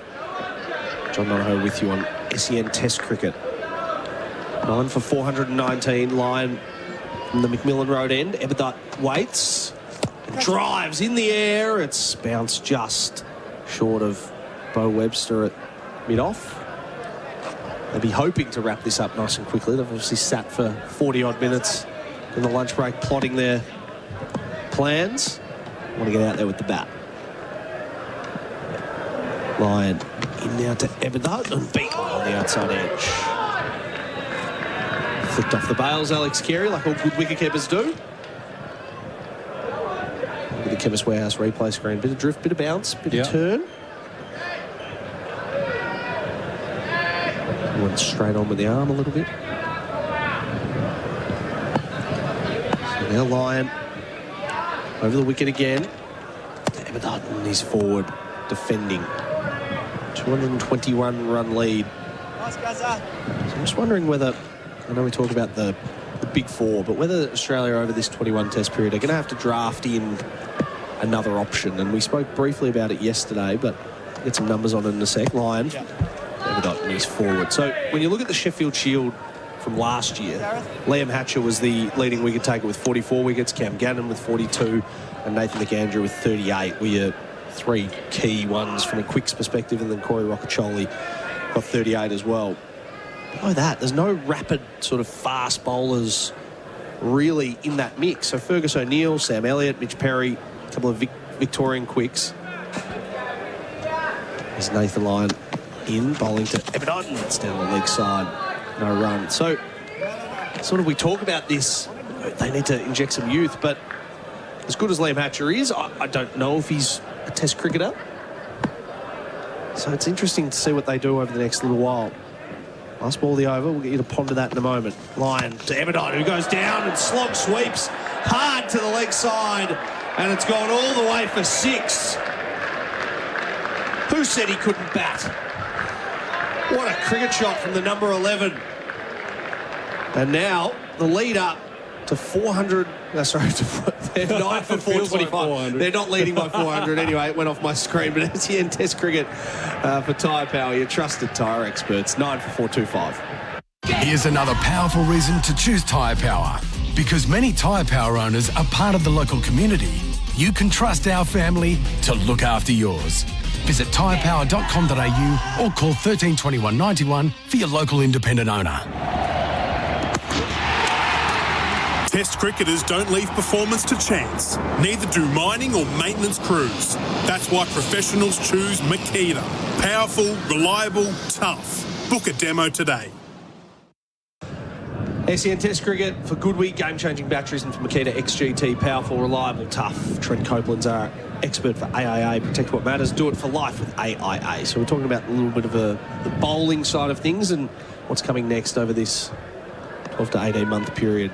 Hazelwood going to go over the wicket, bowling to Tarskin, who's 13 not out. Leg side of the ball, top edge. Opportunity now for Jake Weatherall. It's going to fall short at mid-wicket. It's another life for Bangladesh, and they lead by 228. Yeah, so just, I think, let's paint the whole picture. So you've got the three that are currently playing, Hazelwood, Stark, Cummins. Cummins with genuine projection past Stark and Hazelwood in terms of age curve. That's all obviously dependent on physical health. Scott Boland, age 37, locked in almost in the conversation with those three. Michael Neser thereafter. Then after that, it's been Brendan Doggett, Sean Abbott, I would say would be in the frame, Xavier Bartlett. There'd be several others that aren't necessarily on that Sheffield Shield wicket takers list, more because of their white ball prowess than it is necessarily on how good a red ball bowler they are. Hazelwood bowling now to Everett, who gets hopping and beaten outside the off stump. And there's definitely others that are, you know, Jai Richardson, Lance Morris, if healthy. And then I think you're probably going into that group that you're talking about. So, Liam Hatcher was the top of the list. He bowls raw pace. His body now looked to have got to a situation where it's trustworthy. He can bank games after games, and his skill set with the ball is very well suited to Test cricket in terms of his raw pace. He can bowl reverse swing. Nathan McAndrew's done it for years and definitely up to it. Hazelwood over the wicket again to Everett, who's back defending out to cover. Fergus O'Neill is definitely being spoken about, and I've no doubt that the selectors will talk about him in the context of when would be the time to expose him to Test cricket, if at all. Yeah. He's definitely done the business, and he's gone over to county cricket with Notts and done a wonderful job. Also really handy runs with the bat. Is it English conditions for him? Is it South Africa away, a la Chad Sayers when he got his crack? Feels like there's a place for him somewhere around the world in this Australian 11. Hazelwood into Eberdot again. He's hit on the pad. There was a stifled appeal, and you know when Josh Hazelwood doesn't commit to the appeal, it's probably not out. So that was the view of the umpire as well. And I think what we need to do is maybe reset the expectations a little, that a lot of bowlers, say Fergus O'Neill, doesn't possess the raw pace or the height that Josh Hazelwood has. We have been so lucky for so long that it's not role-specific Josh Hazelwood. He's just he can do everything. So can Pat Cummins, and Mitch Stark adds that left armour. Now, we're going to have to go through a phase here where it is a bit of test and learn and which combinations work with each other. 2 balls to come in the over. Eberdot on 7. Over the wicket, Hazelwood bowls to him. It's steepling bounce as he sways out of the way of it through to Alex Carey. The only reason I think it's a conversation, and that I talk about it as well, is that they are north of 35, all of them, or just about 35. So there is going to come a time, and Australian cricket won't want it to be all at once, where there needs to be a little bit of regeneration through. And they've started to do that a little bit in the one-dayers, with Xavier Bartlett sort of being a part of that. Spencer Johnson, of course, That's his last name there for a moment. But they are starting to do it in white ball cricket. Hazelwood in and through to the keeper. Is that out? It is. 6 for Josh Hazelwood. Thick edge through to Alex Carey. And the Bangladesh innings comes to a close. 426 all out and a lead of 228 as the openers hustle off to put their pads on. But well played, Josh Hazelwood. It was a tough grind for the Australians, but they got there in the end. 6 for 89 from 28 overs. As we look at the Chemist Warehouse replay screen, a little healthy edge through to Alex Carey. Yeah, well bowled, Josh Hazelwood. After so long out of the Test team, he comes back and he does exactly what we see from him most occasions. Line, length, repetitiveness, always at you, and a little bit of movement each way. Just looking at him down on field at the moment with his long-time partner in crime in Mitchell Stark, giving him a big hug. There'll be a moment where he can get a little cold, frosty one and celebrate that, no doubt. But now it's feet up and hopefully watch the batting innings, which we need to turn our attention to because, man, it is game on for Australia. Jake Weatherall about to come out and bat for Australia. Josh Hazelwood gets the necessary applause for his efforts in his return Test match. Bangladesh all out for 426. They made Australia work for it. As we said, Josh Hazelwood 6 for 89. SEN Test cricket for good week. Game-changing batteries from Makita XGT. Powerful, reliable and tough. We'll take a quick break and we'll come back and set up the Australian batting innings on the other side of this. To the doers, why do what you do?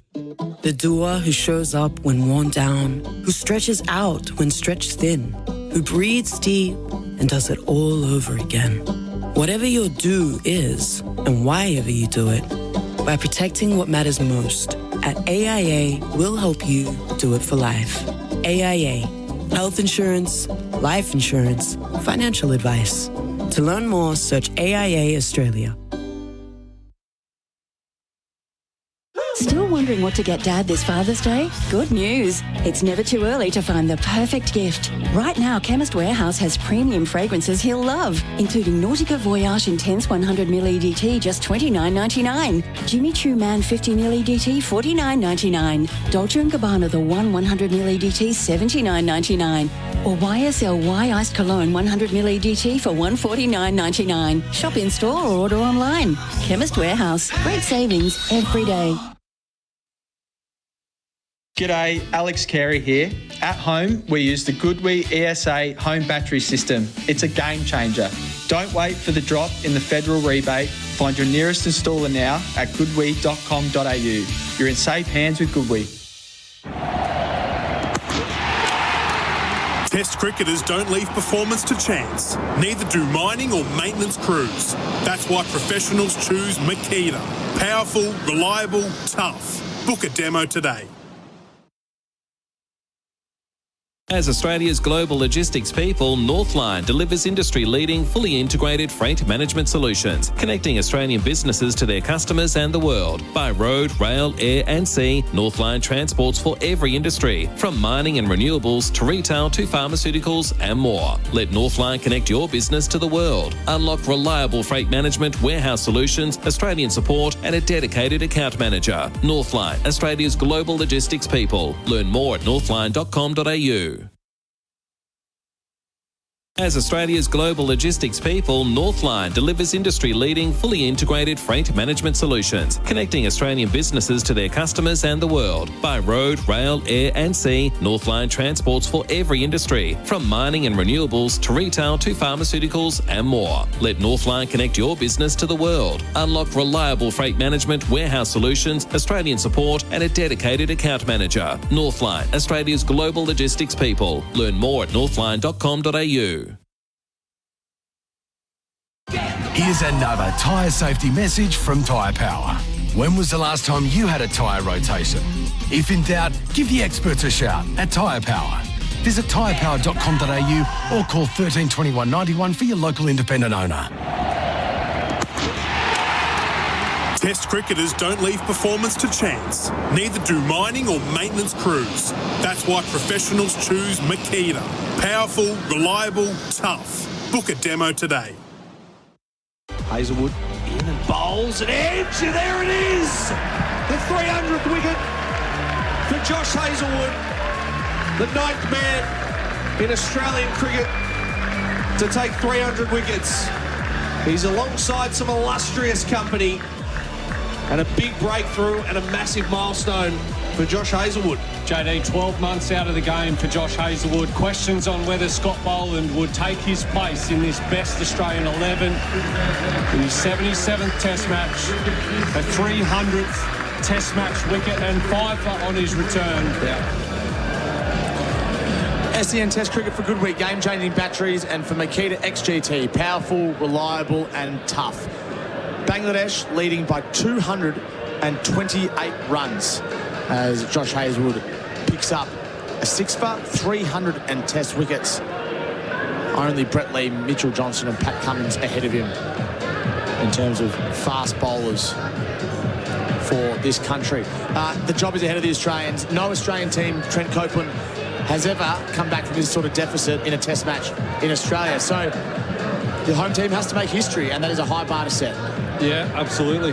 And all those underlying questions around Jake Weatherald, Marnus Labuschagne and Cameron Green are coming to the fore right now. It's D-Day for these guys.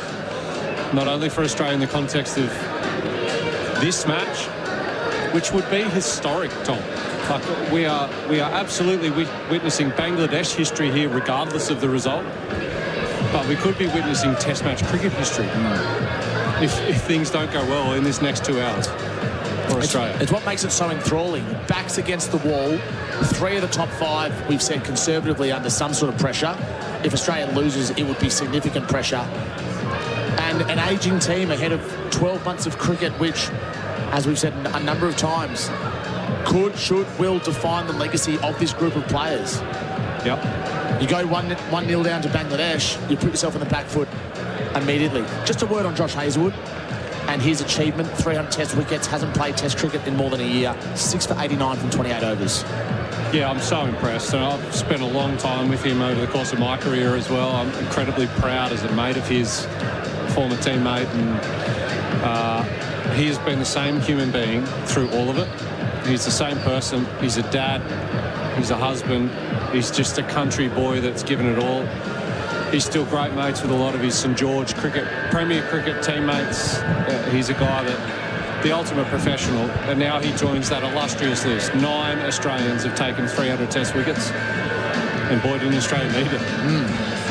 It is incredible that this bowling attack, with 4 bowlers who've taken 300 or more wickets, was hit around for 426 by Bangladesh. Yep. Credit to Bangladesh. Yeah, you have to tip your cap to Bangladesh and what their batting group did. And we had hoped that they would have one or two batters coming into this series that could take it to Australia, but no way did we think that that could have happened to go all together. Josh Hazlewood a few moments ago caught up with Brendan Julian. That is a monumental effort out there. How are you pulling up after those 6 wickets, mate? Yeah, it's pretty hard work out there on that track. I thought we stuck out. We didn't let the runs flow too quickly there at the end. It was just Bangladesh dug in nice and tough, and it was tough to get wickets out there. So yeah, it was a good effort. Your first hit out, you've had a bit of a break there from Test cricket I'm talking about, but coming back out here, that's a big one to hit right out here with the conditions and the heat out there, right? Yeah, it was ticked every box, I guess you could say. First game back, it's tough to go 100 plus overs, but boys have been doing a lot of work, in the background over the last sort of 4 or 5 weeks. So did everything we could, and then we got through it. You're an illustrious company now, 300 Test wickets. How does that feel? Is that a bit of a feel in the legs? Yeah, I guess so. You don't really think about those sort of milestones when you're playing. I guess it's probably something you look back on at the end, but I guess just to see the other names there, and I'm playing with 3 of them, so yeah, it's pretty cool. That wicket looked pretty placid out there, so it's good for batting, you reckon? Yeah, definitely good for batting. I think new ball's the key. I think if we get through that, then we've obviously got a bit to go to catch up, but yeah, new ball's the key. Travis Head steps over the Toblerone, followed by the hometown hero, Jake Weatherall, whose fledgling Test career potentially on the line as well. An average of 22, just 1 half century in his 6th Test match. And number 62, Travis Head. He'll be expecting to form a strong partnership with Travis Head this afternoon as the Bangladeshis, full of confidence, chocolate block full of confidence, strut out onto the field, knowing that their lead is potentially match-winning if they bowl well enough. Yeah, and with Hassan Mahmood with 6 for in the first innings, incredibly impressive. Tuscan Ahmed bowled well, looked really sore towards the back end of his bowling innings, but hopefully he's had the time to rest and recover. And that's one of the other beauties that we really haven't spoken about is Bangladesh batting so well. Oftentimes travelling teams out here, just their bowling group just gets continually smacked on top of the head into the ground because the batting groups can't withstand the pressure of Australia's bowlers. Well, they have done that. The Quicks have been able to sit down, feet up for near on 2 days. They should be fresh. They should be ready to go. And what an opportunity they've got in front of them. Tuscan Ahmed will begin proceedings for Bangladesh. He took 2 for 55 in that first innings, as Coach just mentioned. Picked up Cameron Green and Bo Webster. And he'll be bowling to Travis Head with 2 slips in the gully in place. In conditions you'd have to suggest, Copes, have never been better for batting in this Test match. Yeah, that's absolutely right. There's still been movement with the new ball and a little bit of movement even with the 30 overall ball at the start of the day today. So it's not going to be a walk-up start and you've got 100 there for you, particularly these guys that have that external pressure. Coach here for AIA. Protect what matters, do it for life with AIA. Taskin over the wicket to Travis Head, who defends from his crease. No run. And it's a long haul for Australia, a deficit of 228. Even if things go well, it's not necessarily going to be a lead by stumps. In fact, it's unlikely going to be a lead by stumps. No chance. Unless Travis Head gets going in his old-fashioned way. Yeah, I would say no chance. So then you're behind at the end of day 3. You need to build a lead by the end of day 4 at best. This is a 6 to 8 hour revival. Yeah, absolutely. And Travis Head will be key to that in terms of the tempo of the innings. He's facing up now. Tuscan bowls, Head lets it go. Bharat Sundaresan, g'day Baz. Hello boys. This is where he'll separate the wheat from the chaff, or whatever they say here in the farms.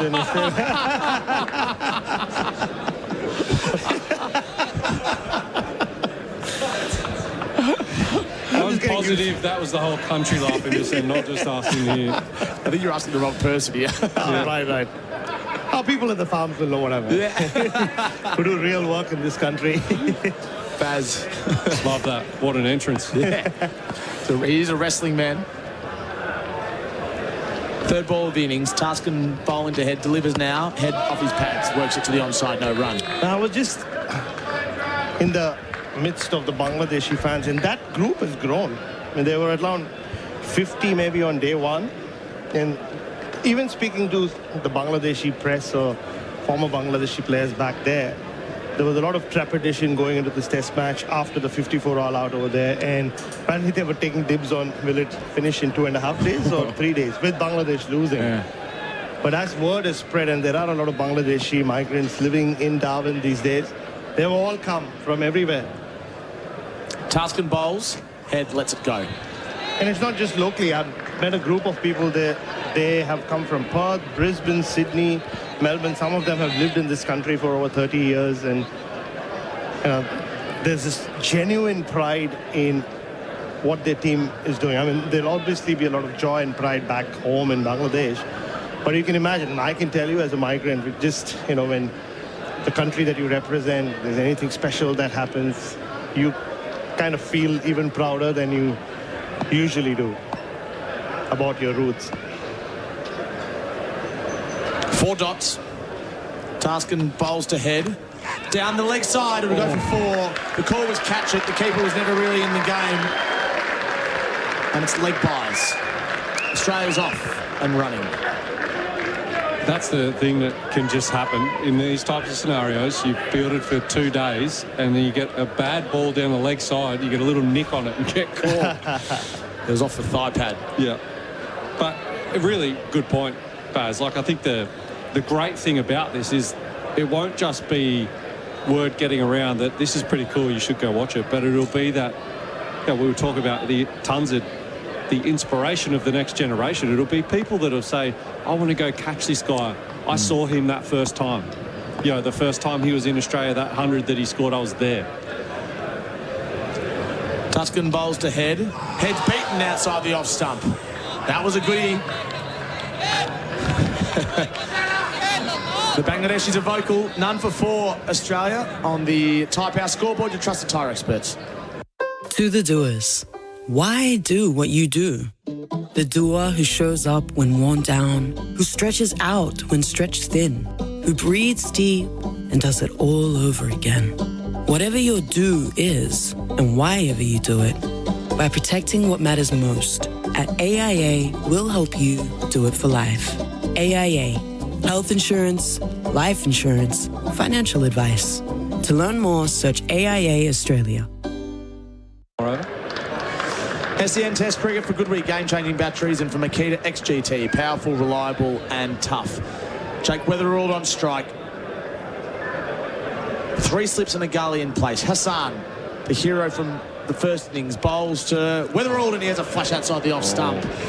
These are nervous times for Jake Weatherald in his Test career. An average in the low 20s, 1 half century, part of several important partnerships during the Ashes, but eventually he needs to do something himself that solidifies his position. That's a very nervy start. We saw him throw his bat at a few wide deliveries from Hassan Mahmood in the first innings and then get out in that fashion. So that's, I don't know, that wouldn't make you feel really good if you were the batter. He made a nervous start on day 1 as well, if you remember. Got off the mark through third man, ended up flashing at a wide one. Lunging forward.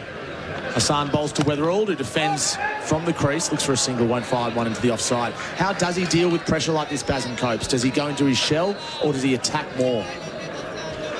I mean, knowing him a bit, I think he will take the attacking option. That's what he's done throughout his career and throughout his life, really. He's one of those who faces it front on, so that's my guess. I can't see him going into his shell. And if he does, then he's going to get himself into trouble. I'm positive the message from Michael Di Venuto and the group around him will be, you know what got you here? Playing your natural game, being yourself. Try your best to forget about everything else. Be yourself. Hassan's over the wicket, sliding across Jake Weatherald. And he's bowled! Chops on for a duck! Hassan, the hero, continues his golden stretch. There'll be no golden run for Jake Weatherald in Darwin. He fails again, and Bangladesh have their first. Oh boy, that's not good for many reasons. Australia on the ropes. Hassan Mahmood, 6 for in the first innings, angled across.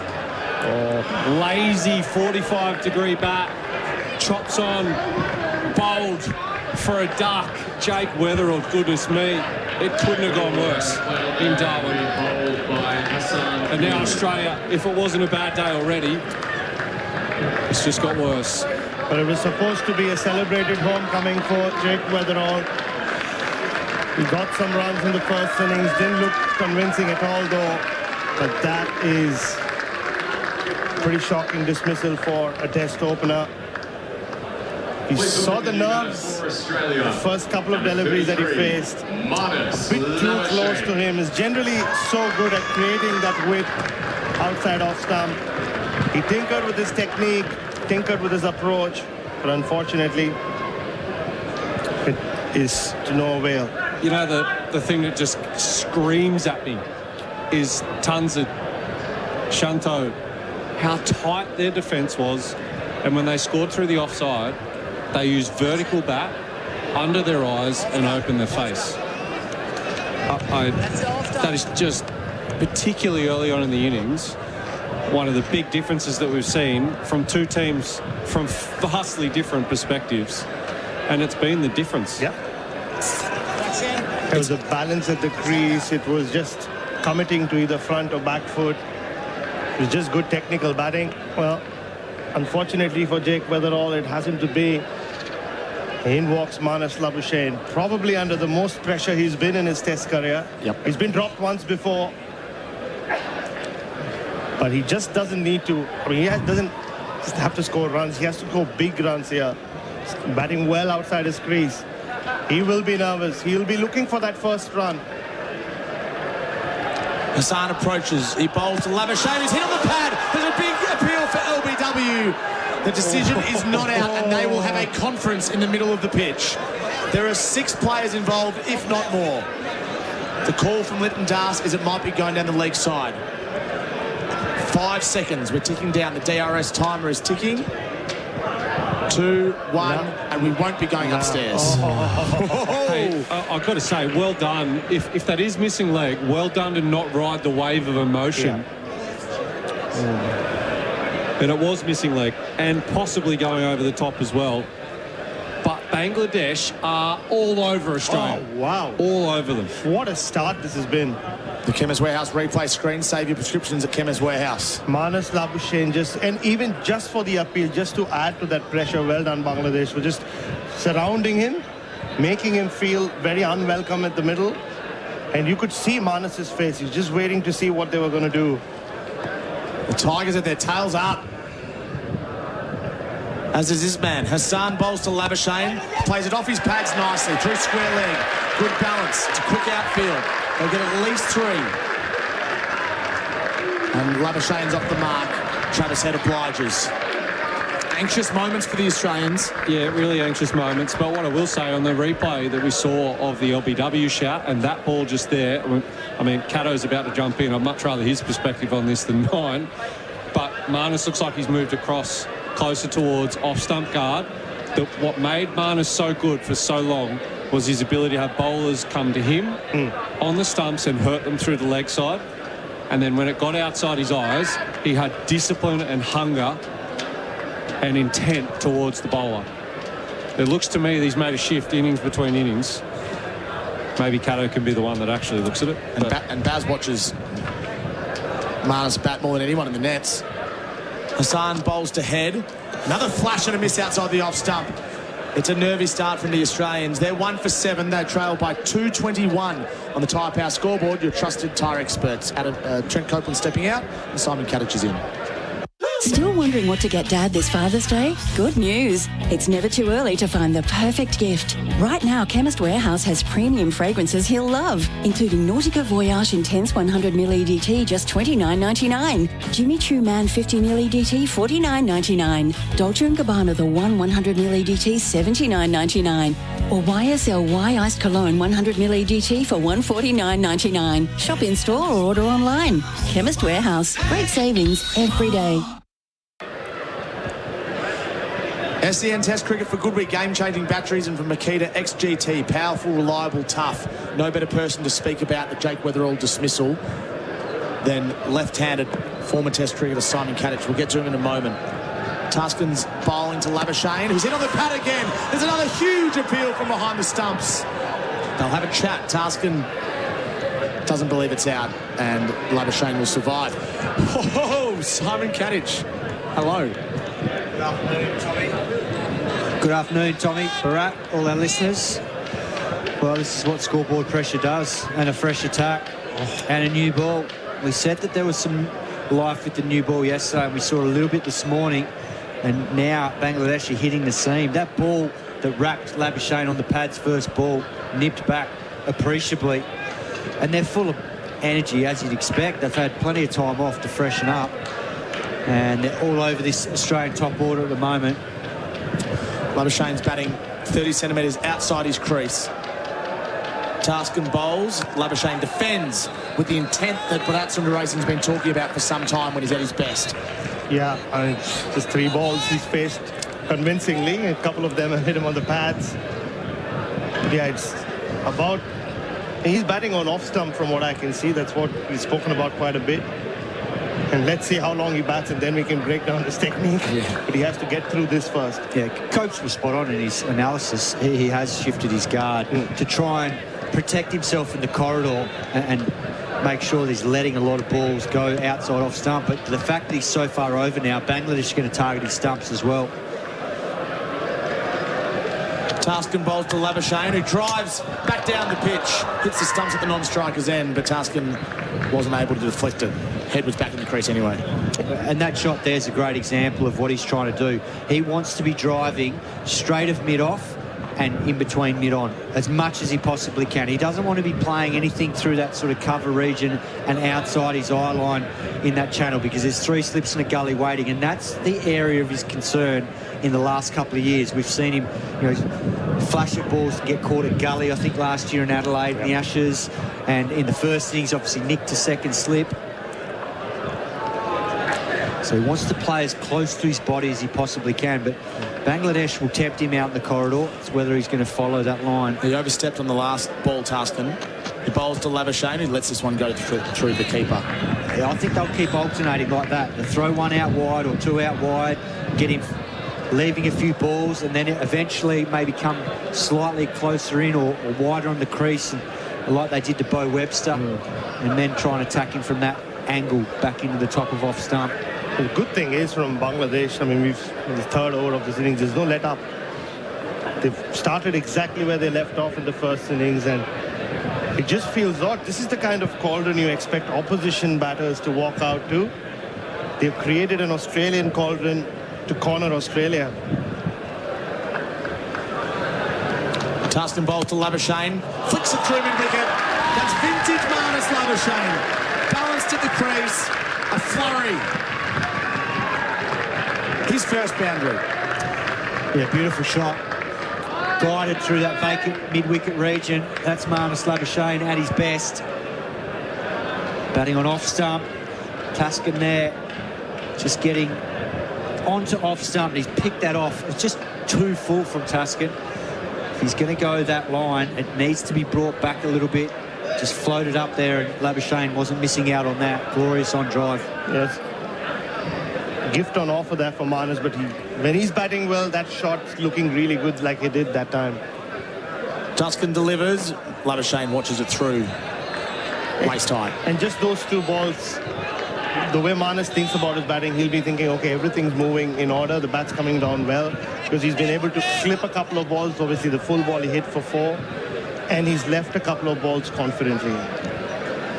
Yeah, and now, having seen those couple of shots, Bangladesh have got to maybe readjust and go, okay, yes, he's batting in front of his stumps. Maybe we back off with the LB approach and just hang a couple out at 4th, 5th stump and just tease him in and around that off stump while this ball's just got enough swing and movement and bounce, and see if they can get that nick. Test him that way now. He's on 7. Australia 1 for 12. Tuscan bowls to Labuschagne. He goes to leave the ball, and I think it hit his arm or his glove on the way through. He'd survived. That could have gone anywhere. End of the over, 1 for 12 from 3. We're here for Henley Holmes. Call 1-800-646464.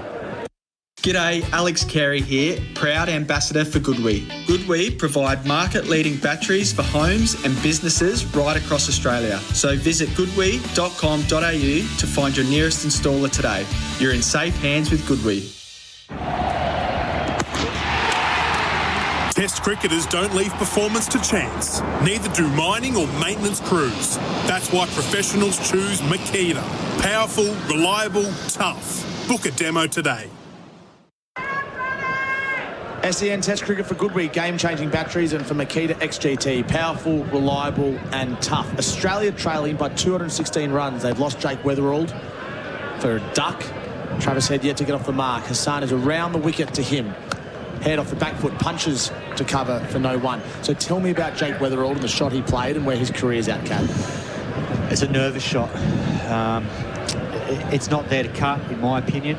I know his strength is obviously staying leg side of the ball and opening up the offside and punching through that region. But, you know, early in a couple of balls in, what was it, third ball?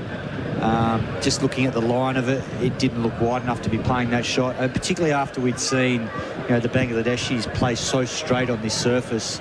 It just looked like a man that, you know, was nervous and wanting to feel bat on ball early and get away with an early boundary.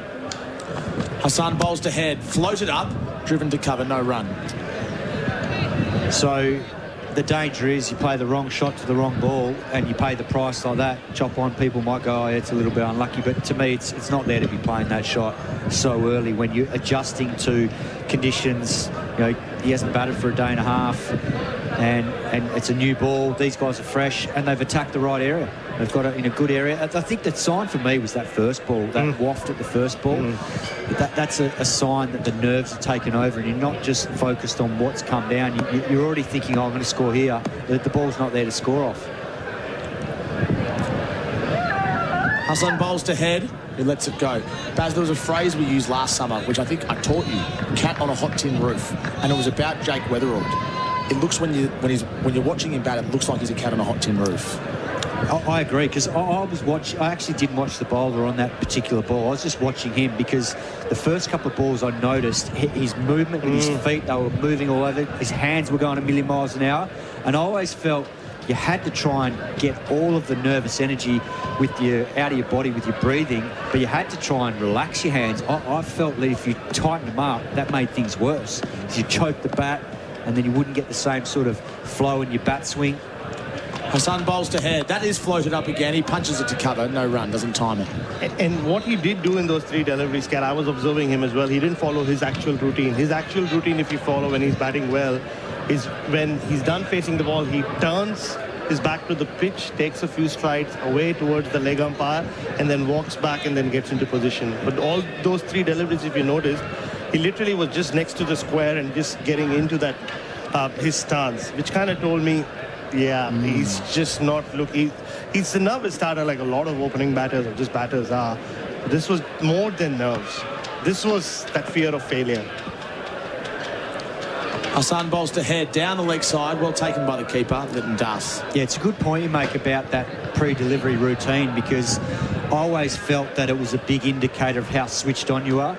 And when you're at your best and you're playing really well, you do all those little things religiously. We talk about Steve Smith doing it a lot with all his mannerisms, and that's his way of making sure that he's fully ready for that very next ball, which everyone does it in different ways. Some guys are more relaxed than others, but you're right. That, to me, then is an indicator that he's probably not quite switched on and maybe distracted by the whole situation. All the talk about his spot, is he up to Test cricket?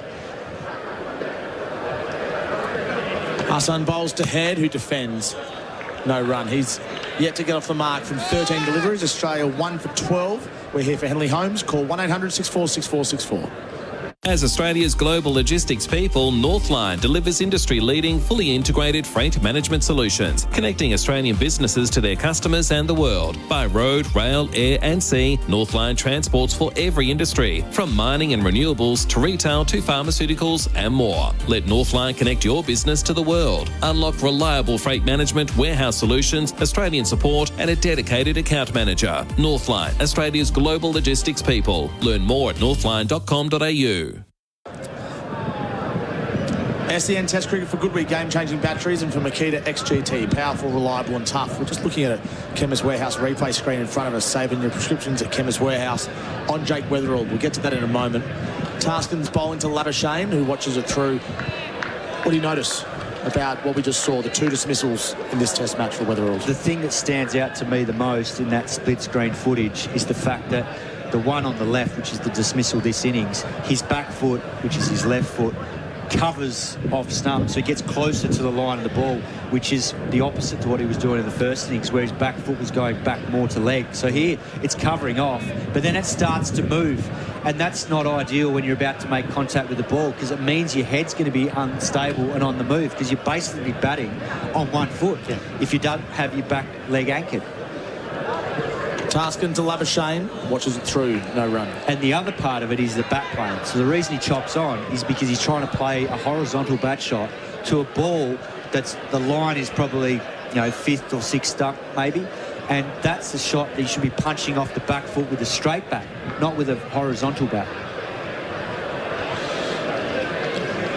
And like you said, going back to not following his own routines, like that we spoke about it before the game and during the first innings, where the left leg was going getting into the stance, being more upright, and the left leg was going more towards leg stump, and he made himself feel comfortable about it, but the nerves then got the better of him, and he went the other way this time.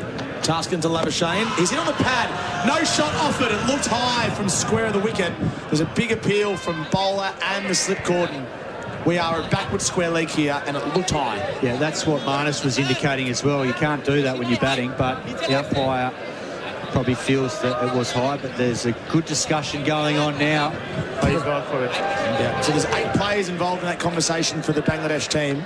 They do have 3 reviews left, so they may as well take one. I think it's just Taskin's just used his superiority there. We have a player review for LBW, original distance not out. Taking that review, because I overheard a couple of the others no shot saying, has been played.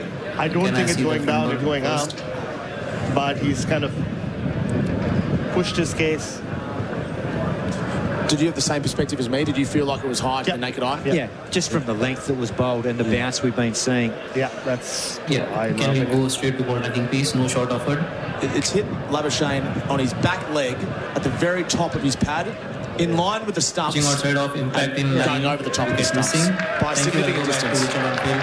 Not out. You can say with your decision. You're on speed now. You can signal not out. And just going back to the Jake thing, Kat, like you said, the reason he was confident in taking his back leg to leg stumps is so that he can access the cut shot, he can access his area where he creates width. But I guess because his leg went the other way, he just ended up cramping himself. He cramped himself for that particular shot because you want width to free your hands for a horizontal bat shot, but the problem is that line should have been played with a straight bat. And much like the Bangladeshis did, if they punched off the back foot, they punched sort of through cover. They weren't trying to go through point. And that's the danger. If you take liberties with the new ball and one bounces a bit or it swings back in or it nips, you then open yourself up for that sort of dismissal. Taskin bowls to Labuschagne, who just lunges forward. In fact, he steps forward down the crease, coming at the bowler and defends it. He's almost getting into the danger area, Marnus. How far ahead of his crease he is That's right now. interesting. Yep. Given Australia's bowling last. If they bat well enough. If we get that far. Just last question for you and Jake Weatherall, having watched the split screen on the Chemist Warehouse replay screen, saving prescriptions at Chemist Warehouse. Is it unusual for an opening batter or any batter to have both feet outside the leg stump at the time of the delivery? Like you can see all 3 stumps when that ball is delivered, partly because of his trigger. Oh, it's not uncommon. I mean, there's certainly been players that have shown all 3, but I think just the foot movement has changed from innings to innings. Taskin bowls to Labuschagne and leaves it. And that's the concern, is that he's trying to change things on the fly rather than having bedded them down for a long period of time. And, footwork's everything in Test cricket, opening the batting, because you've got to be spot on with it. We've seen great examples of the Bangladeshis getting it right, and then we've seen examples of the Australian batters not having that same sort of level of footwork and paying the price day 1 and now day 3. And at the moment, there's no doubt there's areas of his game with his footwork that he's trying to tinker with and work on, which is hard to do during Test matches. Tasking bowls to Labuschagne. He lets that one go again. Slides in over the top of off stump. A maiden. 1 for 12. The Australians on the Tyre Power scoreboard. Your trusted tyre experts. They trail by 216. Johnny Donehue is coming up next. To the doers. Why do what you do? The doer who shows up when worn down, who stretches out when stretched thin, who breathes deep and does it all over again. Whatever your do is, and why ever you do it, by protecting what matters most, at AIA, we'll help you do it for life. AIA. Health insurance, life insurance, financial advice. To learn more, search AIA Australia. SEN Test cricket for Goodwheat. Game-changing batteries and Makita XGT. Powerful, reliable, tough. Hassan bowls to head. And he tucks it away for no run. Bharat, Sundaresan, Simon Katich. Good to see both of you. Good afternoon, John. Poised Test match. No, 0 of 14, Travis said. You don't see it very often, especially not since he started opening the batting in Test cricket. But it tells you about how impressive the Bangladesh bowlers have been. I mean, even in that previous over, Cat, Tuscan Ahmed just correcting his line.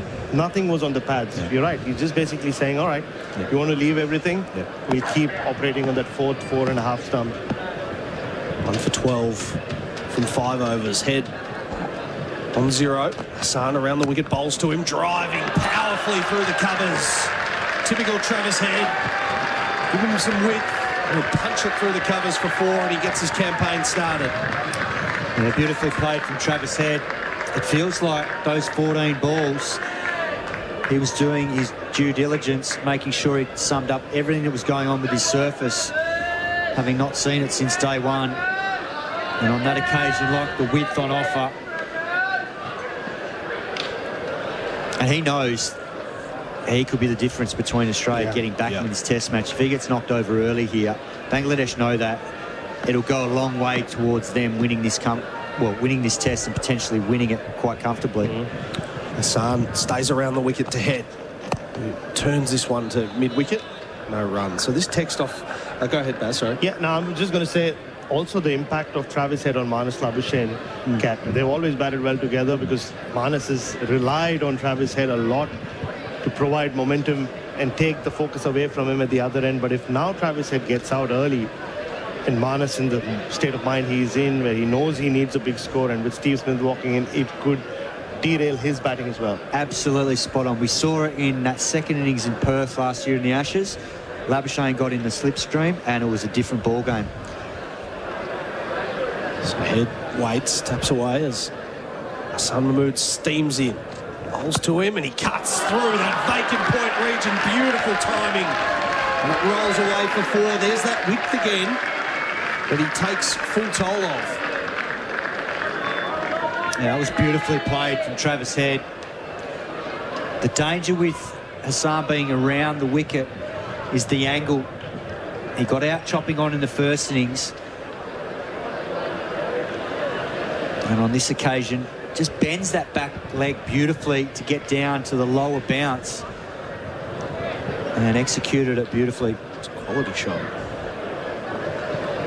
So races on long to 8 now. Travis Head. Australia 1 for 20, 208 behind. 2 balls to come in the over. Hassan in around the wicket. And again bowls a full ball to Head, who pushes this one to mid-off. Just want to read this text quickly, get both of your thoughts on it from Justin in Perth. I've had faith in Weatherall. Justin in Perth? In Perth. Hello, JL. Yep.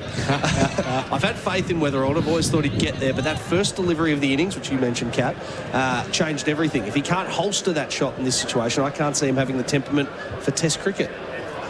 Yeah, it's a fair point. Because we've spoken about a lot. Yeah, technique's important, but also temperament is, and dealing with nerves of that situation. Unfortunately, that's the pressure of Test cricket, and if you haven't been making runs or cemented your spot, you have to deal with that. Hassan around the wicket, last ball, bowling to Head. He's forward and defending.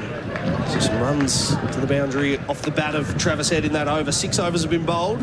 Australia 1 for 20, and they trail by 208 for Tyre Power, your trusted tyre experts. It's Tyre Power's Power Up Sale. So you get the power to buy 3 and get 1 free on Pirelli Cincherato Rosso tyres. Power up and take your tyre safety to the next level. Visit tyrepower.com.au. Test cricketers don't leave performance to chance. Neither do mining or maintenance crews. That's why professionals choose Makita. Powerful, reliable, tough. Book a demo today. SEN Test cricket for Goodwee. Game-changing batteries in for Makita. XGT, powerful, reliable, tough. Tuscan continues from the McMillan Road end. Bowling to Marnus Labuschagne, and inside edge rolls past the square leg umpire. Tore off Marnus, so he'll get 2. He's got some positive intent here, Marnus Labuschagne, which is good. Yeah, no, he certainly has. I think he's made it really clear that if he's going to score, it's going to be leg side. He's going to be as patient as he possibly can. And this is how Marnus played at his best. He was someone that scored heavily on the leg side with drives through mid-on and mid-wicket, clips through square leg just like that, and was patient outside off stump until there was something that was a gift, whether it was a full ball to drive through mid-off or a wide cut shot. But in recent times, he's got caught on the crease a lot, probing outside off stump and just opening up to the slips. Tuscan on his way into Marnus, flicking through mid-wicket. Does it beat the fielder? No. Ever diving away to his right. He's started more on the stumps this over, Tuscan Ahmed. The previous over is all just outside off stump. I mean, they have runs. They have so many runs to play with, so why not? True. I guess the only thing that you've got to be careful of is if you give players like these two a good start and they get them to 20 or 30, then they're away and you can't then reel them back, or you can't put them under as much pressure to knock them over because they're feeling a lot more relaxed because they've got runs against their name on the scoreboard. Labuschagne's on 9, head on 8. Australia 1 for 22. Over the wicket from Tuscan Ahmed now. He bowls to Labuschagne. Is that a drop? I think it might have been. Squared up. And Littendas might have just put him down. Let's have a look at the Chemist Warehouse replay screen. Saving your prescriptions at Chemist Warehouse. Has to be an edge. Body language from the Bangladeshi fielders suggests it might have been. Oh, no, off the back leg. Okay. So keepers don't like dropping him, so he'll be happy that he hasn't dropped one there. Yeah, definitely was a deflection, just the amount of... Straight off the back hip. The position Marnus finds himself on that delivery is the issue with that half press. He doesn't get a striding with his front foot, and as a result, he squares up a lot, and that's why you see him so front on. Tuscan in, and this one on his pads. He defends back down the wicket. No run. And part of it is the position of the front leg, because as soon as that front leg is stiff and upright like it was, the back, and once your head goes to line the ball, you can't help. The heaviness of your head means that you end up overbalancing and your back leg comes through and follows the ball. So you got to try and make sure that you get a stride in, bend the front knee, and then anchor your back foot so you can stay as side on as possible when you're driving the ball.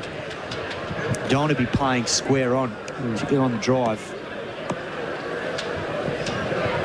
So Labuschagne settles in at the crease, batting a foot outside.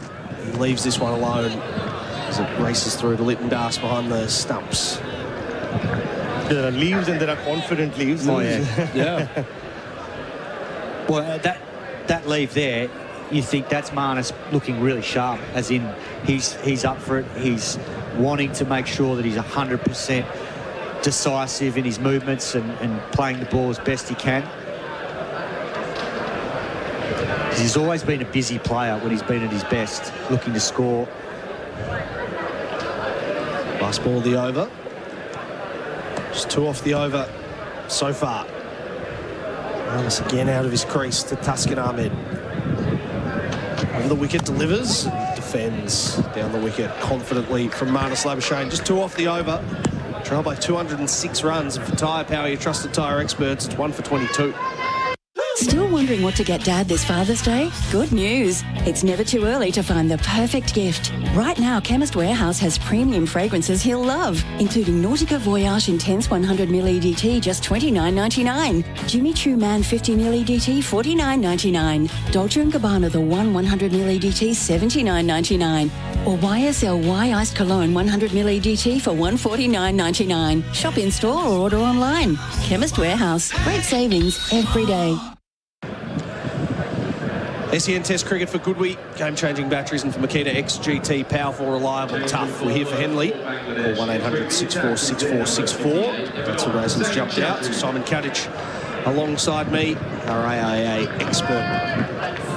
Protect what matters, do it for life. Bowling change from the airport end cap, so it's going to be Bharat. We got some good bounce and carry through in the first innings. Yeah, and just remember, he troubled Travis Head. Yeah, he did. He got that. There was a DRS where the ball just missed off stump, but it nearly swung back enough to have pinned Travis Head in front. But it was the movement back in towards the left-handers in the first innings. So can he bowl that same tight line again here to Travis Head, tacky stumps? It's going to go over the wicket to the left-handed Head and beaten on the outside edge. So a little bit of movement with the angle across as well. It's exactly what you were just saying. Yeah, he troubled him day one, and Travis Head just shaking his head there, disappointed with himself because he just sparred a ball that was a real nothing shot. It was a tentative push, which you don't really see that much from Travis Head. He either commits fully or he just makes up his mind that he's not going to score from something. On that occasion, just sparring at it, and fortunately missed it.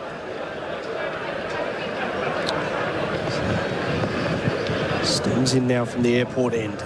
Head on strike. This one he tries to pull and misses it.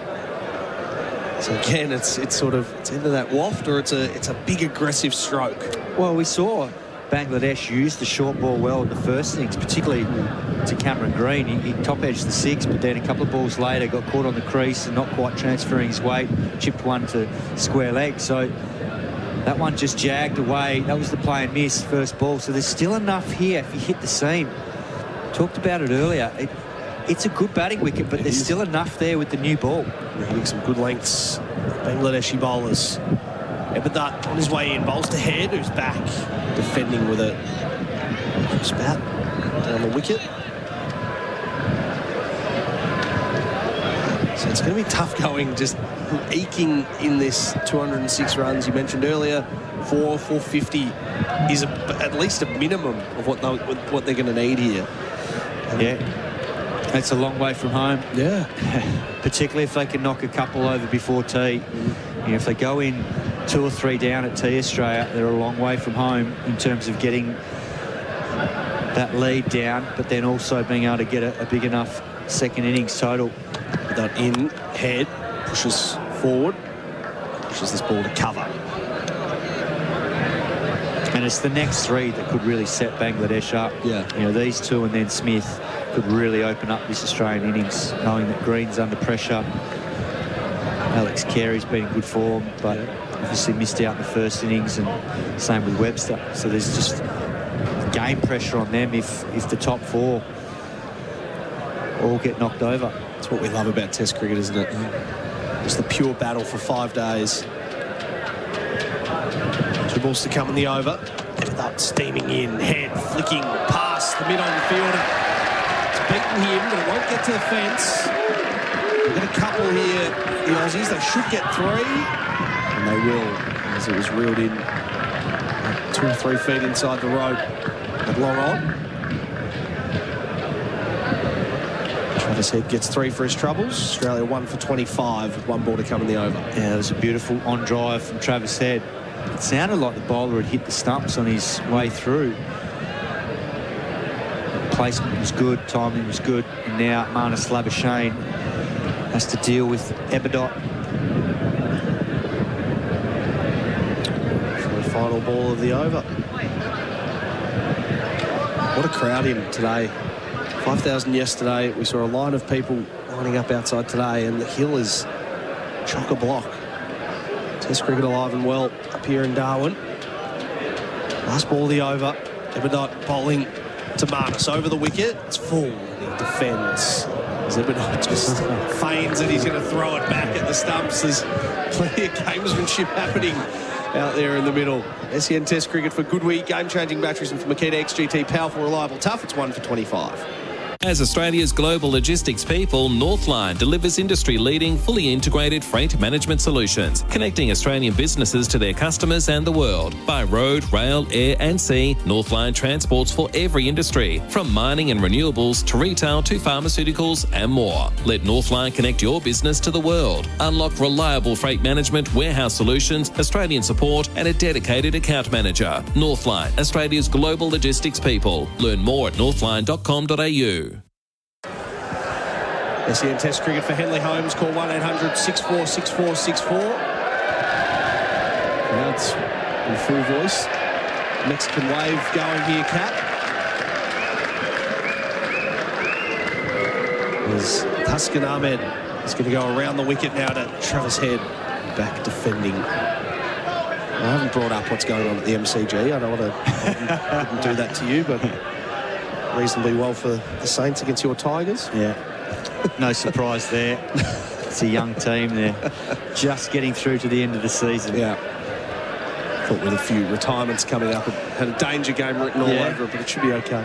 Yeah, you'd like to think the young boys would try and farewell the old boys who've had wonderful careers, but unfortunately, there's no such thing as fairy tale finishes sometimes. No. So Tuscan again, head on 11. Around the wicket. Forward defending once more. You can send us a text if you've got any questions for Simon Katich, 0433 98 11 16. Let us know where you're listening from around the country. We've had listeners from Bangkok today and all over the world. SEN Cricket going global. Yeah, it's great to hear. The atmosphere here at the ground's been amazing. And I think the locals have really enjoyed seeing Test cricket up close, and it's been high-quality cricket. Bangladeshis have played most of it. Now Australia, can they summon something to get back into the Test match and try and salvage something? Still a long way behind, 203 runs. Tuscan Ahmed back over the wicket now to Travis Head. It's on the leg stump line as he tries to whip it to mid-wicket but can't beat the fielder. So feels like Travis Head's trying to just temper himself a little bit here. He knows what the stakes are. He's got a nervous-ish partner at the other end. Just doesn't feel like he's the Travis Head that we're normally used to at the moment. No, I think it's been a very tempered innings from Travis Head, and rightly so. I think he's summed up the conditions well. I think he knows that this first probably 25, 30 overs could be challenging with the new ball, but then eventually, once it softens, he knows that there's still plenty of runs out there, as Bangladesh showed so well. So I think he's happy to just rein it in for a little bit. Tuscan on his way in now, delivers to Head, who drives beautifully and beats the man close in at mid-wicket. It's not going to get to the fence. If they get two, Travis Head timed that one well. Got 2 for his troubles, moves to 13. Australia 1 for 27, 201 runs behind. And nicely guided through wide mid-on. Once again, Travis Head just not trying to overhit the ball, placed it nicely, and just waiting for Tuscan to get straight, which is where he's been picked off mainly in this innings. Got over the ball very nicely there from Travis Head.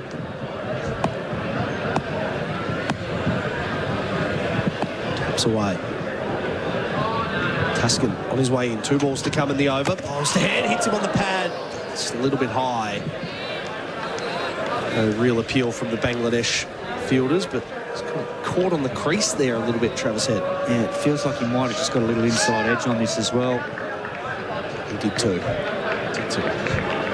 But good probing area there from Tuscan. It's the length, just pulled the length back fractionally. It was just outside off stump, and Travis Head just poked that a little bit with his hands and caught the inside part of his bat onto his pad.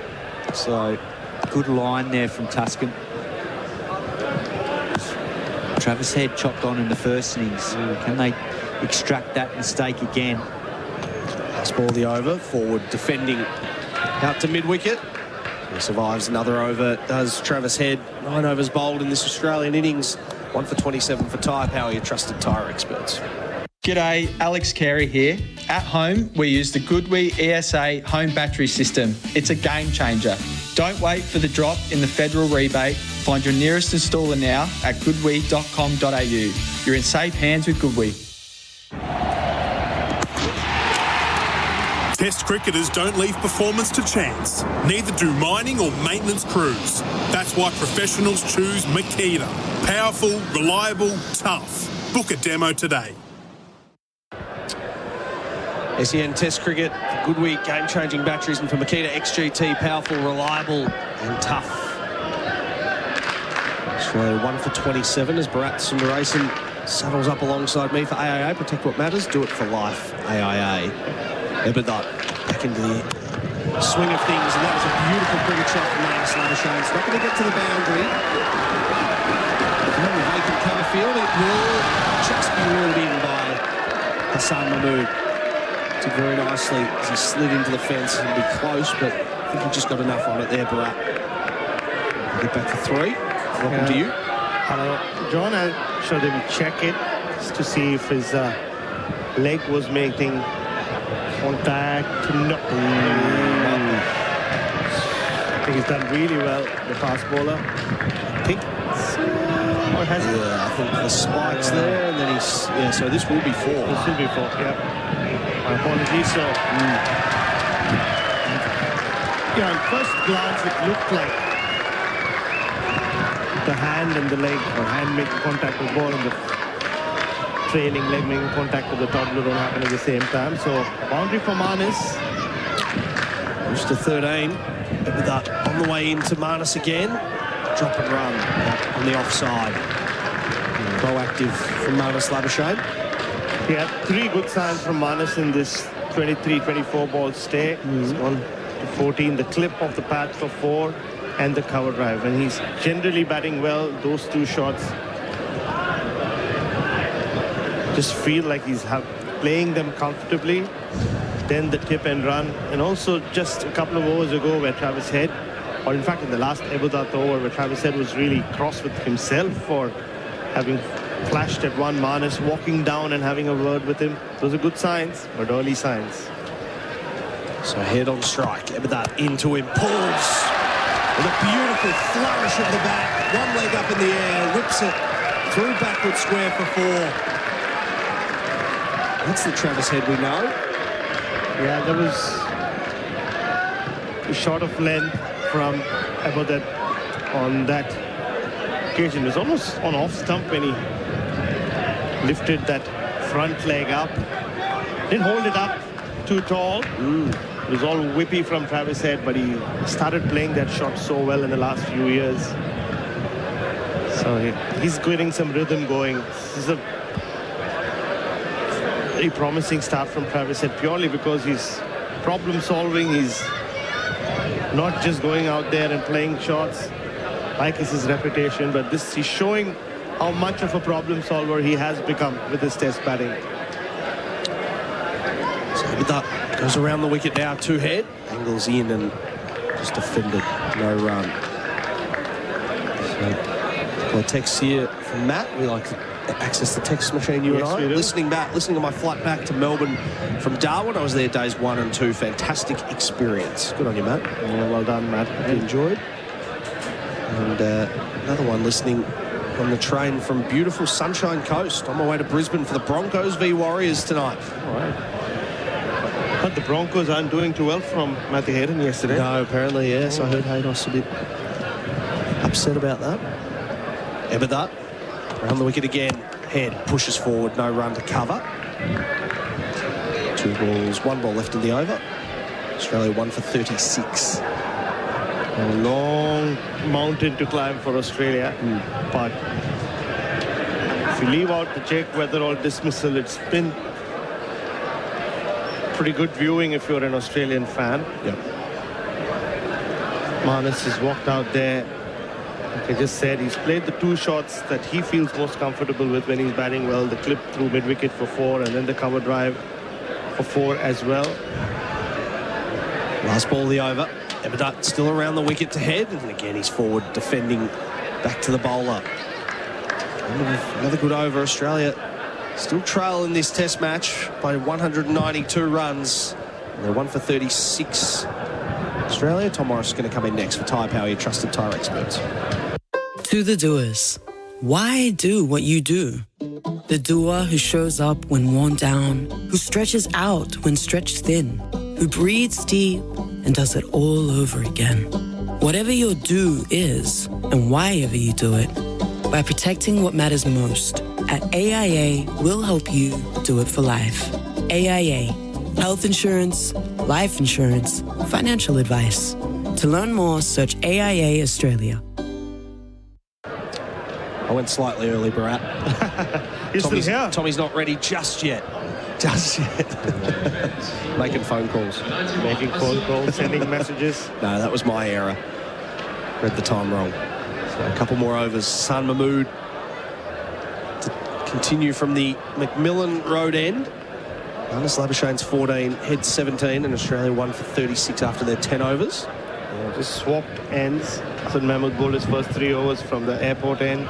Marnus well outside his crease, just marking his guard. And this is another thing, I mean, it does annoy opposition, but when Marnus is in a good space, he just keeps everyone else waiting. There's just something distracting him now. A la Steve Smith, I think there's just a man in a black t-shirt on the side screen, and he's walked away from his line of sight. Hassan Mahmood. The McMillan Road end, bowling now to Marnus Labuschagne. He tucks this one nicely behind square. They'll take a single. The challenge was always going to be if Bangladesh seamers, who were so impressive in the first innings, can follow it up and do it all over again. Been granted a lengthy break after that. Not that they had to bowl too many overs to bowl out Australia in the first innings. So, hot conditions. Some fans voicing their opinions about Marnus holding up play. Not going to repeat what they said. They're like the quick game's a good game philosophy. Mahmood in. Bowled him! Travis Head's chopped it on. And Hassan Mahmood picking up where he left off in the first innings. And Australia in a spot of bother now.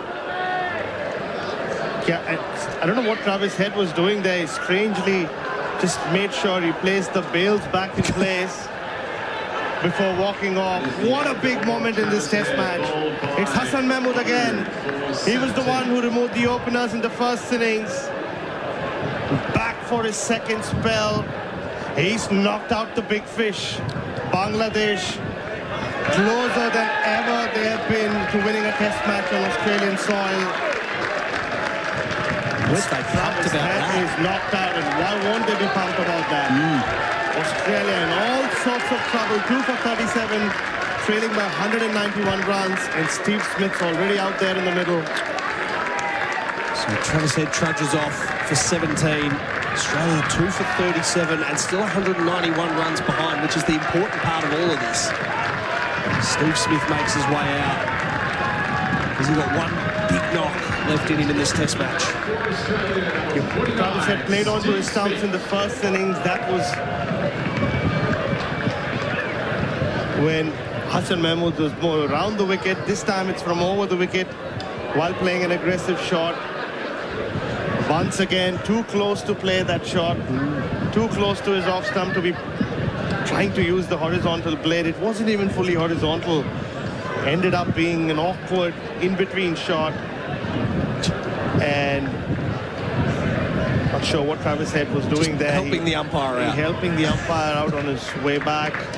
But yeah, he would be mightily disappointed with that. He'd got himself a start here. He'd done everything right. And what this also means is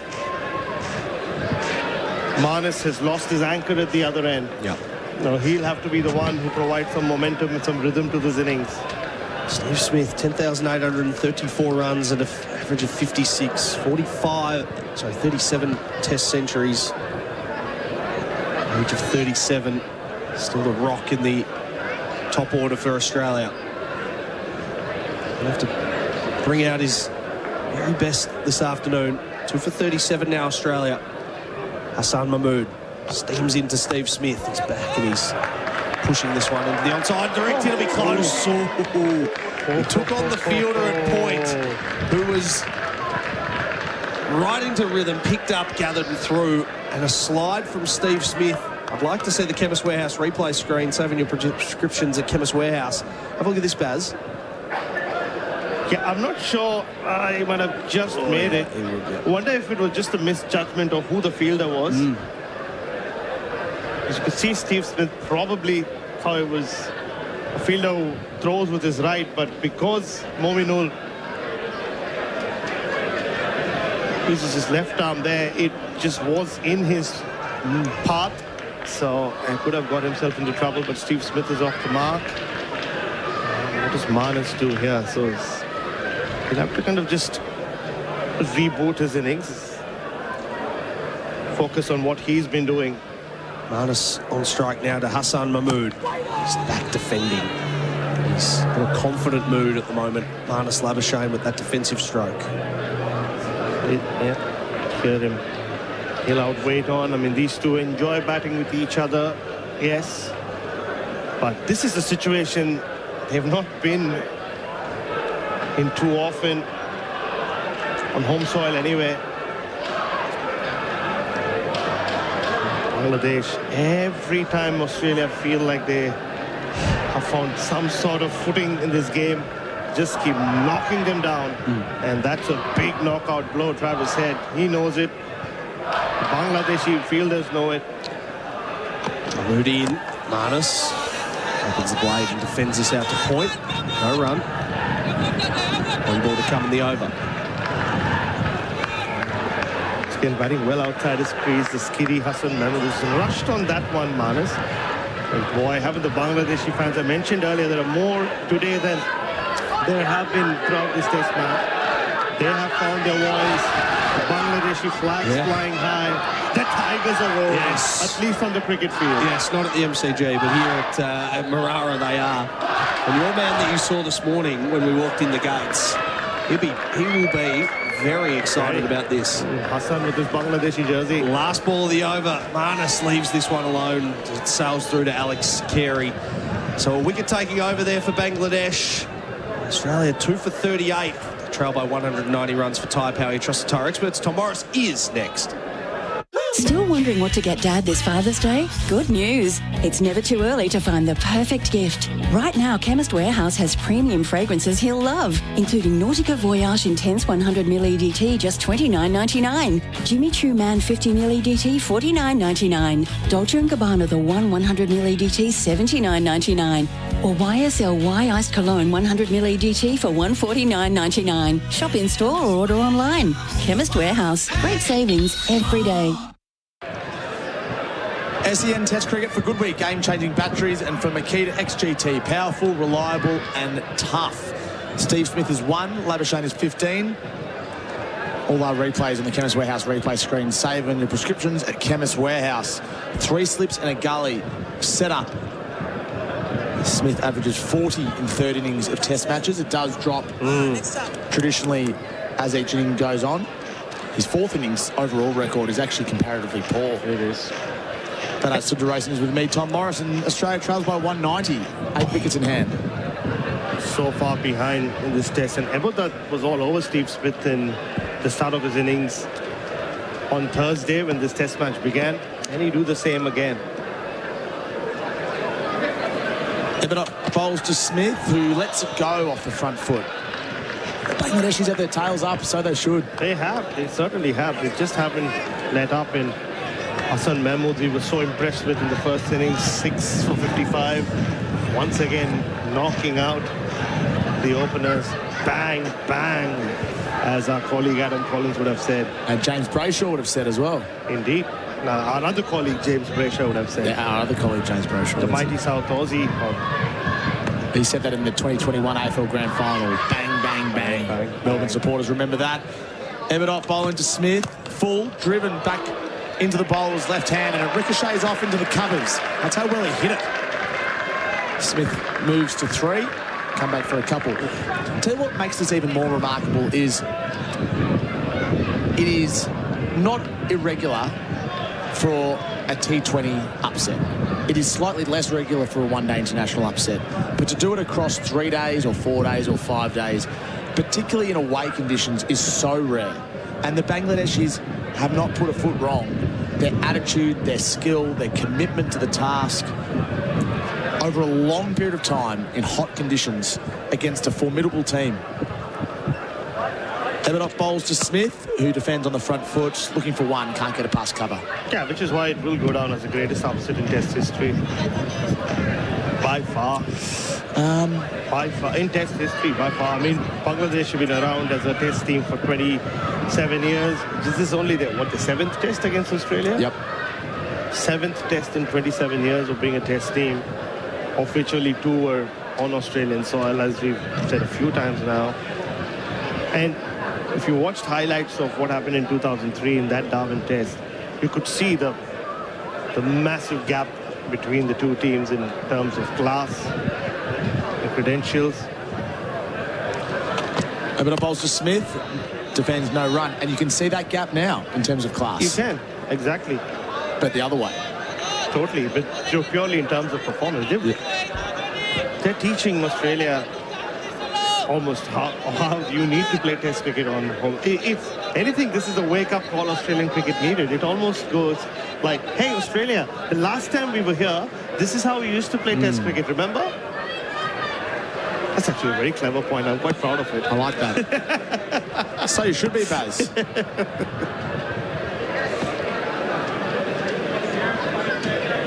Everett bowling to Smith, defends again onto the onside, no run. Remind me who Australia played in Test cricket before the Ashes last summer. When was Australia? The Caribbean. In the Caribbean, and before that was in Sri Lanka. Yeah. Sri Lanka a week, West Indies a week, and that was chaotic. England is chaotic. So the last time they played a reasonable team with this sort of temperament is a long time ago. It is. I mean, India batted long in that second innings in Perth, you'll remember. Yeah. But then it was a series that from that point on, India should ideally have won. They had a couple of senior players who were underperforming, and then other issues on and off the field which derailed their campaign, and it ended up totally on Jasprit Bumrah's shoulders. Everett approaches to Smith. Short outside the off stump, cut away, well fielded by Point. Mominal diving to his left. Those are the little things, as Chuck Berry says, that which become the big things. 2 for 40 from 12 overs.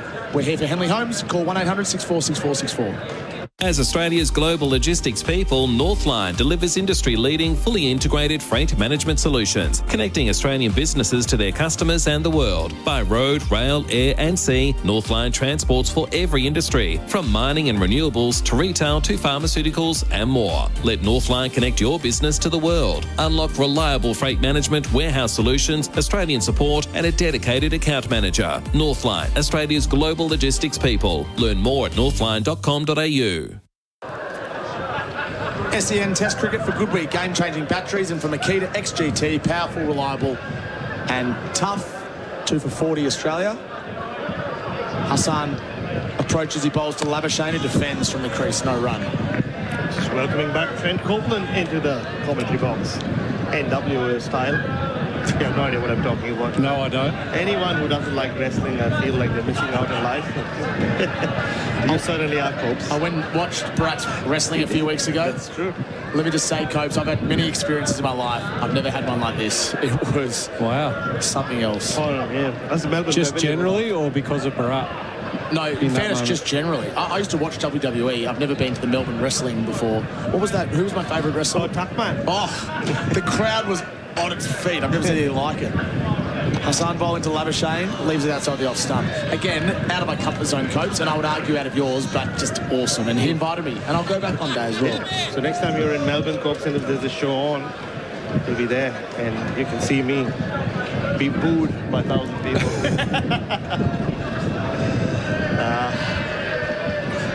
And speaking of gimmicks and catchphrases and just things that get attached to who you are. I've been thinking about it with Manas the last couple of days, and how public perception is slightly altered and changed around him. Hassan bowls to Labuschagne, he lets it go through to the keeper, no run. There was a time, wasn't there, Copes, where whether he wanted it to be or not, he was considered like the most entertaining cricketer in Australia. Every time, I mean, kids all around the country were going no run, and every time he would do it in the middle, people would giggle and laugh. And, you know, him bowling bouncers yesterday would have been like all over social media as a meme or, haha, look at Manas having fun. But as soon as to strip the success away, none of that lands the same way, does it? Yeah, absolutely right.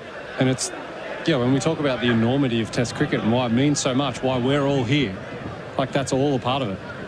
But the crux of all of it is success and winning games of cricket for Australia. Hassan wide of the crease to Labuschagne, defends down the pitch. Yeah, you can have the, like, using a wrestling term, you can have the best gimmick in the world.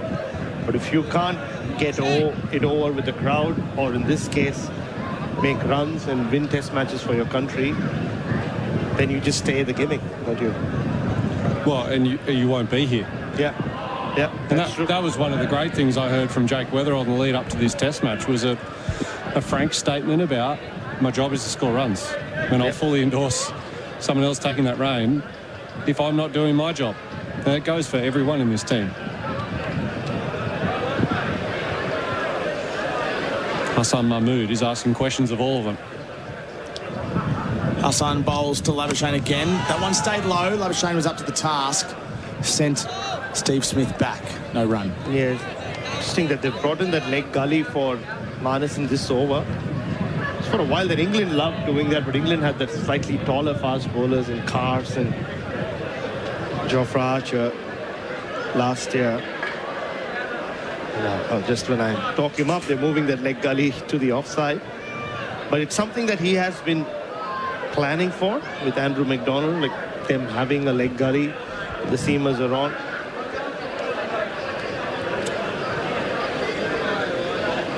Yeah, and most people think, oh, put fielder there, trying to get caught there. It was more about what it does to the batting movements and the flow.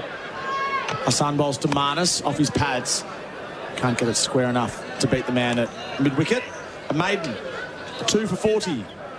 Henley select helps first home buyers start. Call 1-800-64-6464. To the doers. Why do what you do? The doer who shows up when worn down, who stretches out when stretched thin, who breathes deep and does it all over again. Whatever your do is, and why ever you do it, by protecting what matters most, at AIA, we'll help you do it for life.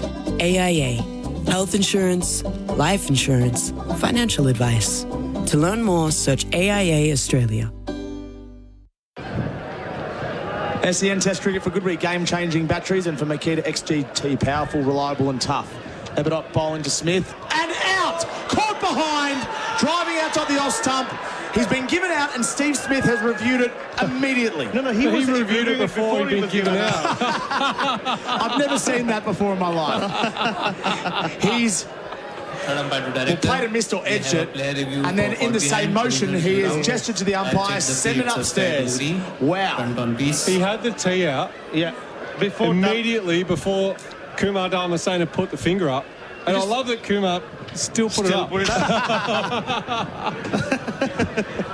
Did he hit it? Did he hit the ground? What was it? Ah, yes. The ball is very close to the bat. Can we have RTS? He's hit the ground. He's going back to his Bat position. is scraping the ground as well. Yes, keep it going. Come back, please. Come back. Next frame. No, the ball's past the bat. Go back. Not out. Please freeze it when the ball is next to the bat. Okay, freeze it here. There's a clear spike. There's a flat line. Oh dear. Yes, bat is scraping the ground. Thank you. I'll go back to Kumar on field. Oh, wow. Nathan, calm down. It was the precise opposite of the first innings, where Steve Smith thought he was out and was given a reprieve. On this occasion, he was given out. He knew he didn't hit it. As Cope so eloquently put it, he went upstairs even before the umpire had the chance to put his finger up. It was a floated art ball outside the off stump, and the long and the short of it is that Smith is still out there. Oh, I mean, to Kumar Dharmasena, if you see the replay though, Kumar Dharmasena does nod before he puts his finger up.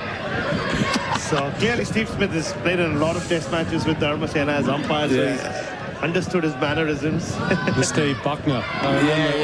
The knot of death. It's all a bit chaotic. Everett to Smith. He's playing in front of his pad nicely to mid-on. It's all quite stressful. Imagine if that had hit the net. Oh my God. That would have been quite something. It was a wild shot from Steve Smith that came from nowhere. He's just not looked comfortable against Aberdot. I'm not sure what it is with the lengths he's bowling. Even in the first innings, he was dropped. And then there was that controversy where he thought he had nicked it and DRS thought otherwise. What about the third umpire saying I can hear a spike? Oh, just when Australia-India relations are growing copes. Two in a gully. Everett bowling to Smith. Defends, no run. It reminded me of the Greg Davison, the scratch to the nose. Oh, yes. You go to put the finger up and then you're like, oh, wait, hang on a minute. That's not what I wanted to do. Now, did he do that a few times in the BBL? Because I was working on a game and it was mayhem. It caused chaos. That's right. His nose was itchy. Yeah. Can happen. I was at Marvel Stadium, I remember that. Look it up if you haven't seen it. Greg Davison umpire.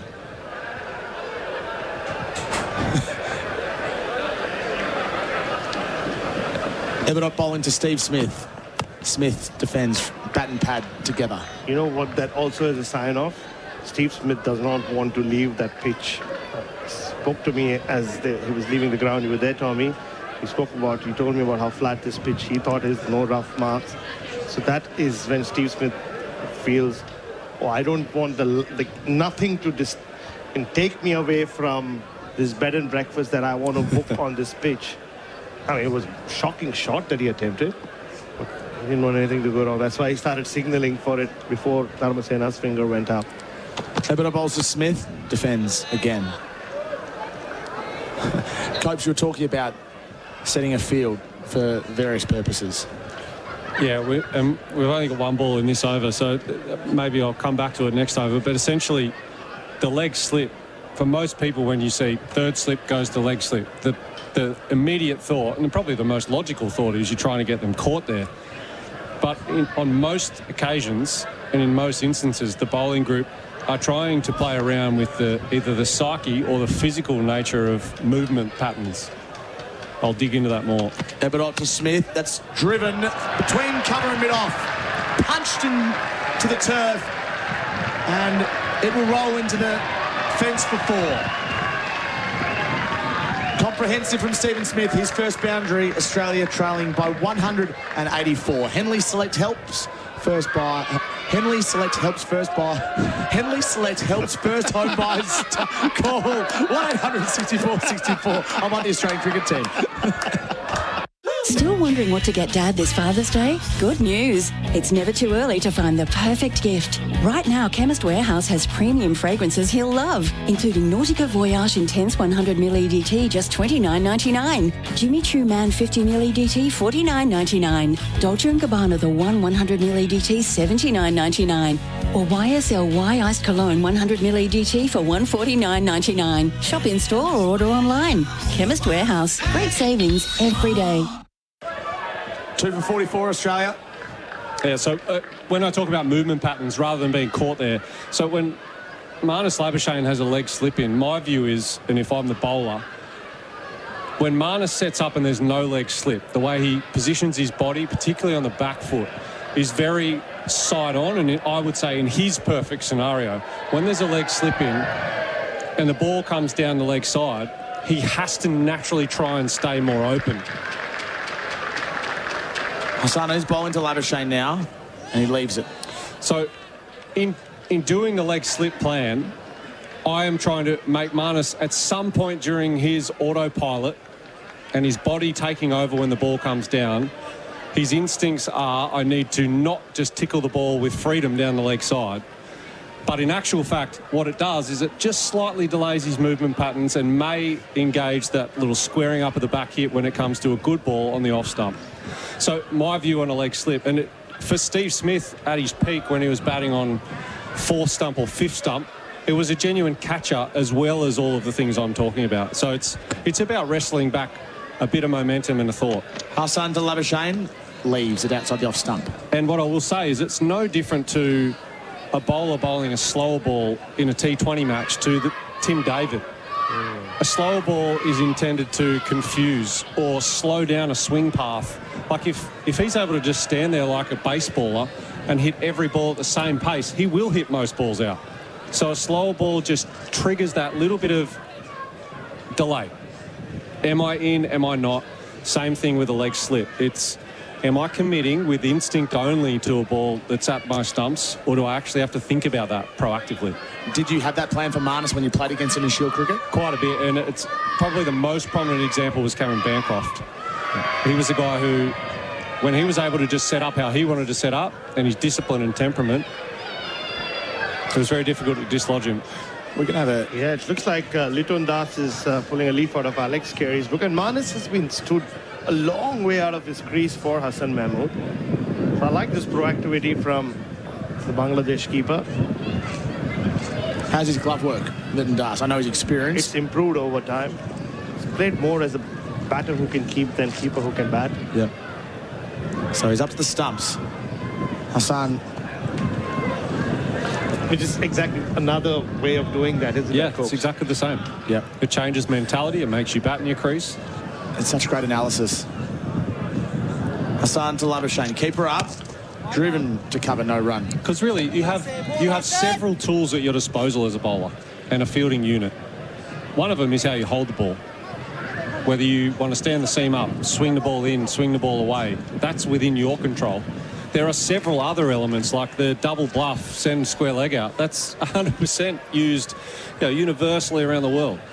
There is 55 million different types of that you can do. Keeper up, keeper back, do it for one over, do it for one ball. And that's the stuff you start rolling through when you're looking for a wicket. Hassan de Labuschagne defends into the onside, no run. And the only other thing I would say, we watch so much T20 cricket now, is batters are so good at clearing the fence and striking so well now. That part of setting a field in T20 cricket, and Kat would have a great perspective on this being a coach so often, but oftentimes where the fielders are placed in the deep, at times that'll be an all-in approach to that's where I want the ball to be hit. At times it's a sell and you want them to think only about that and you're bowling something completely different. So it's all gameplay. 4 dots in this over. Hassan de Labuschagne drifted up and he just punches it to cover for no run. And I'm sure there are also different batters around the World Cups where with some, the more inquisitive types, you can play around with that as well, right? Can I get them to think about something which... Because I've heard teams say that about Steve Smith as well, because things distract him. Yeah. Even though he's in his zone. Well, at times you can use that. If it's someone that you know doesn't even care about the field, it's almost pointless. They'll just bat how they bat. But if it's someone that you know has every single detail of the field mapped in their mind and is a problem solver, you can use that. Hassan delivers. Full toss. Labuschagne uses his wrist to find the gap between mid-wicket and mid-on. I'll come back for 2. From a dangerous ball, the full toss. Labuschagne was happy to pick up a couple. He moves to 17. Australia 2 for 46. You can follow the SEN_cricket on Instagram and X and TikTok for highlights, interviews and analysis and opinion from right across the SEN network. And top-class analysis from one of the best analysts going around in world cricket, Trent Copeland. Yeah. Geez, I'll take that. So, thanks. okay, can I ask the next question then? If Marnus knows that is a tactic and he knows that teams do that against him, how does he overcome that mentally and technically? I think it'd be different for every batter, but I don't see it as too different to a catching cover comes in and a team bowls fuller. You've just got to have answers to or plans around, okay, when that happens, I'm going to stop playing, or 2 blokes out on the pull shot actually is probably the best example, and someone's going to bowl me bounces. Oh, I've got 2 choices. Play with conviction, high to low and hit it on the ground, or I just choose to not play it. And Kato was one of the greatest examples, turn his bloody back on it. Just cop it. If that was me, I'd have snapped in half.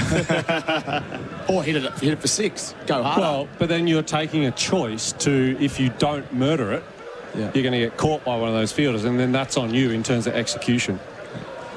Change of bowling does. Yeah, Tajul Islam, the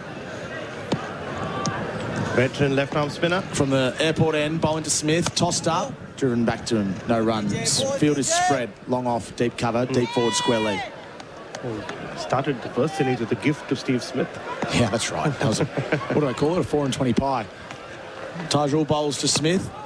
Pitched up again with one of them. Drifts into his legs. Single to mid-on. I could really do with a 4 and 20 pie right now. That might be me.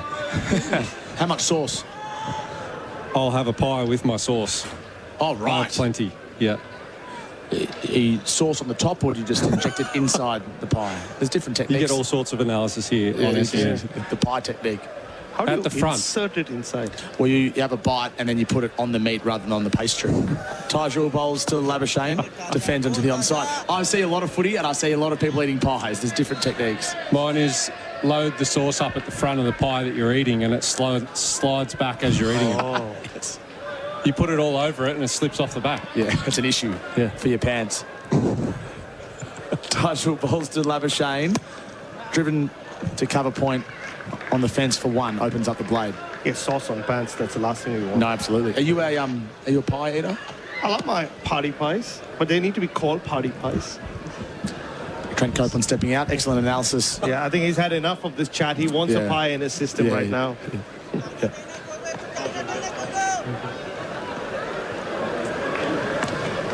Tajul bowls to Smith. That's the right length. Smith's back on the stumps and defending with soft hands. I can't imagine, without wanting to give the commentators curse to Stephen Smith, that this left-arm spinner is going to be too troublesome for a player of his stature. It's just how he can find a way to score. Tajul bowls to Smith, who defends on the front foot. End of the over.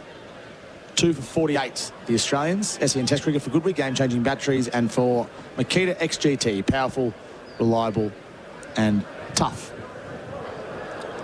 They trail by 180, Baz. It's a long way home. It's a long way to, firstly, to avoid the embarrassment of an innings defeat. I mean, look, at the moment, Bangladesh are such firm favourites, especially after they've knocked over Travis Head.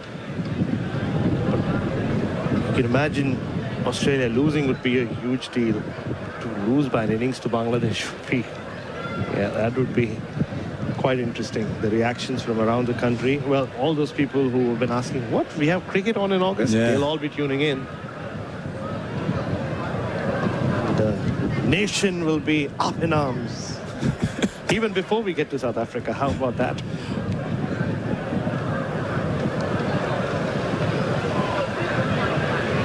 Hassan beginning another over. He's bowling to Labuschagne. He's pulled it away. Tie in the air. It'll get over the man at forward square leg. And they'll come back for a couple. Wasn't timed, but safe enough. That's the 50 up for the Australians. It's come in the 17th over. Labuschagne moves to 20. The skiddiness of Hassan Mahmood again was on to Manas before he was in position.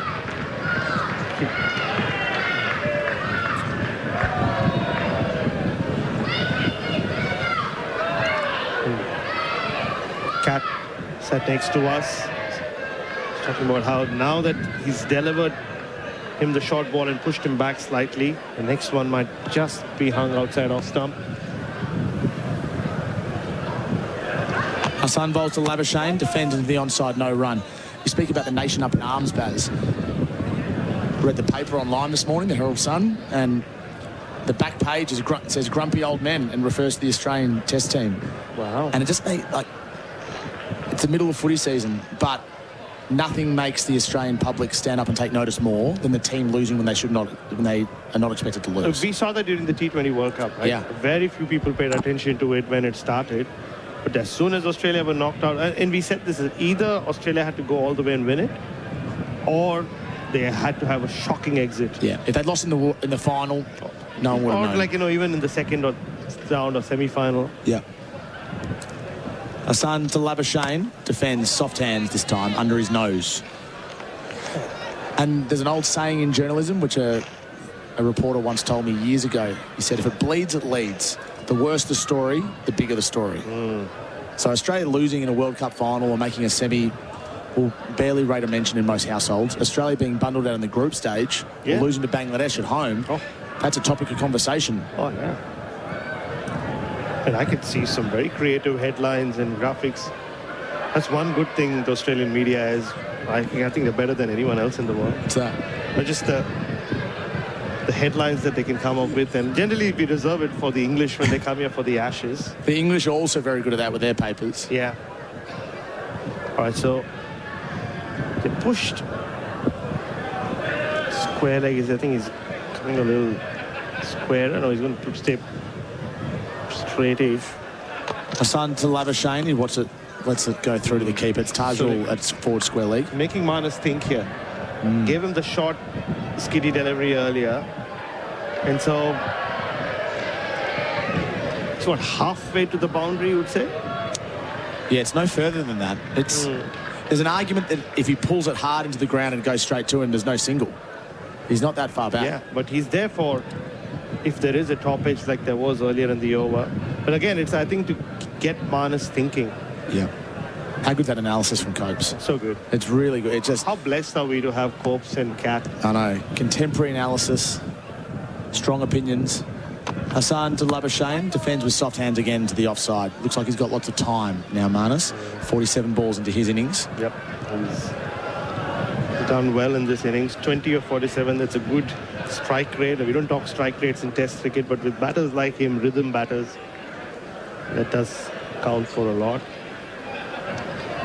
You know Jake Weatherald as well as anyone in this side of the fence. How would he be feeling at the moment? Yeah, not very well. He's a realist. He's seen a few things in his life, Jake. He's come back from the brink in life. So chatting with his lovely wife, Rachel, earlier, who's not too far from us. But that would hurt. Hassan bowls to Labuschagne, pitched up, flicked to that man at forward square leg. Tajul fields. And they come through for one, but they had to move. That is the end of the over, and that will be tea here on day 3 in Darwin. Smith 8, Labuschagne 21, Australia 2 for 51, trailing by 177 runs. And so much rides on the shoulders of these two, and the next 3 to come. Green at 5, Carey at 6, Webster at 7. A big final session coming up. Baz, your thoughts? Well, another session that Bangladesh, I think, have won purely because they have removed Travis Head, the one man who could have helped Australia get closer to that, to relieving the deficit. He's gone. Manas Labuschagne's looked good for his 21. He's finally got a smile on his face with bat in hand. That hasn't happened in a while. So he's just taking his kit off, just leaving all of it to dry. He looks up at the stands, waves at his child and his wife. But Bangladesh continue to impress with bat and ball. And just for 20-25 minutes there, I said it when we were on air earlier, Tommy, it felt like they had created exactly the kind of cauldron that a lot of people would have expected Australia to create and corner the Bangladeshis, but it's Bangladesh well in front, Australia with their back squarely against the wall.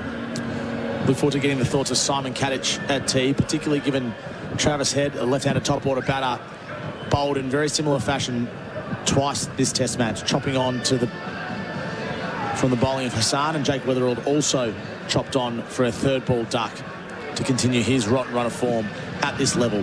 All right, it's tea. We're up. Up next is Simon Katich from Darwin, Australia, struggling at 2 for 51. For Goodwee batteries, you're in safe hands with Goodwee and Makita XGT. Powerful, reliable, tough tools for mining. Australia and Bangladesh on SEN Test Cricket.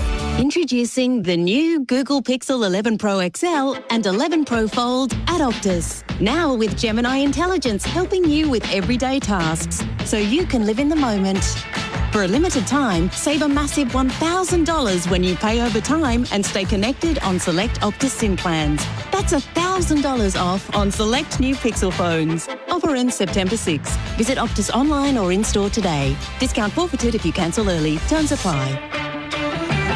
As Australia's global logistics people, Northline delivers industry-leading, fully integrated freight management solutions, connecting Australian businesses to their customers and the world. By road, rail, air and sea, Northline transports for every industry, from mining and renewables to retail to pharmaceuticals and more. Let Northline connect your business to the world. Unlock reliable freight management, warehouse solutions, Australian support and a dedicated account manager. Northline, Australia's global logistics people. Learn more at northline.com.au. To the doers, why do what you do? The doer who shows up when worn down, who stretches out when stretched thin, who breathes deep and does it all over again. Whatever your do is, and why ever you do it, by protecting what matters most, at AIA, we'll help you do it for life. AIA, health insurance, life insurance, financial advice. To learn more, search AIA Australia. Still wondering what to get Dad this Father's Day? Good news. It's never too early to find the perfect gift. Right now, Chemist Warehouse has premium fragrances he'll love, including Nautica Voyage Intense 100ml EDT, just $29.99. Jimmy Choo Man 50ml EDT, $49.99. Dolce & Gabbana The One 100ml EDT, $79.99. Or YSL Iced Cologne 100ml EDT for $149.99. Shop in store or order online. Chemist Warehouse. Great savings every day. Pie, pie, pie, pie, pie, pie, pie, pie. Pie, pie, pie, pie, pie, pie, pie. Pie, pie, pie, pie, pie, pie, pie, pie, pie, pie. Pie, pie, pie, pie, pie, pie, pie, pie, pie, pie. Pie, pie, pie, pie, pie, pie, pie, pie. Pie, pie, pie, pie, pie, pie, pie. Pie, pie, pie, pie, pie, pie, pie, pie, pie, pie, pie, pie, pie. Pie, pie, pie, pie, pie, pie, pie. It's not the footy without a 4 and 20. Darren's days of digging blind are over. Ever since he blindly dug into that internet cable and took out an entire neighbourhood. Ever since his insurance declined to cover the repair costs. And ever since he saw that he was millimetres away from also striking a high voltage electricity cable. Don't be like Darren. Always search before you dig online before every job to avoid striking buried pipes and cables. Search before you dig online every time.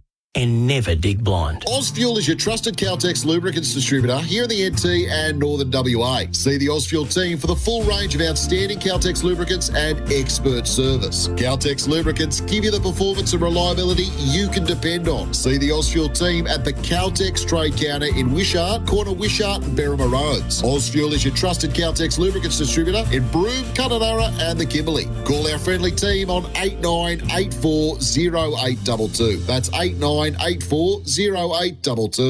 Razorback 4x4 seat covers, the perfect protection, comfort and style for your four-wheel drive interior. They're perfectly tailored to fit like a glove, keeping your seats safe from spills, mud and everyday mess. They're easy to clean, super comfy to sit on and they look the part too. With a range of materials and colours to choose from, free shipping across Australia and thousands of 5-star reviews, it's no wonder four-wheel drive owners everywhere are choosing Razorback. Protect your pride and joy. Check out razorback4x4.com.au today. For Goodwee batteries, you're in safe hands with Goodwee and Makita XGT. Powerful, reliable, tough tools for mining. Australia and Bangladesh on SEN Test Cricket.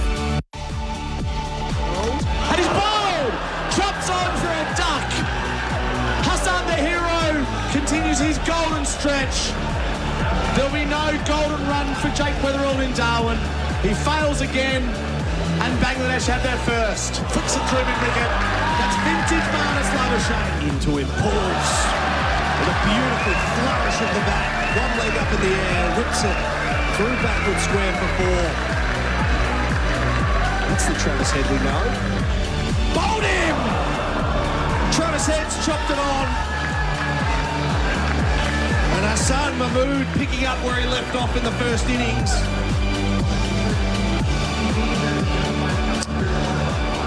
SEN Test Cricket here from Marara Stadium. We're in the tea break. on SEN Cricket for Henley Holmes, hard to beat. Australia 2 for 51. They trail by 177 runs. Simon Katich is alongside me, John Donehue, for AIA. Protect what matters most. AIA, do it for life. And Kat, we saw a lot of chop-ons there from, the 2 wickets that have fallen in Jake Weatherald and Travis Head, and some interesting batting. But I guess good batting from Marnus Labuschagne's point of view. What have you made of the Australian innings so far? Obviously, disappointing start with Weatherall getting out the way he did. And when you talk about chop-ons, both of them are caused by, a lack of width. They both tried to hit balls square of the wicket that weren't there to be hit square of the wicket. They were too straight.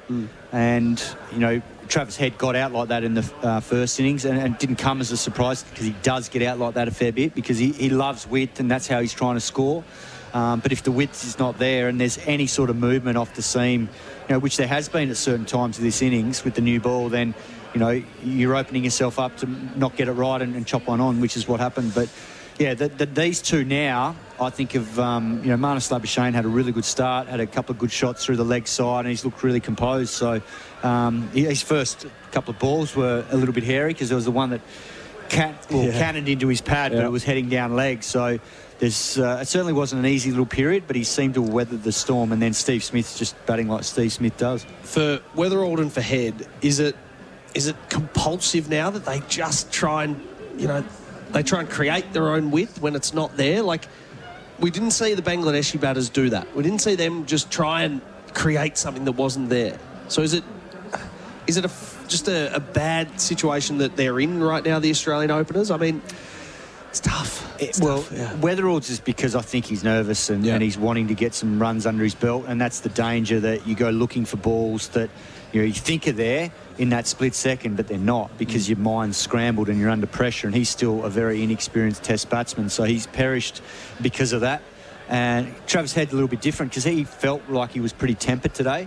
Once Weatherall was out early, I think Travis Head realised this is a huge knock for Australia, that he has to perform once again.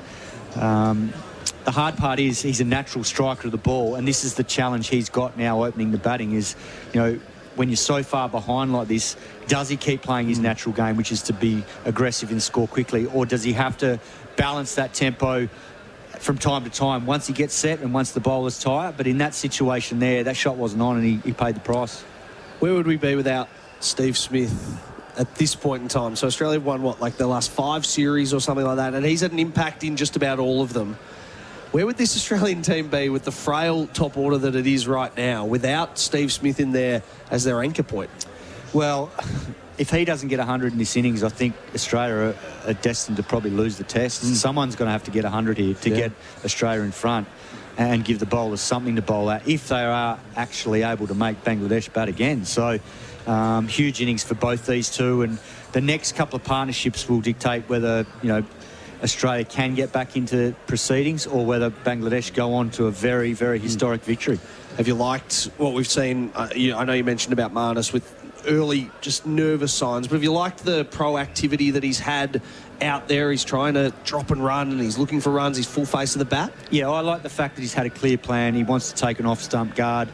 He wants to make sure that he's trying to score the bulk of his runs leg side, which is in line with himself, rather than outside in the channel and playing away from himself. So he's been disciplined outside off. He's just got to continue that for as long as he can and wait for the Bangladeshis to lose patience, because eventually when you keep leaving balls and you're not playing injudicious drives, the bowlers come to you. Yep. And that's one of his strengths earlier in his career, and I think he's got to go back to that.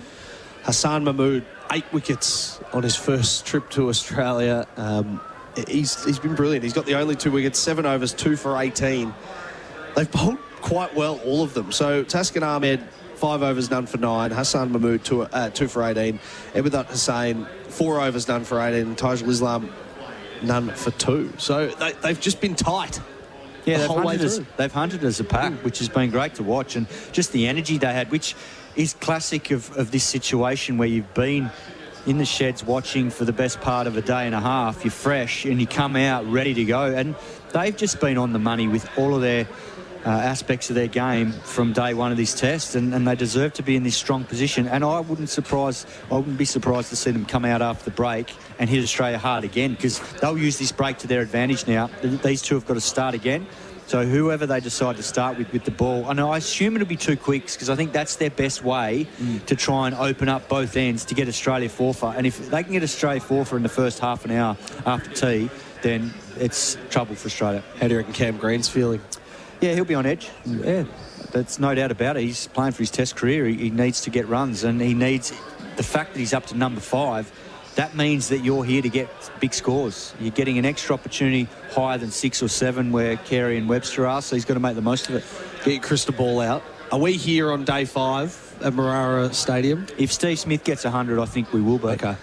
And if Labuschagne joins him, then I think we definitely will be. And it's game on at that point, and it's who blinks first. So it's an interesting state of affairs that we've got here. It's SEN Test Cricket for Goodwee Batteries. You're in safe hands with Goodwee, and for Makita XGT, powerful, reliable, tough tools for mining. Thanks to Simon Katich there. Australia trail by 177 runs. They're 2 for 51, and not out at the moment is Marnus Labuschagne on 21, and Steve Smith is 8 not out as well. Tom Morris is going to be in alongside Bharat Sundaresan on the other side of the break for all of the final session action. We're going to kick it off next on SEN Cricket.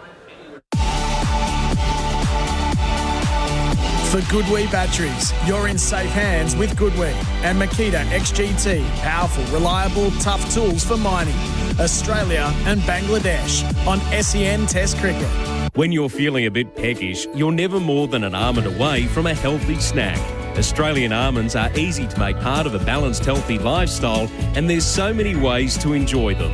Great for after-school snacks, smoothies, baking and boosting flavouring meals, they're also loaded with healthy fats, protein and fibre that offer unique health benefits, including supporting heart health. So make them part of your everyday and feel the difference with a handful of Aussie almonds. As Australia's global logistics people, Northline delivers industry-leading, fully integrated freight management solutions, connecting Australian businesses to their customers and the world. By road, rail, air and sea, Northline transports for every industry, from mining and renewables to retail to pharmaceuticals and more. Let Northline connect your business to the world. Unlock reliable freight management, warehouse solutions, Australian support and a dedicated account manager. Northline, Australia's global logistics people. Learn more at northline.com.au.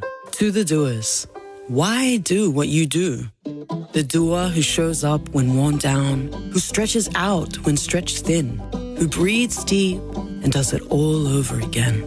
Whatever your do is, and why ever you do it, by protecting what matters most, at AIA, we'll help you do it for life. AIA, health insurance, life insurance, financial advice. To learn more, search AIA Australia. Still wondering what to get Dad this Father's Day? Good news. It's never too early to find the perfect gift. Right now, Chemist Warehouse has premium fragrances he'll love, including Nautica Voyage Intense 100ml EDT, just $29.99. Jimmy Choo Man 50ml EDT, $49.99. Dolce & Gabbana The One 100ml EDT, $79.99. Or YSL Iced Cologne 100ml EDT for $149.99. Shop in store or order online. Chemist Warehouse. Great savings every day. This year's footy finals are running hot for Ream, and you could be there. They might have got the goal in the end anyway, they have. Ream is steady, hot and strong, and so is the ultimate finals experience. Go to runninghot.net.au to enter. You could be the lucky winner of 2 tickets to the ultimate finals experience, Aussie rules or rugby league. Your choice, including flights and accommodation. Spins and plants it down. With over 80 years of manufacturing hot water in Australia, it's got to be Ream. Find out more and enter now at runninghot.net.au. T's and C's apply.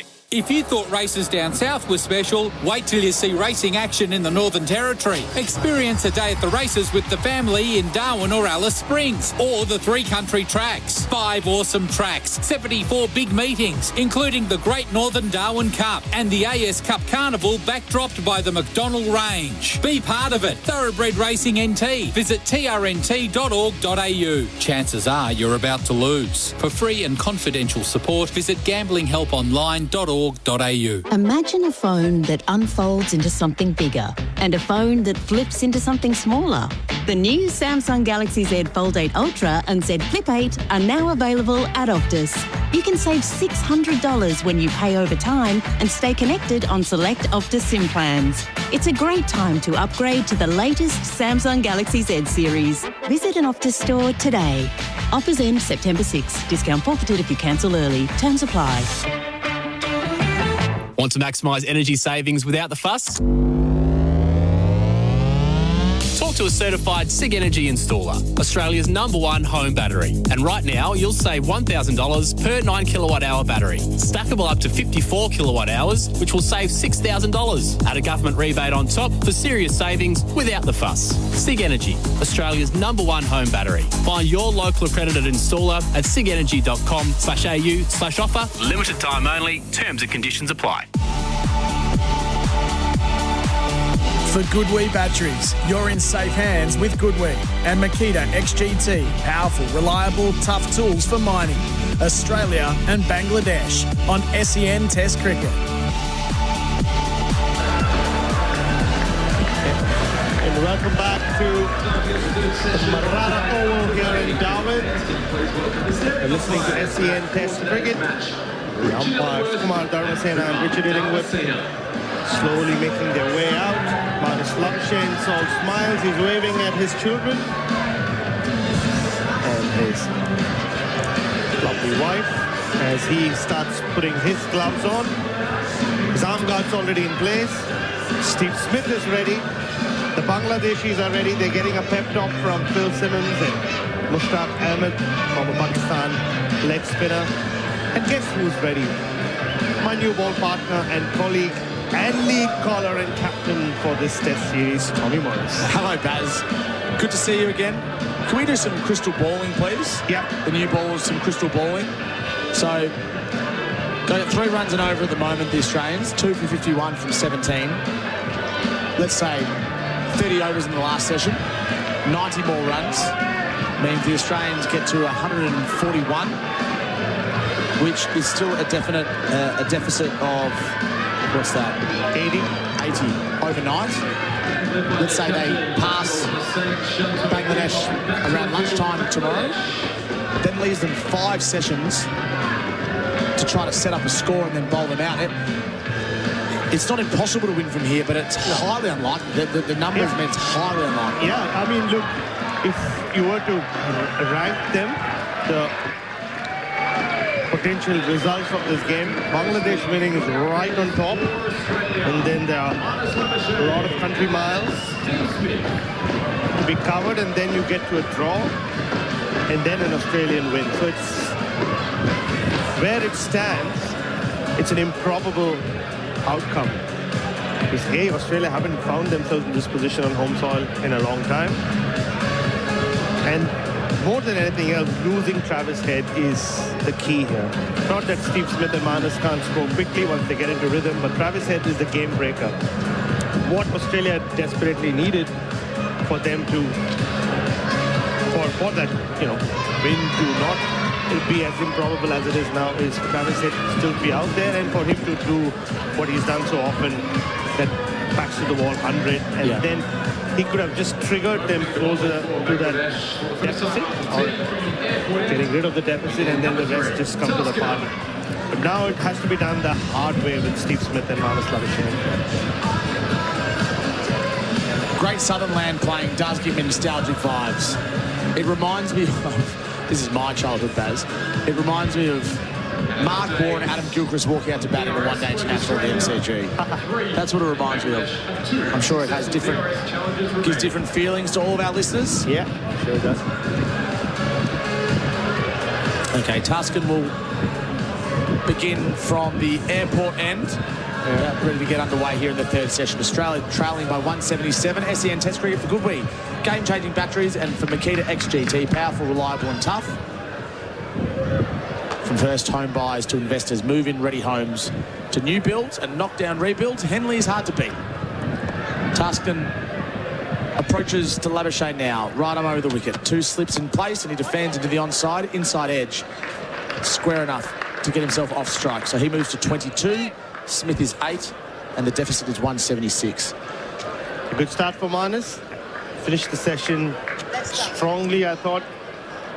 There's that one false shot, the attempted pull where he got the top edge, was rushed by Hassan Mahmood. But then he recovered well to finish that session, just picking off a single to the onside, and he's done exactly the same thing of the first ball he's faced. Steve break. The one thing we do, or we have seen with Bangladesh, Tommy, is you spoke about the crystal balling with regards to Australia. Bangladesh are not going to make it easy. Taskin bowls to Smith, who steps forward and plays and misses outside the off stump. And when I say steps forward, he shuffles forward and then goes forward further when he's trying to play the shot. So he's coming at the bowler. And there you go. Bangladesh are not going to make it easy. On the money, Taskin Ahmed. Well, wide off stump that time. Steve Smith's, the positions that he ends up in, getting much closer to it than more conventional right-hander would. Marking his guard again. Maybe that's the problem, Steve Smith tells himself. Come on, give us the best smudge. Maybe I wasn't stood where I was supposed to stand. Oh, I'm going to take a bail as well. Just knock it down like Shinner and Chandapal. There's that laugh that gets me. I didn't have the eye patch on like Shiv does. That's the gap out. Maybe I'll use it for the next ping ball test. When I'll be playing the next ping ball test. Oh, that's in March next year. I'll think about it then. Oh, the keeper stood up to the stump. Didn't see that. Keeper is up to the stumps. Taskin bowling to Smith. Smith off the back foot, punches it square of the wicket on the offside. Well fielded. No, keep it to 1. Have you done that imitation to Steve Smith before? I think so, yeah. My point is, if that went on social media, he wouldn't be offended by it. What would he say back? That was funny. That did sound like me. Is that what I sound like? Very good, Baz. Yeah, so Liton Das goes back for Manas Labuschagne. Also has been stood well outside his crease. Point is dropped back, almost all the way back to the boundary. Taskin bowling to Labuschagne. No run. Is he steaming into a fair breeze here? It's certainly it is. Windy. It does feel like it's picked up. Look at the flags. I used to dream of this day when I could come to Australia and talk about the breeze in the last session, the flags, the umbrellas. What's the most famous breeze in Australia in the last session, do you think? Well, the doctor. Yeah, the doctor. Yeah. Well said, Baz. I was at the Wacker for the women's test match a few months back. Yeah, it's a lot of talk about the doctor. Every time I test you on niche Australian knowledge, and it is niche probably for non-Western Australians, you pass the test. He is bowling into a stiff breeze here. Taskin bowls to Labuschagne, flicks it wide and mid-on. That's Manas at his absolute best. Balanced, composed. It's going to go down the hill with the breeze. They'll come back for 3. He moves to 25, 2 for 56, and the deficit is 172. Yeah, I just wanted to say, for the longest time there, Fremantle, at least from a cricket sense, was known for the doctor. This year, it's been known more for the Dockers. How niche is that? Take that, Tommy. Take that. I was actually going to say he's running into a 3-goal breeze. That's how the breeze is for our footy listeners. But I get a very good shot from Manas. That'll make him feel good. Yeah. He's got some flow going, but I'm not going to put the Moz on him yet. Just 25. Sounds like a Moz to me. Taskin bowling to Smith. Pulls it away. It was a rank short one. And there is no one in the deep on the onside. Steve Smith has never and will never miss out on a ball like that. End of the over. The Australians move to 2 for 60 on the Tyre Power scoreboard. Your trusted tyre experts. My day. Wake up 7 a.m. Log on to 39 emails. Reply to 21 of them. Attend 3 meetings. Lunch. 2 more meetings, 12 phone calls. Run club at 6 p.m. 7,642 steps for the day. Stretch. 5 minutes. Dinner. Your life runs on numbers. So should your fuel. High protein, macro balanced, flavour packed ready meals by Strength Meals Co. Only at Woolies. SEN Test Cricket for Goodweek, game-changing batteries, and for Makita XGT, powerful, reliable and tough. Bharat Sundaresan is alongside me, my new ball partner, which you can listen to every Tuesday night from 8 p.m. and subscribe to in the SEN Cricket Podcast channel. Every episode, along with SEN Cricket content from right across the network. He's here for AIA, protect what matters, do it for life with AIA. Eberdot will be bowling down breeze, right arm over the wicket, from the Macmillan Road end to Manas Labuschagne. Delivers now. Labuschagne on the back foot is compact in defence. You can imagine the kind of conversation Marnus and Steve Smith would have had while they were just sat there before walking back out. Steve, Rick, both just beginning to get into their rhythm.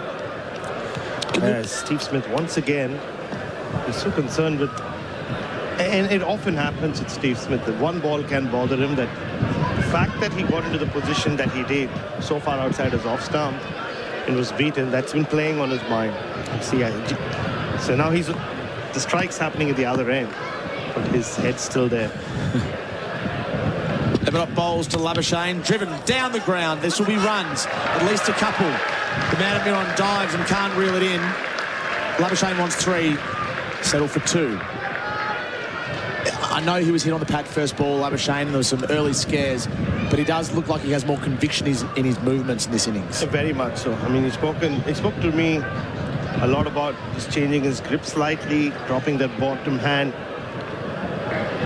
closer to the bridge. That makes sense, and how that was getting him into more balanced positions and allowing him to bat more on off stump, which he's done throughout this innings, and allowing him to play the shots like he has done down the ground and through the onside. Eberdot to Labuschagne, short and stayed low. He was good enough to play it with a straight bat, but that's mentally more challenging than it is physically. How do you get through that? That definitely did stay low. It did. Marnus is waiting for the replay on the big screen to see if it did stay as low as he thinks it does. But, well, I think the replay screen is stuck, unfortunately, for Marnus. He's still waiting. The Chemist Warehouse replay screen, saving your prescriptions at Chemist Warehouse. That's always going, just like Chemist Warehouse. Yeah. Were you there in the conversation last night when a friend of ours was being explained reverse swing by Trent Copeland in the pub? He had his phone out and he held it like a cricket ball, and he was explaining to someone who didn't know cricket what reverse swing was. Eberdot bowls to Labuschagne. No run to mid-wicket. And I've got to say, it was fascinating to listen to Trent Copeland talk about the intricacies of bowling. It always is. Always is. Said, and he was embarrassed when I said it earlier on air when he was sitting next to me, but he's his reading of the game, we've heard and seen him on Channel 7 for a few years now, and we're so fortunate to have him with us for this test. It's just got an excellent way of putting things across, which is what we need. I think the fact that he's in management as well at the Sydney Thunder means he has an even wider scope on what we're seeing out in the middle. Eberdot bowls to Labuschagne, shorter, and he's allowed to punch through the covers, sits back on his toes and works it through the offside. They should come back for 3, and they do. Good running from Marnus, and Stephen Smith obliges. He moves into the 30s. Positive signs for the Australians, 2 for 65. Positive signs, and just these 2 overs, start of a session. Bangladeshi bowlers not as consistent with their lengths as they were in the first innings. It's the 2 guys in their 30s, Tuskin and Eberdot. Here's Steve Smith scratching away at this end as Eberdot charges in from the Macmillan Road end. He does. Bowls to Smith. Turns his wrists on it from outside the off stump and finds a single to deep backward square leg. Safely played. 2 for 66. Smith is 14. Labuschagne is 30. Our expert to hear for AIA. Protect what matters. Do it for life with AIA. To the doers. Why do what you do? The doer who shows up when worn down, who stretches out when stretched thin, who breathes deep and does it all over again. Whatever your do is, and why ever you do it, by protecting what matters most, at AIA, we'll help you do it for life. AIA, health insurance, life insurance, financial advice. To learn more, search AIA Australia. SEN Test Cricket for Goodwee, game-changing batteries, and for Makita XGT, powerful, reliable and tough. We're going to have some spin into the wind, which should suit Tyjal's natural drift. And tempt Smith and Labuschagne if they want to go over the top. Baz? He's skillful bowler, Taijul Islam. Yeah. Said, a rich tradition of left-arm spinners over the years from Bangladesh. Mohammad Rafiq, you would remember, was the first one. He would have played. Actually, he didn't play in the 2 test matches that they played in Australia. Maybe he was injured back then, but the first Bangladeshi bowler to get 100 test wickets, he was. Taijul bowls to Smith. Tossed up, driven through the covers, Stephen Smith. There are 2 men on the boundary, one long off, one at deep cover, and he's dissected them both. Skillful bowler, but and there was a bit of drift, but that just drifted straight onto the middle of Steve Smith's bat. The length was too full. All Steve Smith had to do was find a gap through the offside, and few do it better than Steve Smith does. So he's so far played Taijul with a bit of disdain in this test match. Again, too full, nothing delivery really. Taijul bowls to Smith. Worked down to the man, I was going to say long on, he's really halfway to the fence. Still an easy single. The deficit is now 157. Yeah, it's probably the best partnership Australia have had in this test in terms of how compact they've looked. Smith and Alex Carey might have put more runs on the board. I think put on more than 50, didn't they? But it looked like a dark cloud had descended upon Australia when Travis Head got out. I mean, the cloud's still pretty murky. Metaphorically. Taijul bowls to Labuschagne, who defends. At the back there, I was being well treated by Northern Territory Cricket at tea time. Drumsticks and ice creams. They certainly look after their people. Gavin Dovey, we had her on SEN Cricket yesterday, the CEO. Have a listen to that on the podcast app. Really good chat. Labuschagne flicks off his legs from Taijul, the left-arm spinner, down the deep backward square for 1. And they are desperate for more Test cricket here. Yeah. August, they believe, is a time that they can attack from a content perspective. Yeah, and look, I think they've done everything they can to make an impression on, the fans, people watching at home on Cricket Australia. The hosting's been great. The crowds have been excellent. Yep. Taijul bowls to Smith is back on the crease, turning his hands on it again to the leg side for 1. We were told 15,000 tickets were sold across the first 3 days. In first couple of days, the crowd is consistent at around 5,290 odd. I'm sure it's a similar crowd. Maybe there are a few more. It's tough to gauge at times because of the grass banks. Taijul bowls, and he's out! Labuschagne's bowled. He's gone right over the top of it. It was slightly quicker, and he's been beaten all ends up. Is this the last time we see Marnus Labuschagne at Test level? A monumental dismissal for the team and a disastrous one for the individual. He departs for 31. Australia are 3 down. Not like that, Marnus Labuschagne, not like that. He was looking so solid, he was looking so much in control. It's a full delivery from Taijul Islam. It just snuck under his bat. He just missed it altogether. And the ball is slammed into middle stump. Marnus heard the death rattle behind him. He can't believe it. Spits the chewing gum out, wipes the sweat off his brow, and that is a tame end to what looked like a promising innings. Marnus Labuschagne's Test career remains with a question mark and an asterisk attached to it. Well, you'll think he'll get the next Test, at least, Tommy, but oh, what a dismissal. It just come from nowhere. It was really, he just walked out of his crease and walked all around it. Just missed a straight ball. That was the end of the over. It is 3 for 73, and you're right, he gets the next Test match, Baz, but it hangs by a thread, his future in this team. Just seeing him disappear into the tunnel, that's ugly dismissal, especially with Australia in the position they were in, and I'm just talking him up as to how he was looking at the crease. 31 of 59. There's not much you can take away from that innings, especially if this does end in a big defeat. Everett bowls to Smith, defends, no run. Cameron Green, the new man. Another storyline, Baz. It's just Marnus appeared so comfortable. He did. But we spoke about the drift, but no, and Steve, and the other thing to notice there is Steve Smith starts shaking his head immediately. Just yorked himself. Yeah. He just walked out at it. He just yorked himself.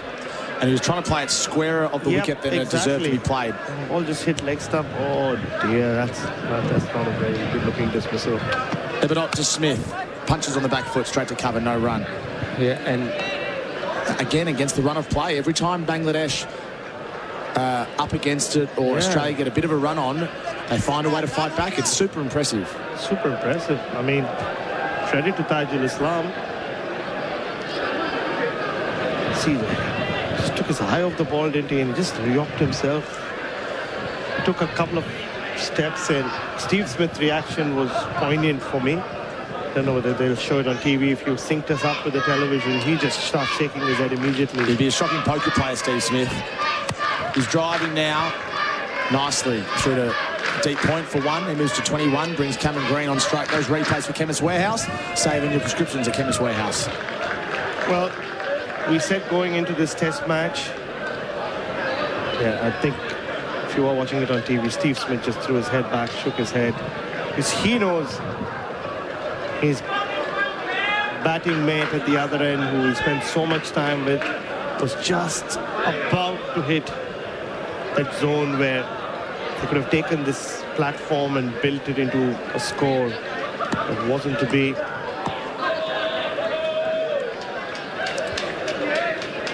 Bharat, right arm over the wicket to Green. Green is off the mark immediately to deep back and square for one.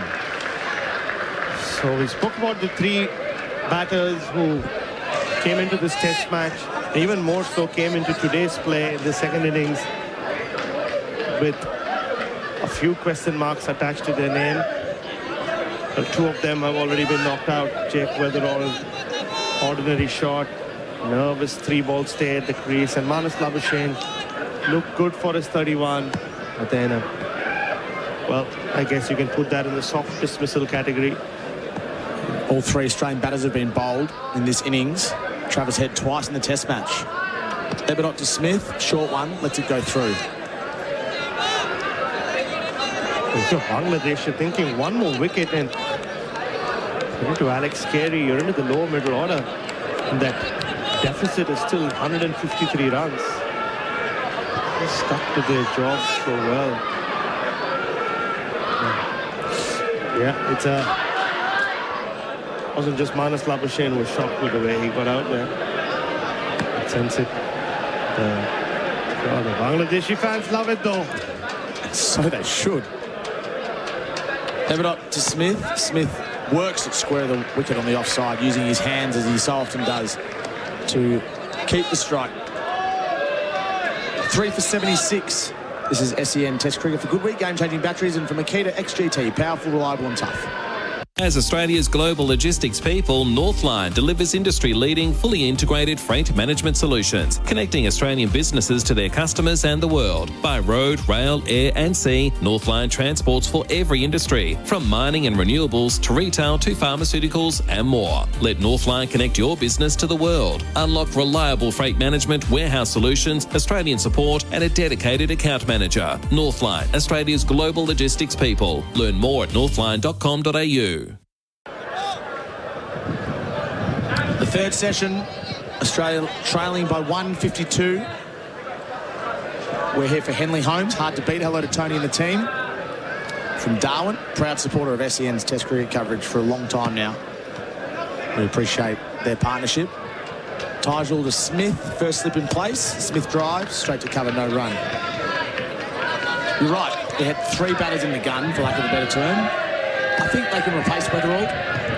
Renshaw, you can find someone. Yeah. Tajul bowls to Smith. It's down the leg side. There's an appeal for caught behind. Not a convincing one. They're talking. They're having a discussion mid-pitch. Keeper, first slip, cover, bowler, backward point, all and come Steve in. Smith and Steve There's Smith. a meeting in the minds. Steve Smith's talking to them. 5 seconds remaining. Got to make a call soon. 2, 1, and no. I think probably the right call based on how we saw it, Baz, but it's a town meeting, isn't it?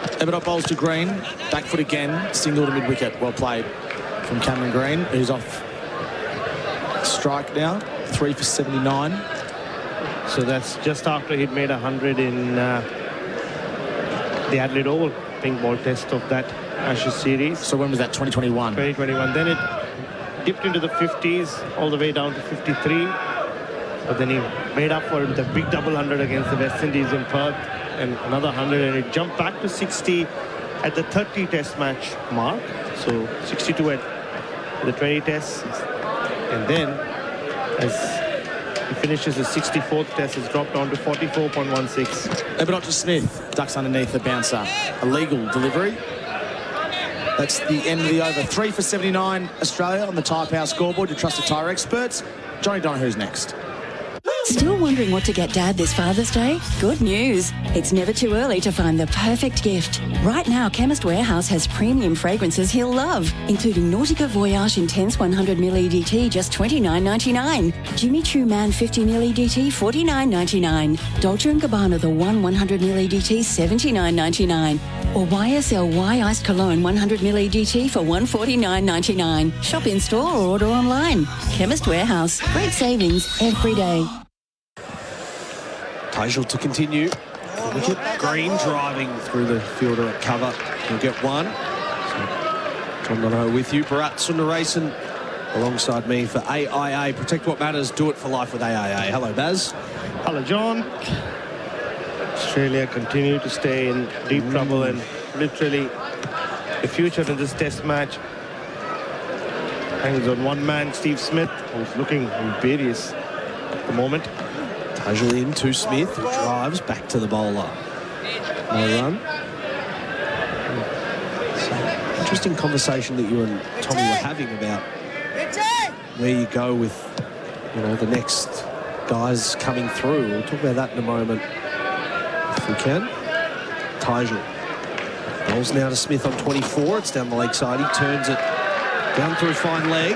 We've got a couple here, and we'll turn and go for a second. Fielder gathers, and just two. So Steve Smith up to 26. Australia 3 for 82. So if you look at last year's Sheffield Shield, Bharat, Peter Hanscom 724 runs, Sam Harper 677, and Cam Bancroft 674. You can't imagine any of those three will be drafted in to this Australian summer. Henry Hunt the next with 673.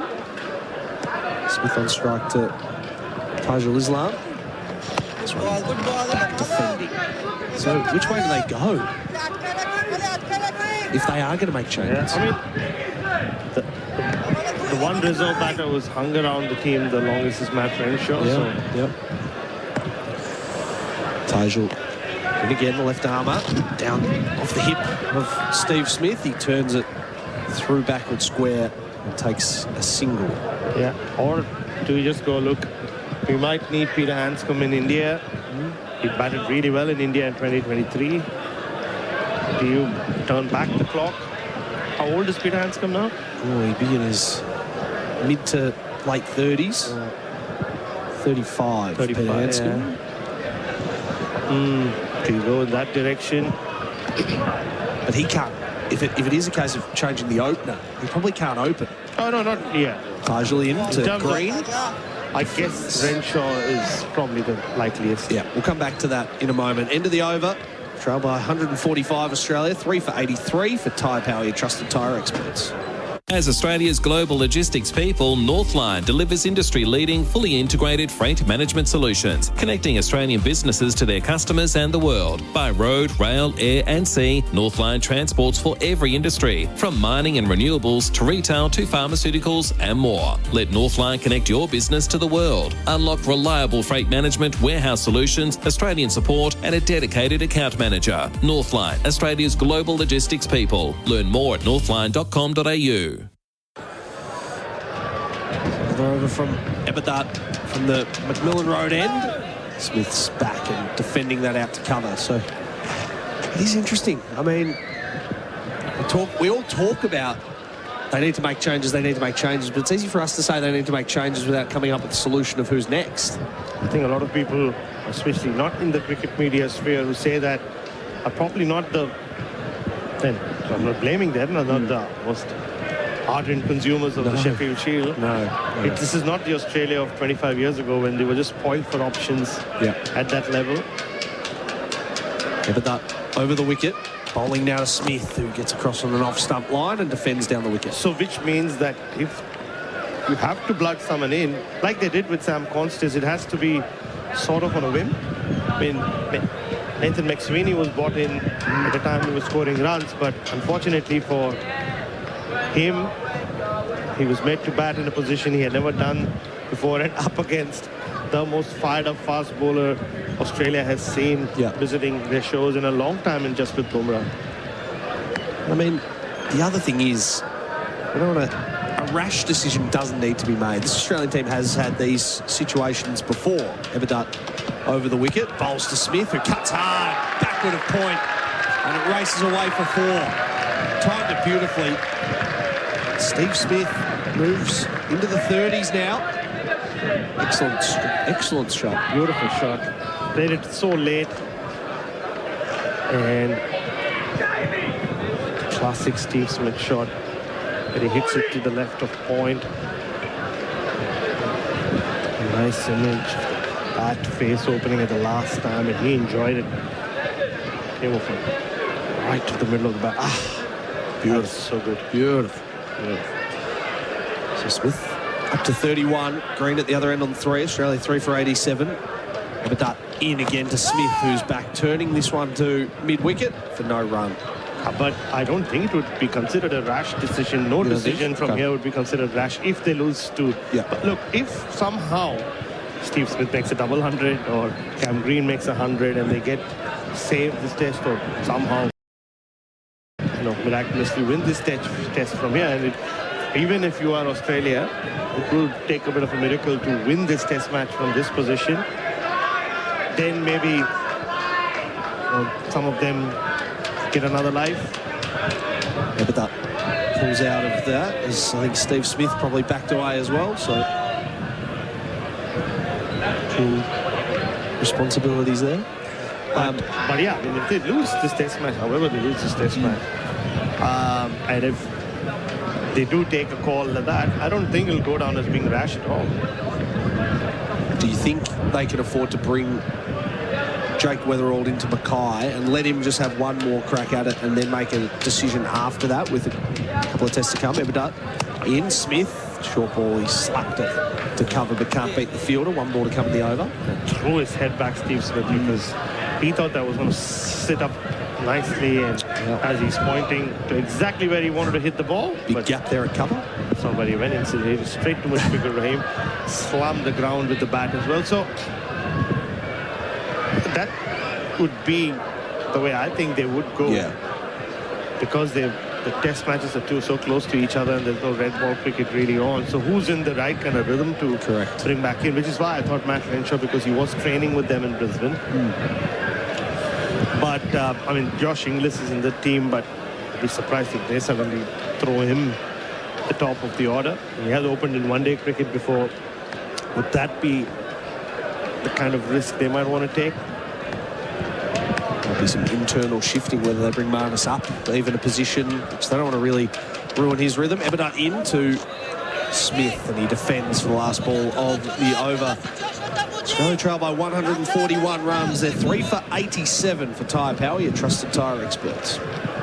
When you're feeling a bit peckish, you're never more than an almond away from a healthy snack. Australian almonds are easy to make part of a balanced, healthy lifestyle, and there's so many ways to enjoy them.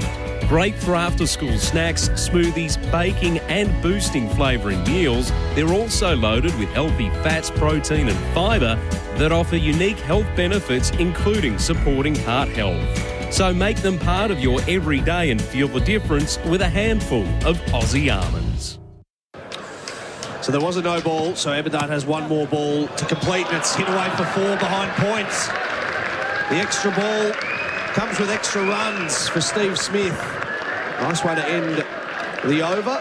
couple of fours in it. They are 3 for 92 now, and they trail by 136. Smith up to 35, Bharat. Yeah, one of the more ordinary overs ever that was bowled in this test match. A lot of wide deliveries, and that was pretty ordinary delivery. All Steve Smith had to do was guide it in the gap, and he was very proud of himself as well, because he put it exactly where he wanted to put it before. And that last ball, the previous ball being called no ball, it wasn't just us here who didn't pick it up, because Richard Illingworth was stood there with his right arm extended, and even the official scorers downstairs probably weren't paying attention. He just stood there for nearly a minute. They were getting ready for the next over. They were, with all their coloured pencils, and their coloured lollies. So it'll be Tajul Islam to continue, 1 for 14. He's bowling from the airport end. Cam Green waits over his bat. He's on 3. Tajul in, floats it up on the off-stump line and drives down to long off for a single. Cam Green wouldn't mind this at all, to be welcomed the middle with spin, the field spread back, so he can just knock it around, get himself into this innings. It hasn't been as manic as it was in the first innings. 2 threes and that 6 where he was rushed by the short ball. Instead, he can just rotate the strike, give it back to Steve Smith, who wants the strike now. Tajul up to Steve Smith, outside portion of the bat, but he just defends it off to cover. 135-run deficit now Australia faces. Another beautiful day for cricket here in Darwin. A little breeze going to the airport end as Smith's back, driving off a shorter delivery from Tajul down to long off. Takes 1. 36 now for Smudge.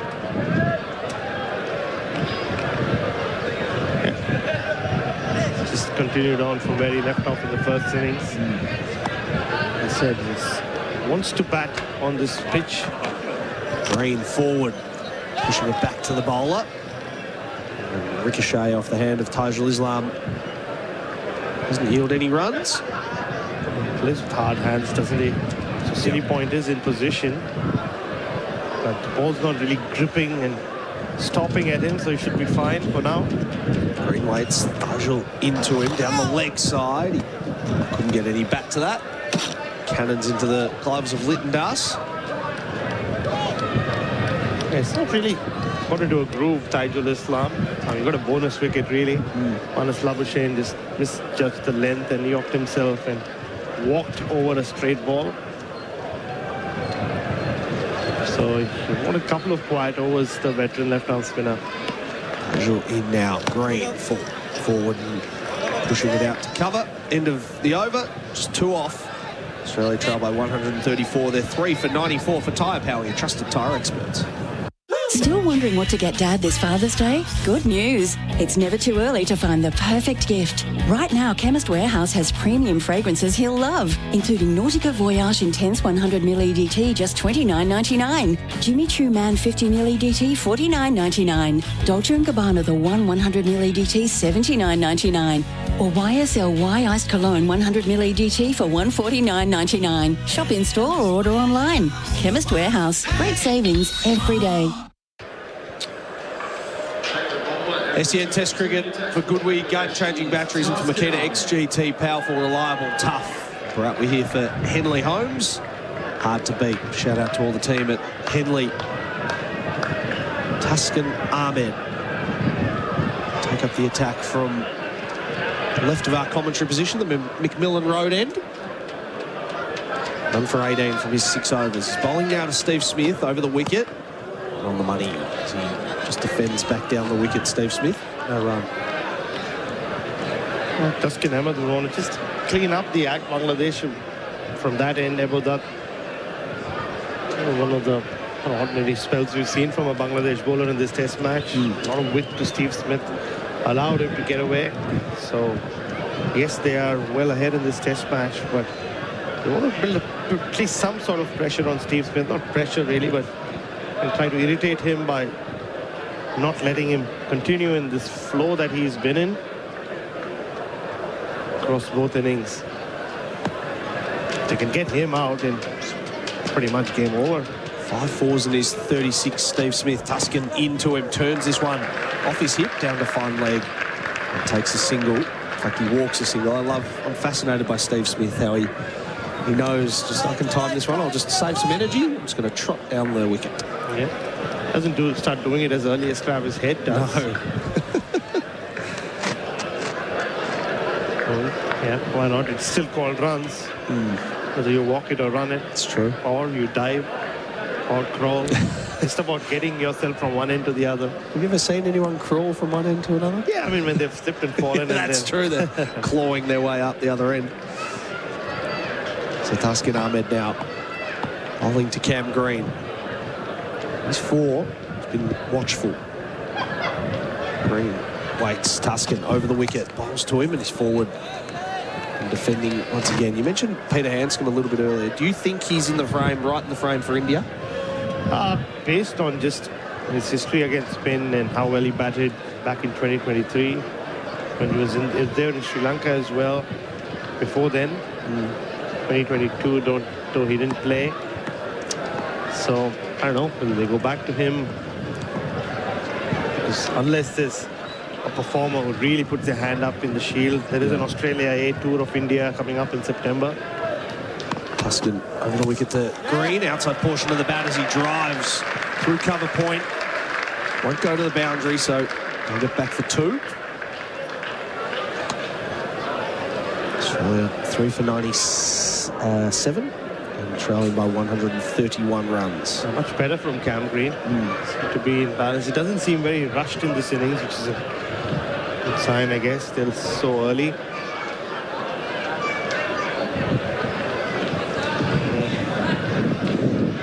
Has to somehow find a way.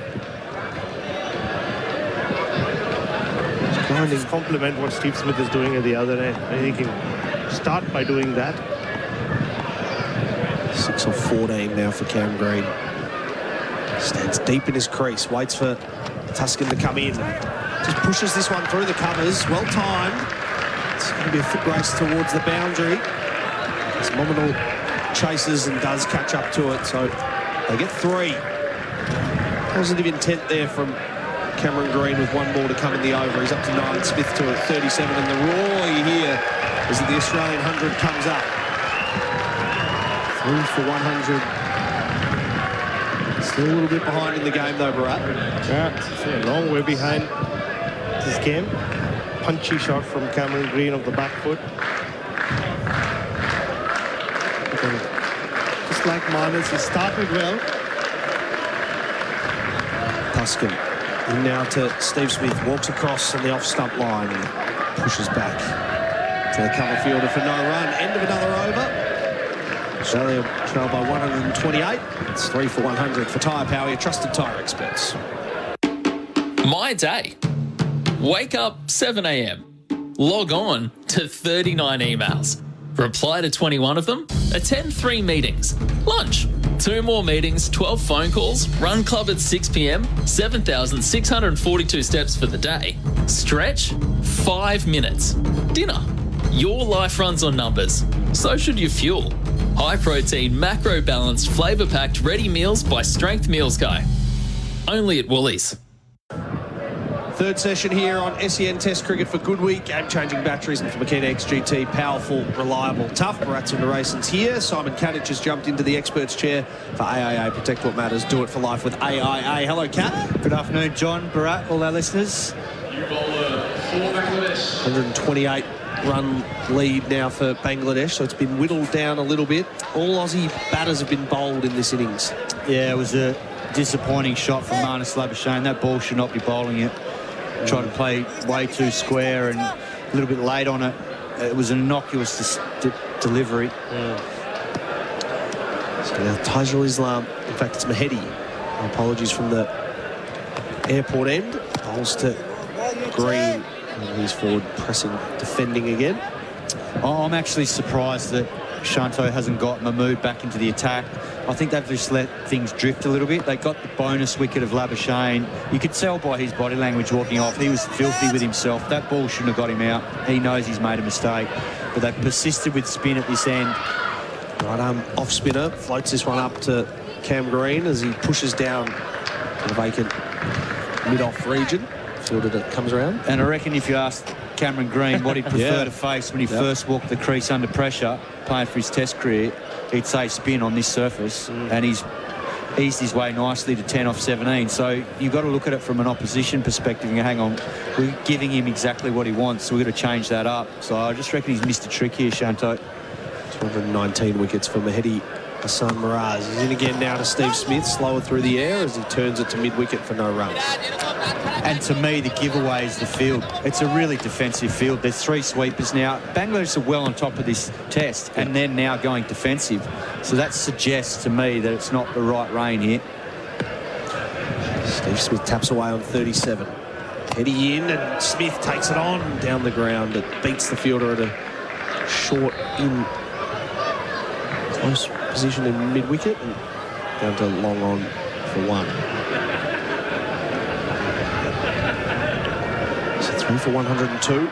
Trailing by 126 the Aussies. Heady in, bowling to Cam Green, gets back and dabs this one through backward point.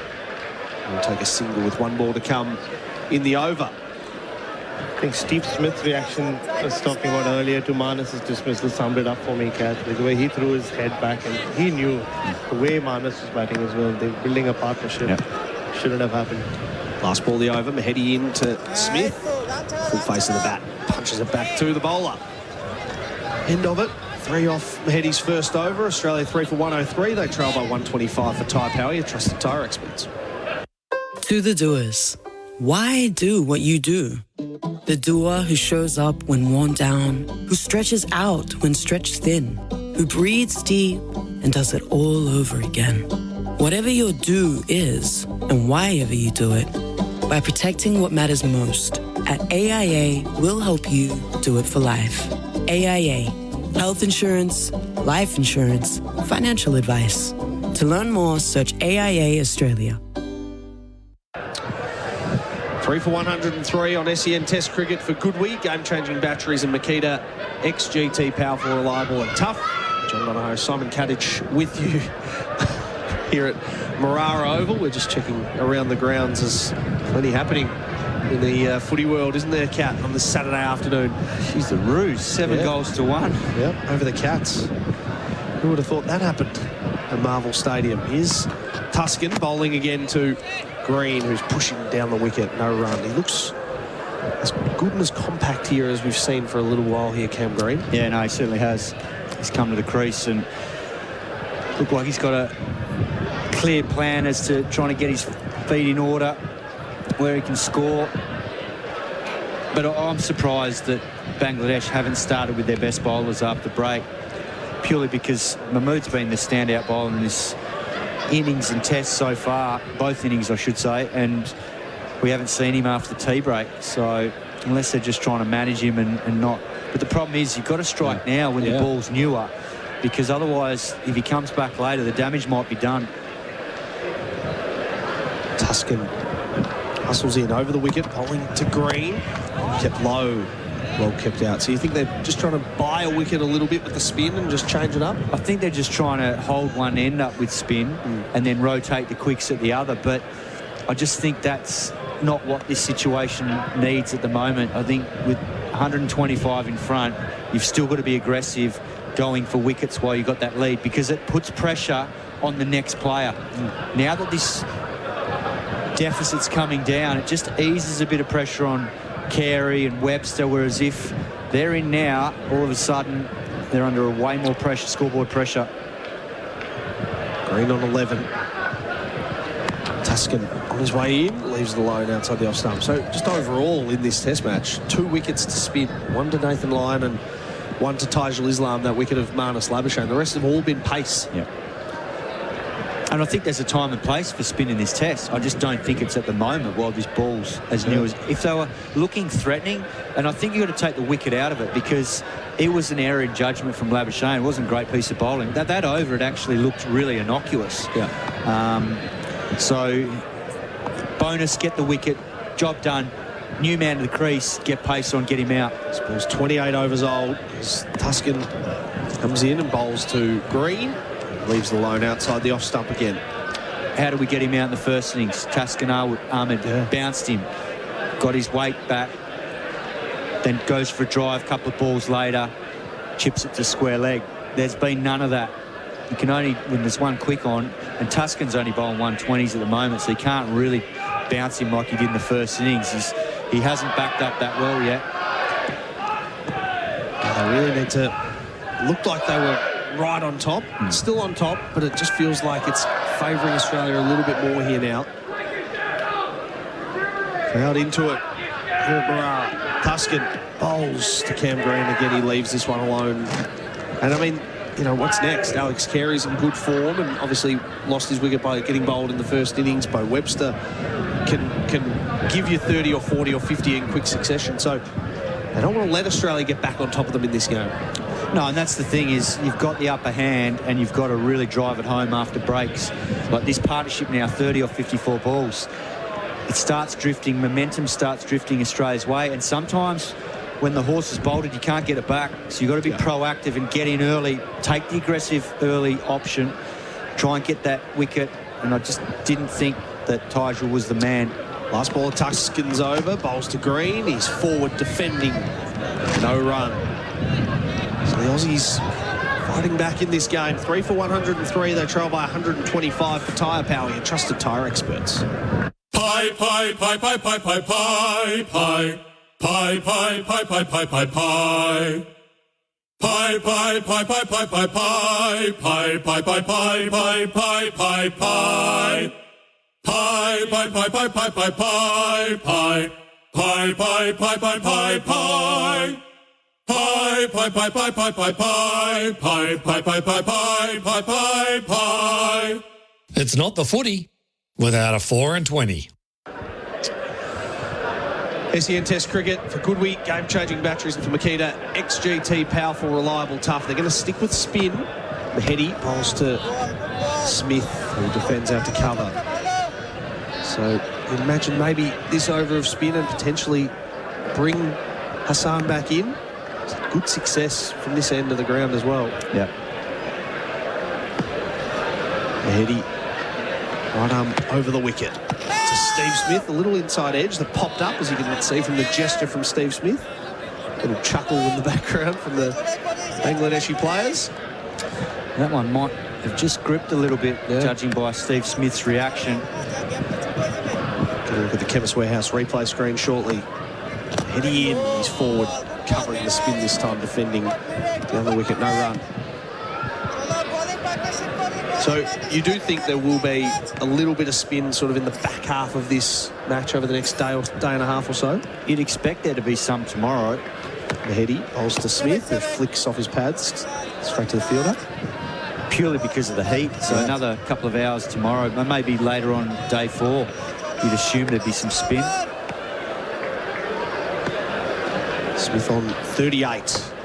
Places up to Mahedi and he flicks, but can't beat the acrobatic fielder. Shot him close to the pitch there. One thing I did notice this morning, though, there wasn't a huge amount of footmarks for 2 days of... Mahedi way behind the popping crease there as Smith pushes this past the fielder down to long on. And he walks for another single. So more thoughts from Simon Katich on the other side of this. 3 for 104. Australia trail by 124 for tyre power, your trusted tyre experts. Still wondering what to get Dad this Father's Day? Good news. It's never too early to find the perfect gift. Right now, Chemist Warehouse has premium fragrances he'll love, including Nautica Voyage Intense 100ml EDT, just $29.99. Jimmy Choo Man 50ml EDT, $49.99. Dolce & Gabbana The One 100ml EDT, $79.99. Or YSL Iced Cologne 100ml EDT for $149.99. Shop in store or order online. Chemist Warehouse. Great savings every day. SEN Test cricket for good week, game-changing batteries, and from Makita XGT, powerful, reliable, tough. Simon Katich, our expert for AIA. Protect what matters, do it for life. Australia need 124 to take the lead in this match, coming into day 4 of this contest in Darwin. Tuscan Ahmed bowls to Steve Smith. It was short and tucked it around the corner to mid-wicket. There was a little bit of a scramble there as Cam Green was forced to slide in with tons of steaming around to his right, but he's called for some new gloves and a towel.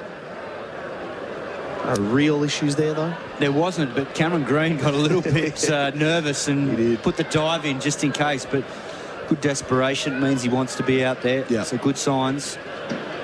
Partnership's up to 32 as well, which is going to be good for both these players. Not so much Smith, who's not under pressure, but Cam Green just to be able to have that synergy with Steve Smith out there.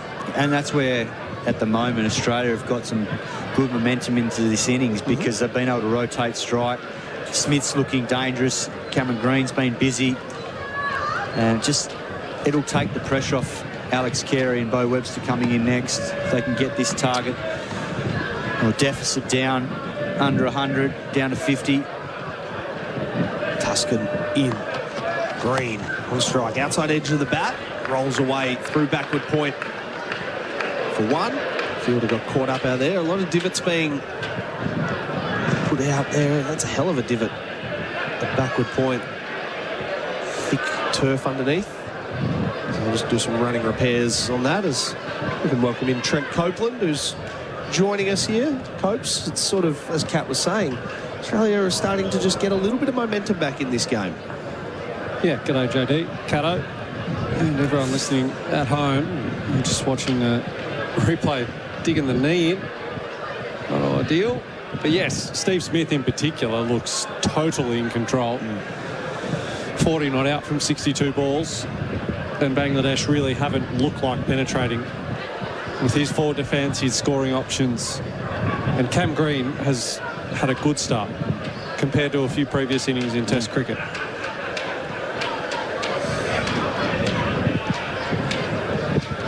For 106. Smith on 40. Tuscan in, bowls to him. He walks across outside the off stump and lets it fly through. And it's a good scenario for him too. Rather than sitting around and chewing up nervous energy, he's in quite early. And that will suit him, I think. His best cricket at first class level has been at number 4 for WA.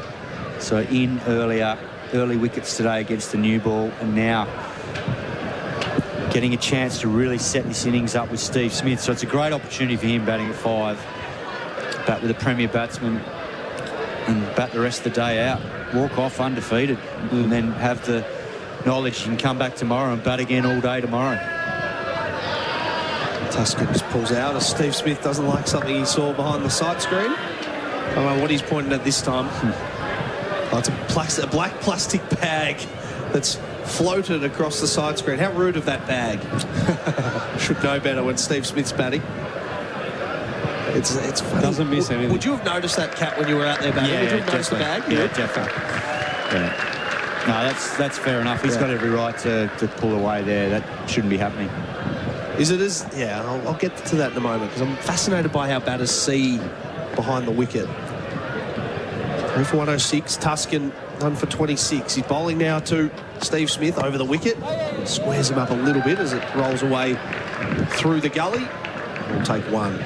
So you do have a pretty clear look behind the stumps. I know you're going to be focusing on the bowler and the ball, but if there's something moving behind the bowler's arm, you can always see it. Yeah, definitely. Yeah. And that's the thing. That's your sort of area. You want to have no distractions with that area. And, you know, it might be 10 or so metres to the side. Everyone goes, oh, it's not in behind the bowler, but it's in your sort of line of sight. And as soon as it gets in your mind, you're distracted from what you want to be doing, which is watching the ball as closely as possible. So you just want to block out all those distractions.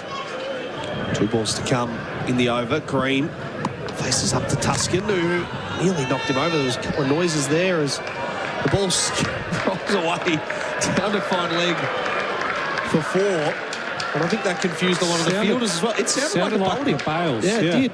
Yeah. I think it might have hit the stumps. I heard that and I was wondering had it bowled him. Let's have a look at the Chemist Warehouse replay screen here. Maybe I wasn't hearing things. And in Cameron Green's young Test career, it's close to the leg stump. Whether that's flicked the stumps or not, that's the sort of luck that he needs at this point. You know, you have that one to keep you on edge and make you sharpen up for the next, but you're not out.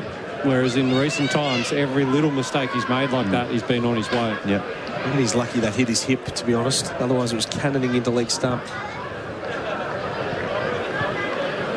Last ball of the over. Tuscan to Green, who's forward pressing out to point for no run. Australia trail by 117. They're 3 for 111 for tyre power, your trusted tyre experts. Tom Morris is up next. As Australia's global logistics people, Northline delivers industry-leading, fully integrated freight management solutions, connecting Australian businesses to their customers and the world. By road, rail, air and sea, Northline transports for every industry, from mining and renewables to retail to pharmaceuticals and more. Let Northline connect your business to the world. Unlock reliable freight management, warehouse solutions, Australian support and a dedicated account manager. Northline, Australia's global logistics people. Learn more at northline.com.au. We're here for Henley Homes, hard to beat. Thank you, Johnny.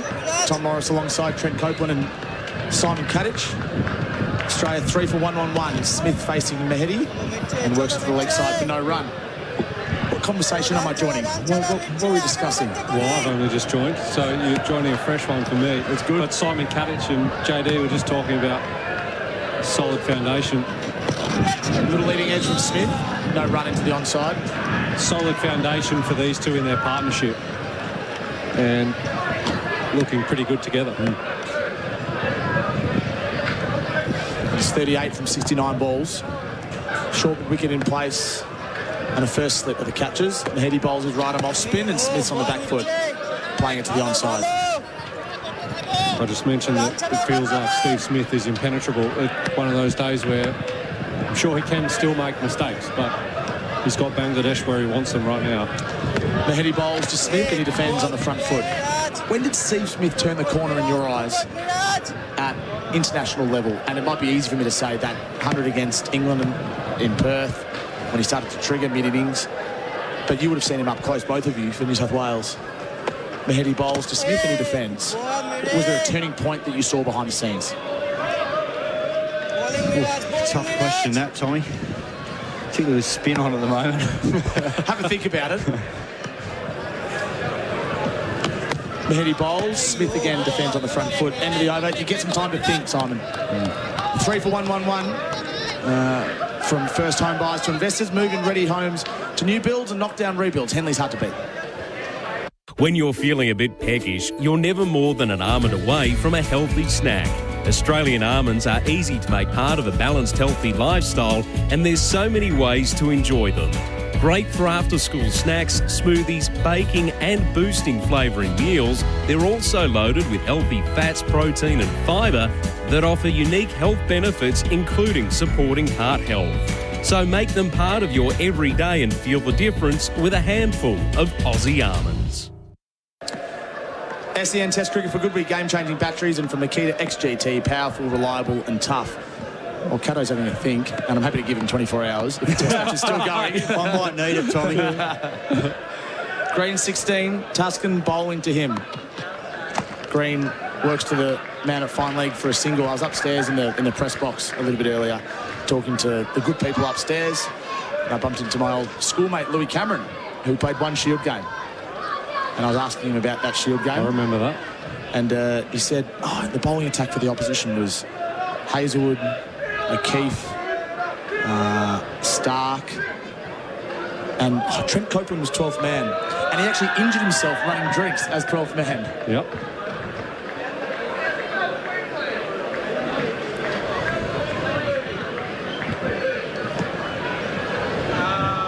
Tuscan to Smith. Opens up the plate, wants a single, can't get it past Gully. So how did you injure yourself? Okay, so SCG, Sheffield Shield game. It's the first game I've been 12th man. I'd only been in the squad for probably a little stretch of time, anyway, not long. Anyway, I'm about to run a helmet out to Brad Haddon, keeping up with the stumps.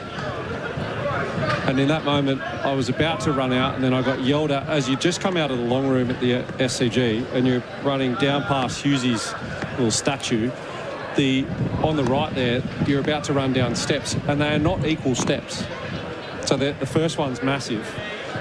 Tuscan to Smith, drives to cover point, no run. First one's massive, then there's a long stretch of a step, 2 more of those, and then another short one. And as I was about to take my first step, and of course when you're running a helmet out, you're not just walking. It's like, come on, let's get out there. And our physio at the time, Danny Redrup, sung out to me and a couple of others at the same time about a message and some other stuff. And I looked at them as I was running forwards out the home change room at the SCG, rolled my ankle. I'd never been injured in a game of cricket before. I'd never missed any cricket. And then all of a sudden, I've basically broken my ankle and needed ankle surgery. 12th man, seriously. Tuscan bowls to Smith. Inside edge, almost trickles back onto the stumps. He survives. Nervous times. I'm glad Louis' main recollection of his first-class debut was my injury. It's his only first-class game. Yeah. So how long were you out for? Thankfully, it was the last Sheffield Shield game before the break. Yeah. And I didn't play a huge role in BBL at that point anyway, so I only missed one Shield game on the other side, but still got the scars all over my ankle. Wasn't thrilled about being 12th man in that fixture either. Whose spot should you take? Hazelwood or Stark? Tuscan bowls. Smith is crouching at the crease and defending. Were you looking at me then? Maybe. No, I wasn't. Oh, I was done by then, I reckon. Yeah, it wasn't you. I can't remember. What year was it? Let's look it up. No, it wasn't you. I don't think you were captain. Yeah, no, I would have been done. Either way. And Steve O'Keefe, at that point, he was averaging about 35 with the bat, batting at 7, scoring big runs, and averaging about 18 with the ball. At an economy rate of about 1.5. So it certainly wasn't Steve O'Keefe missing out. So you would have had to take either Bollinger, Hazelwood or Stark's position. Just looking at the scorecard for that game.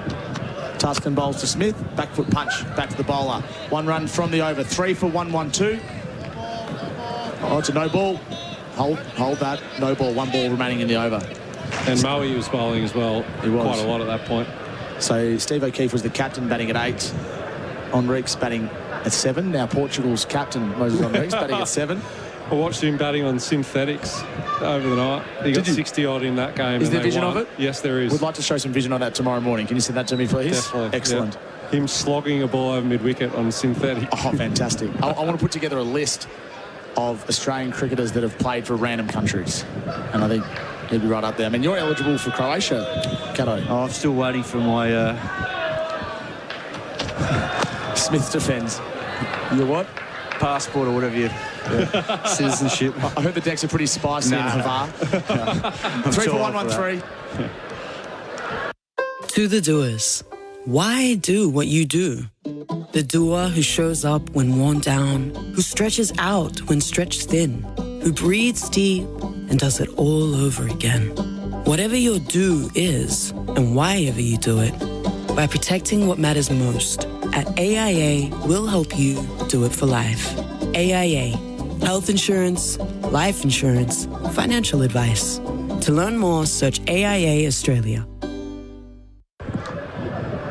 SEN Test Cricket for good week. Game-changing batteries and from Makita XGT. Powerful, reliable and tough. Mahedi's going to continue his right-arm off-spin. He's bowled 3 overs and gone for 4. Green on strike. Gives himself some room. Opens up the blade. Finds a single to cover. Good running from Smith. 3 for 114. Australia trailing by 114. Just previously, Tommy, just before you came on, there was an inside edge of Cameron Green that went down to fine leg. And actually, the Snicko showed it, clipping leg stump. Right. And that's, we were just talking about it being, that's the luck you need sometimes. Mahedi bowls to Smith. Not dissimilar ball picked up. Marnus Labuschagne, albeit from a different bowler, and he plays it to mid-wicket for no run. The Echo. The new age Snicko. Mahedi bowls to Smith.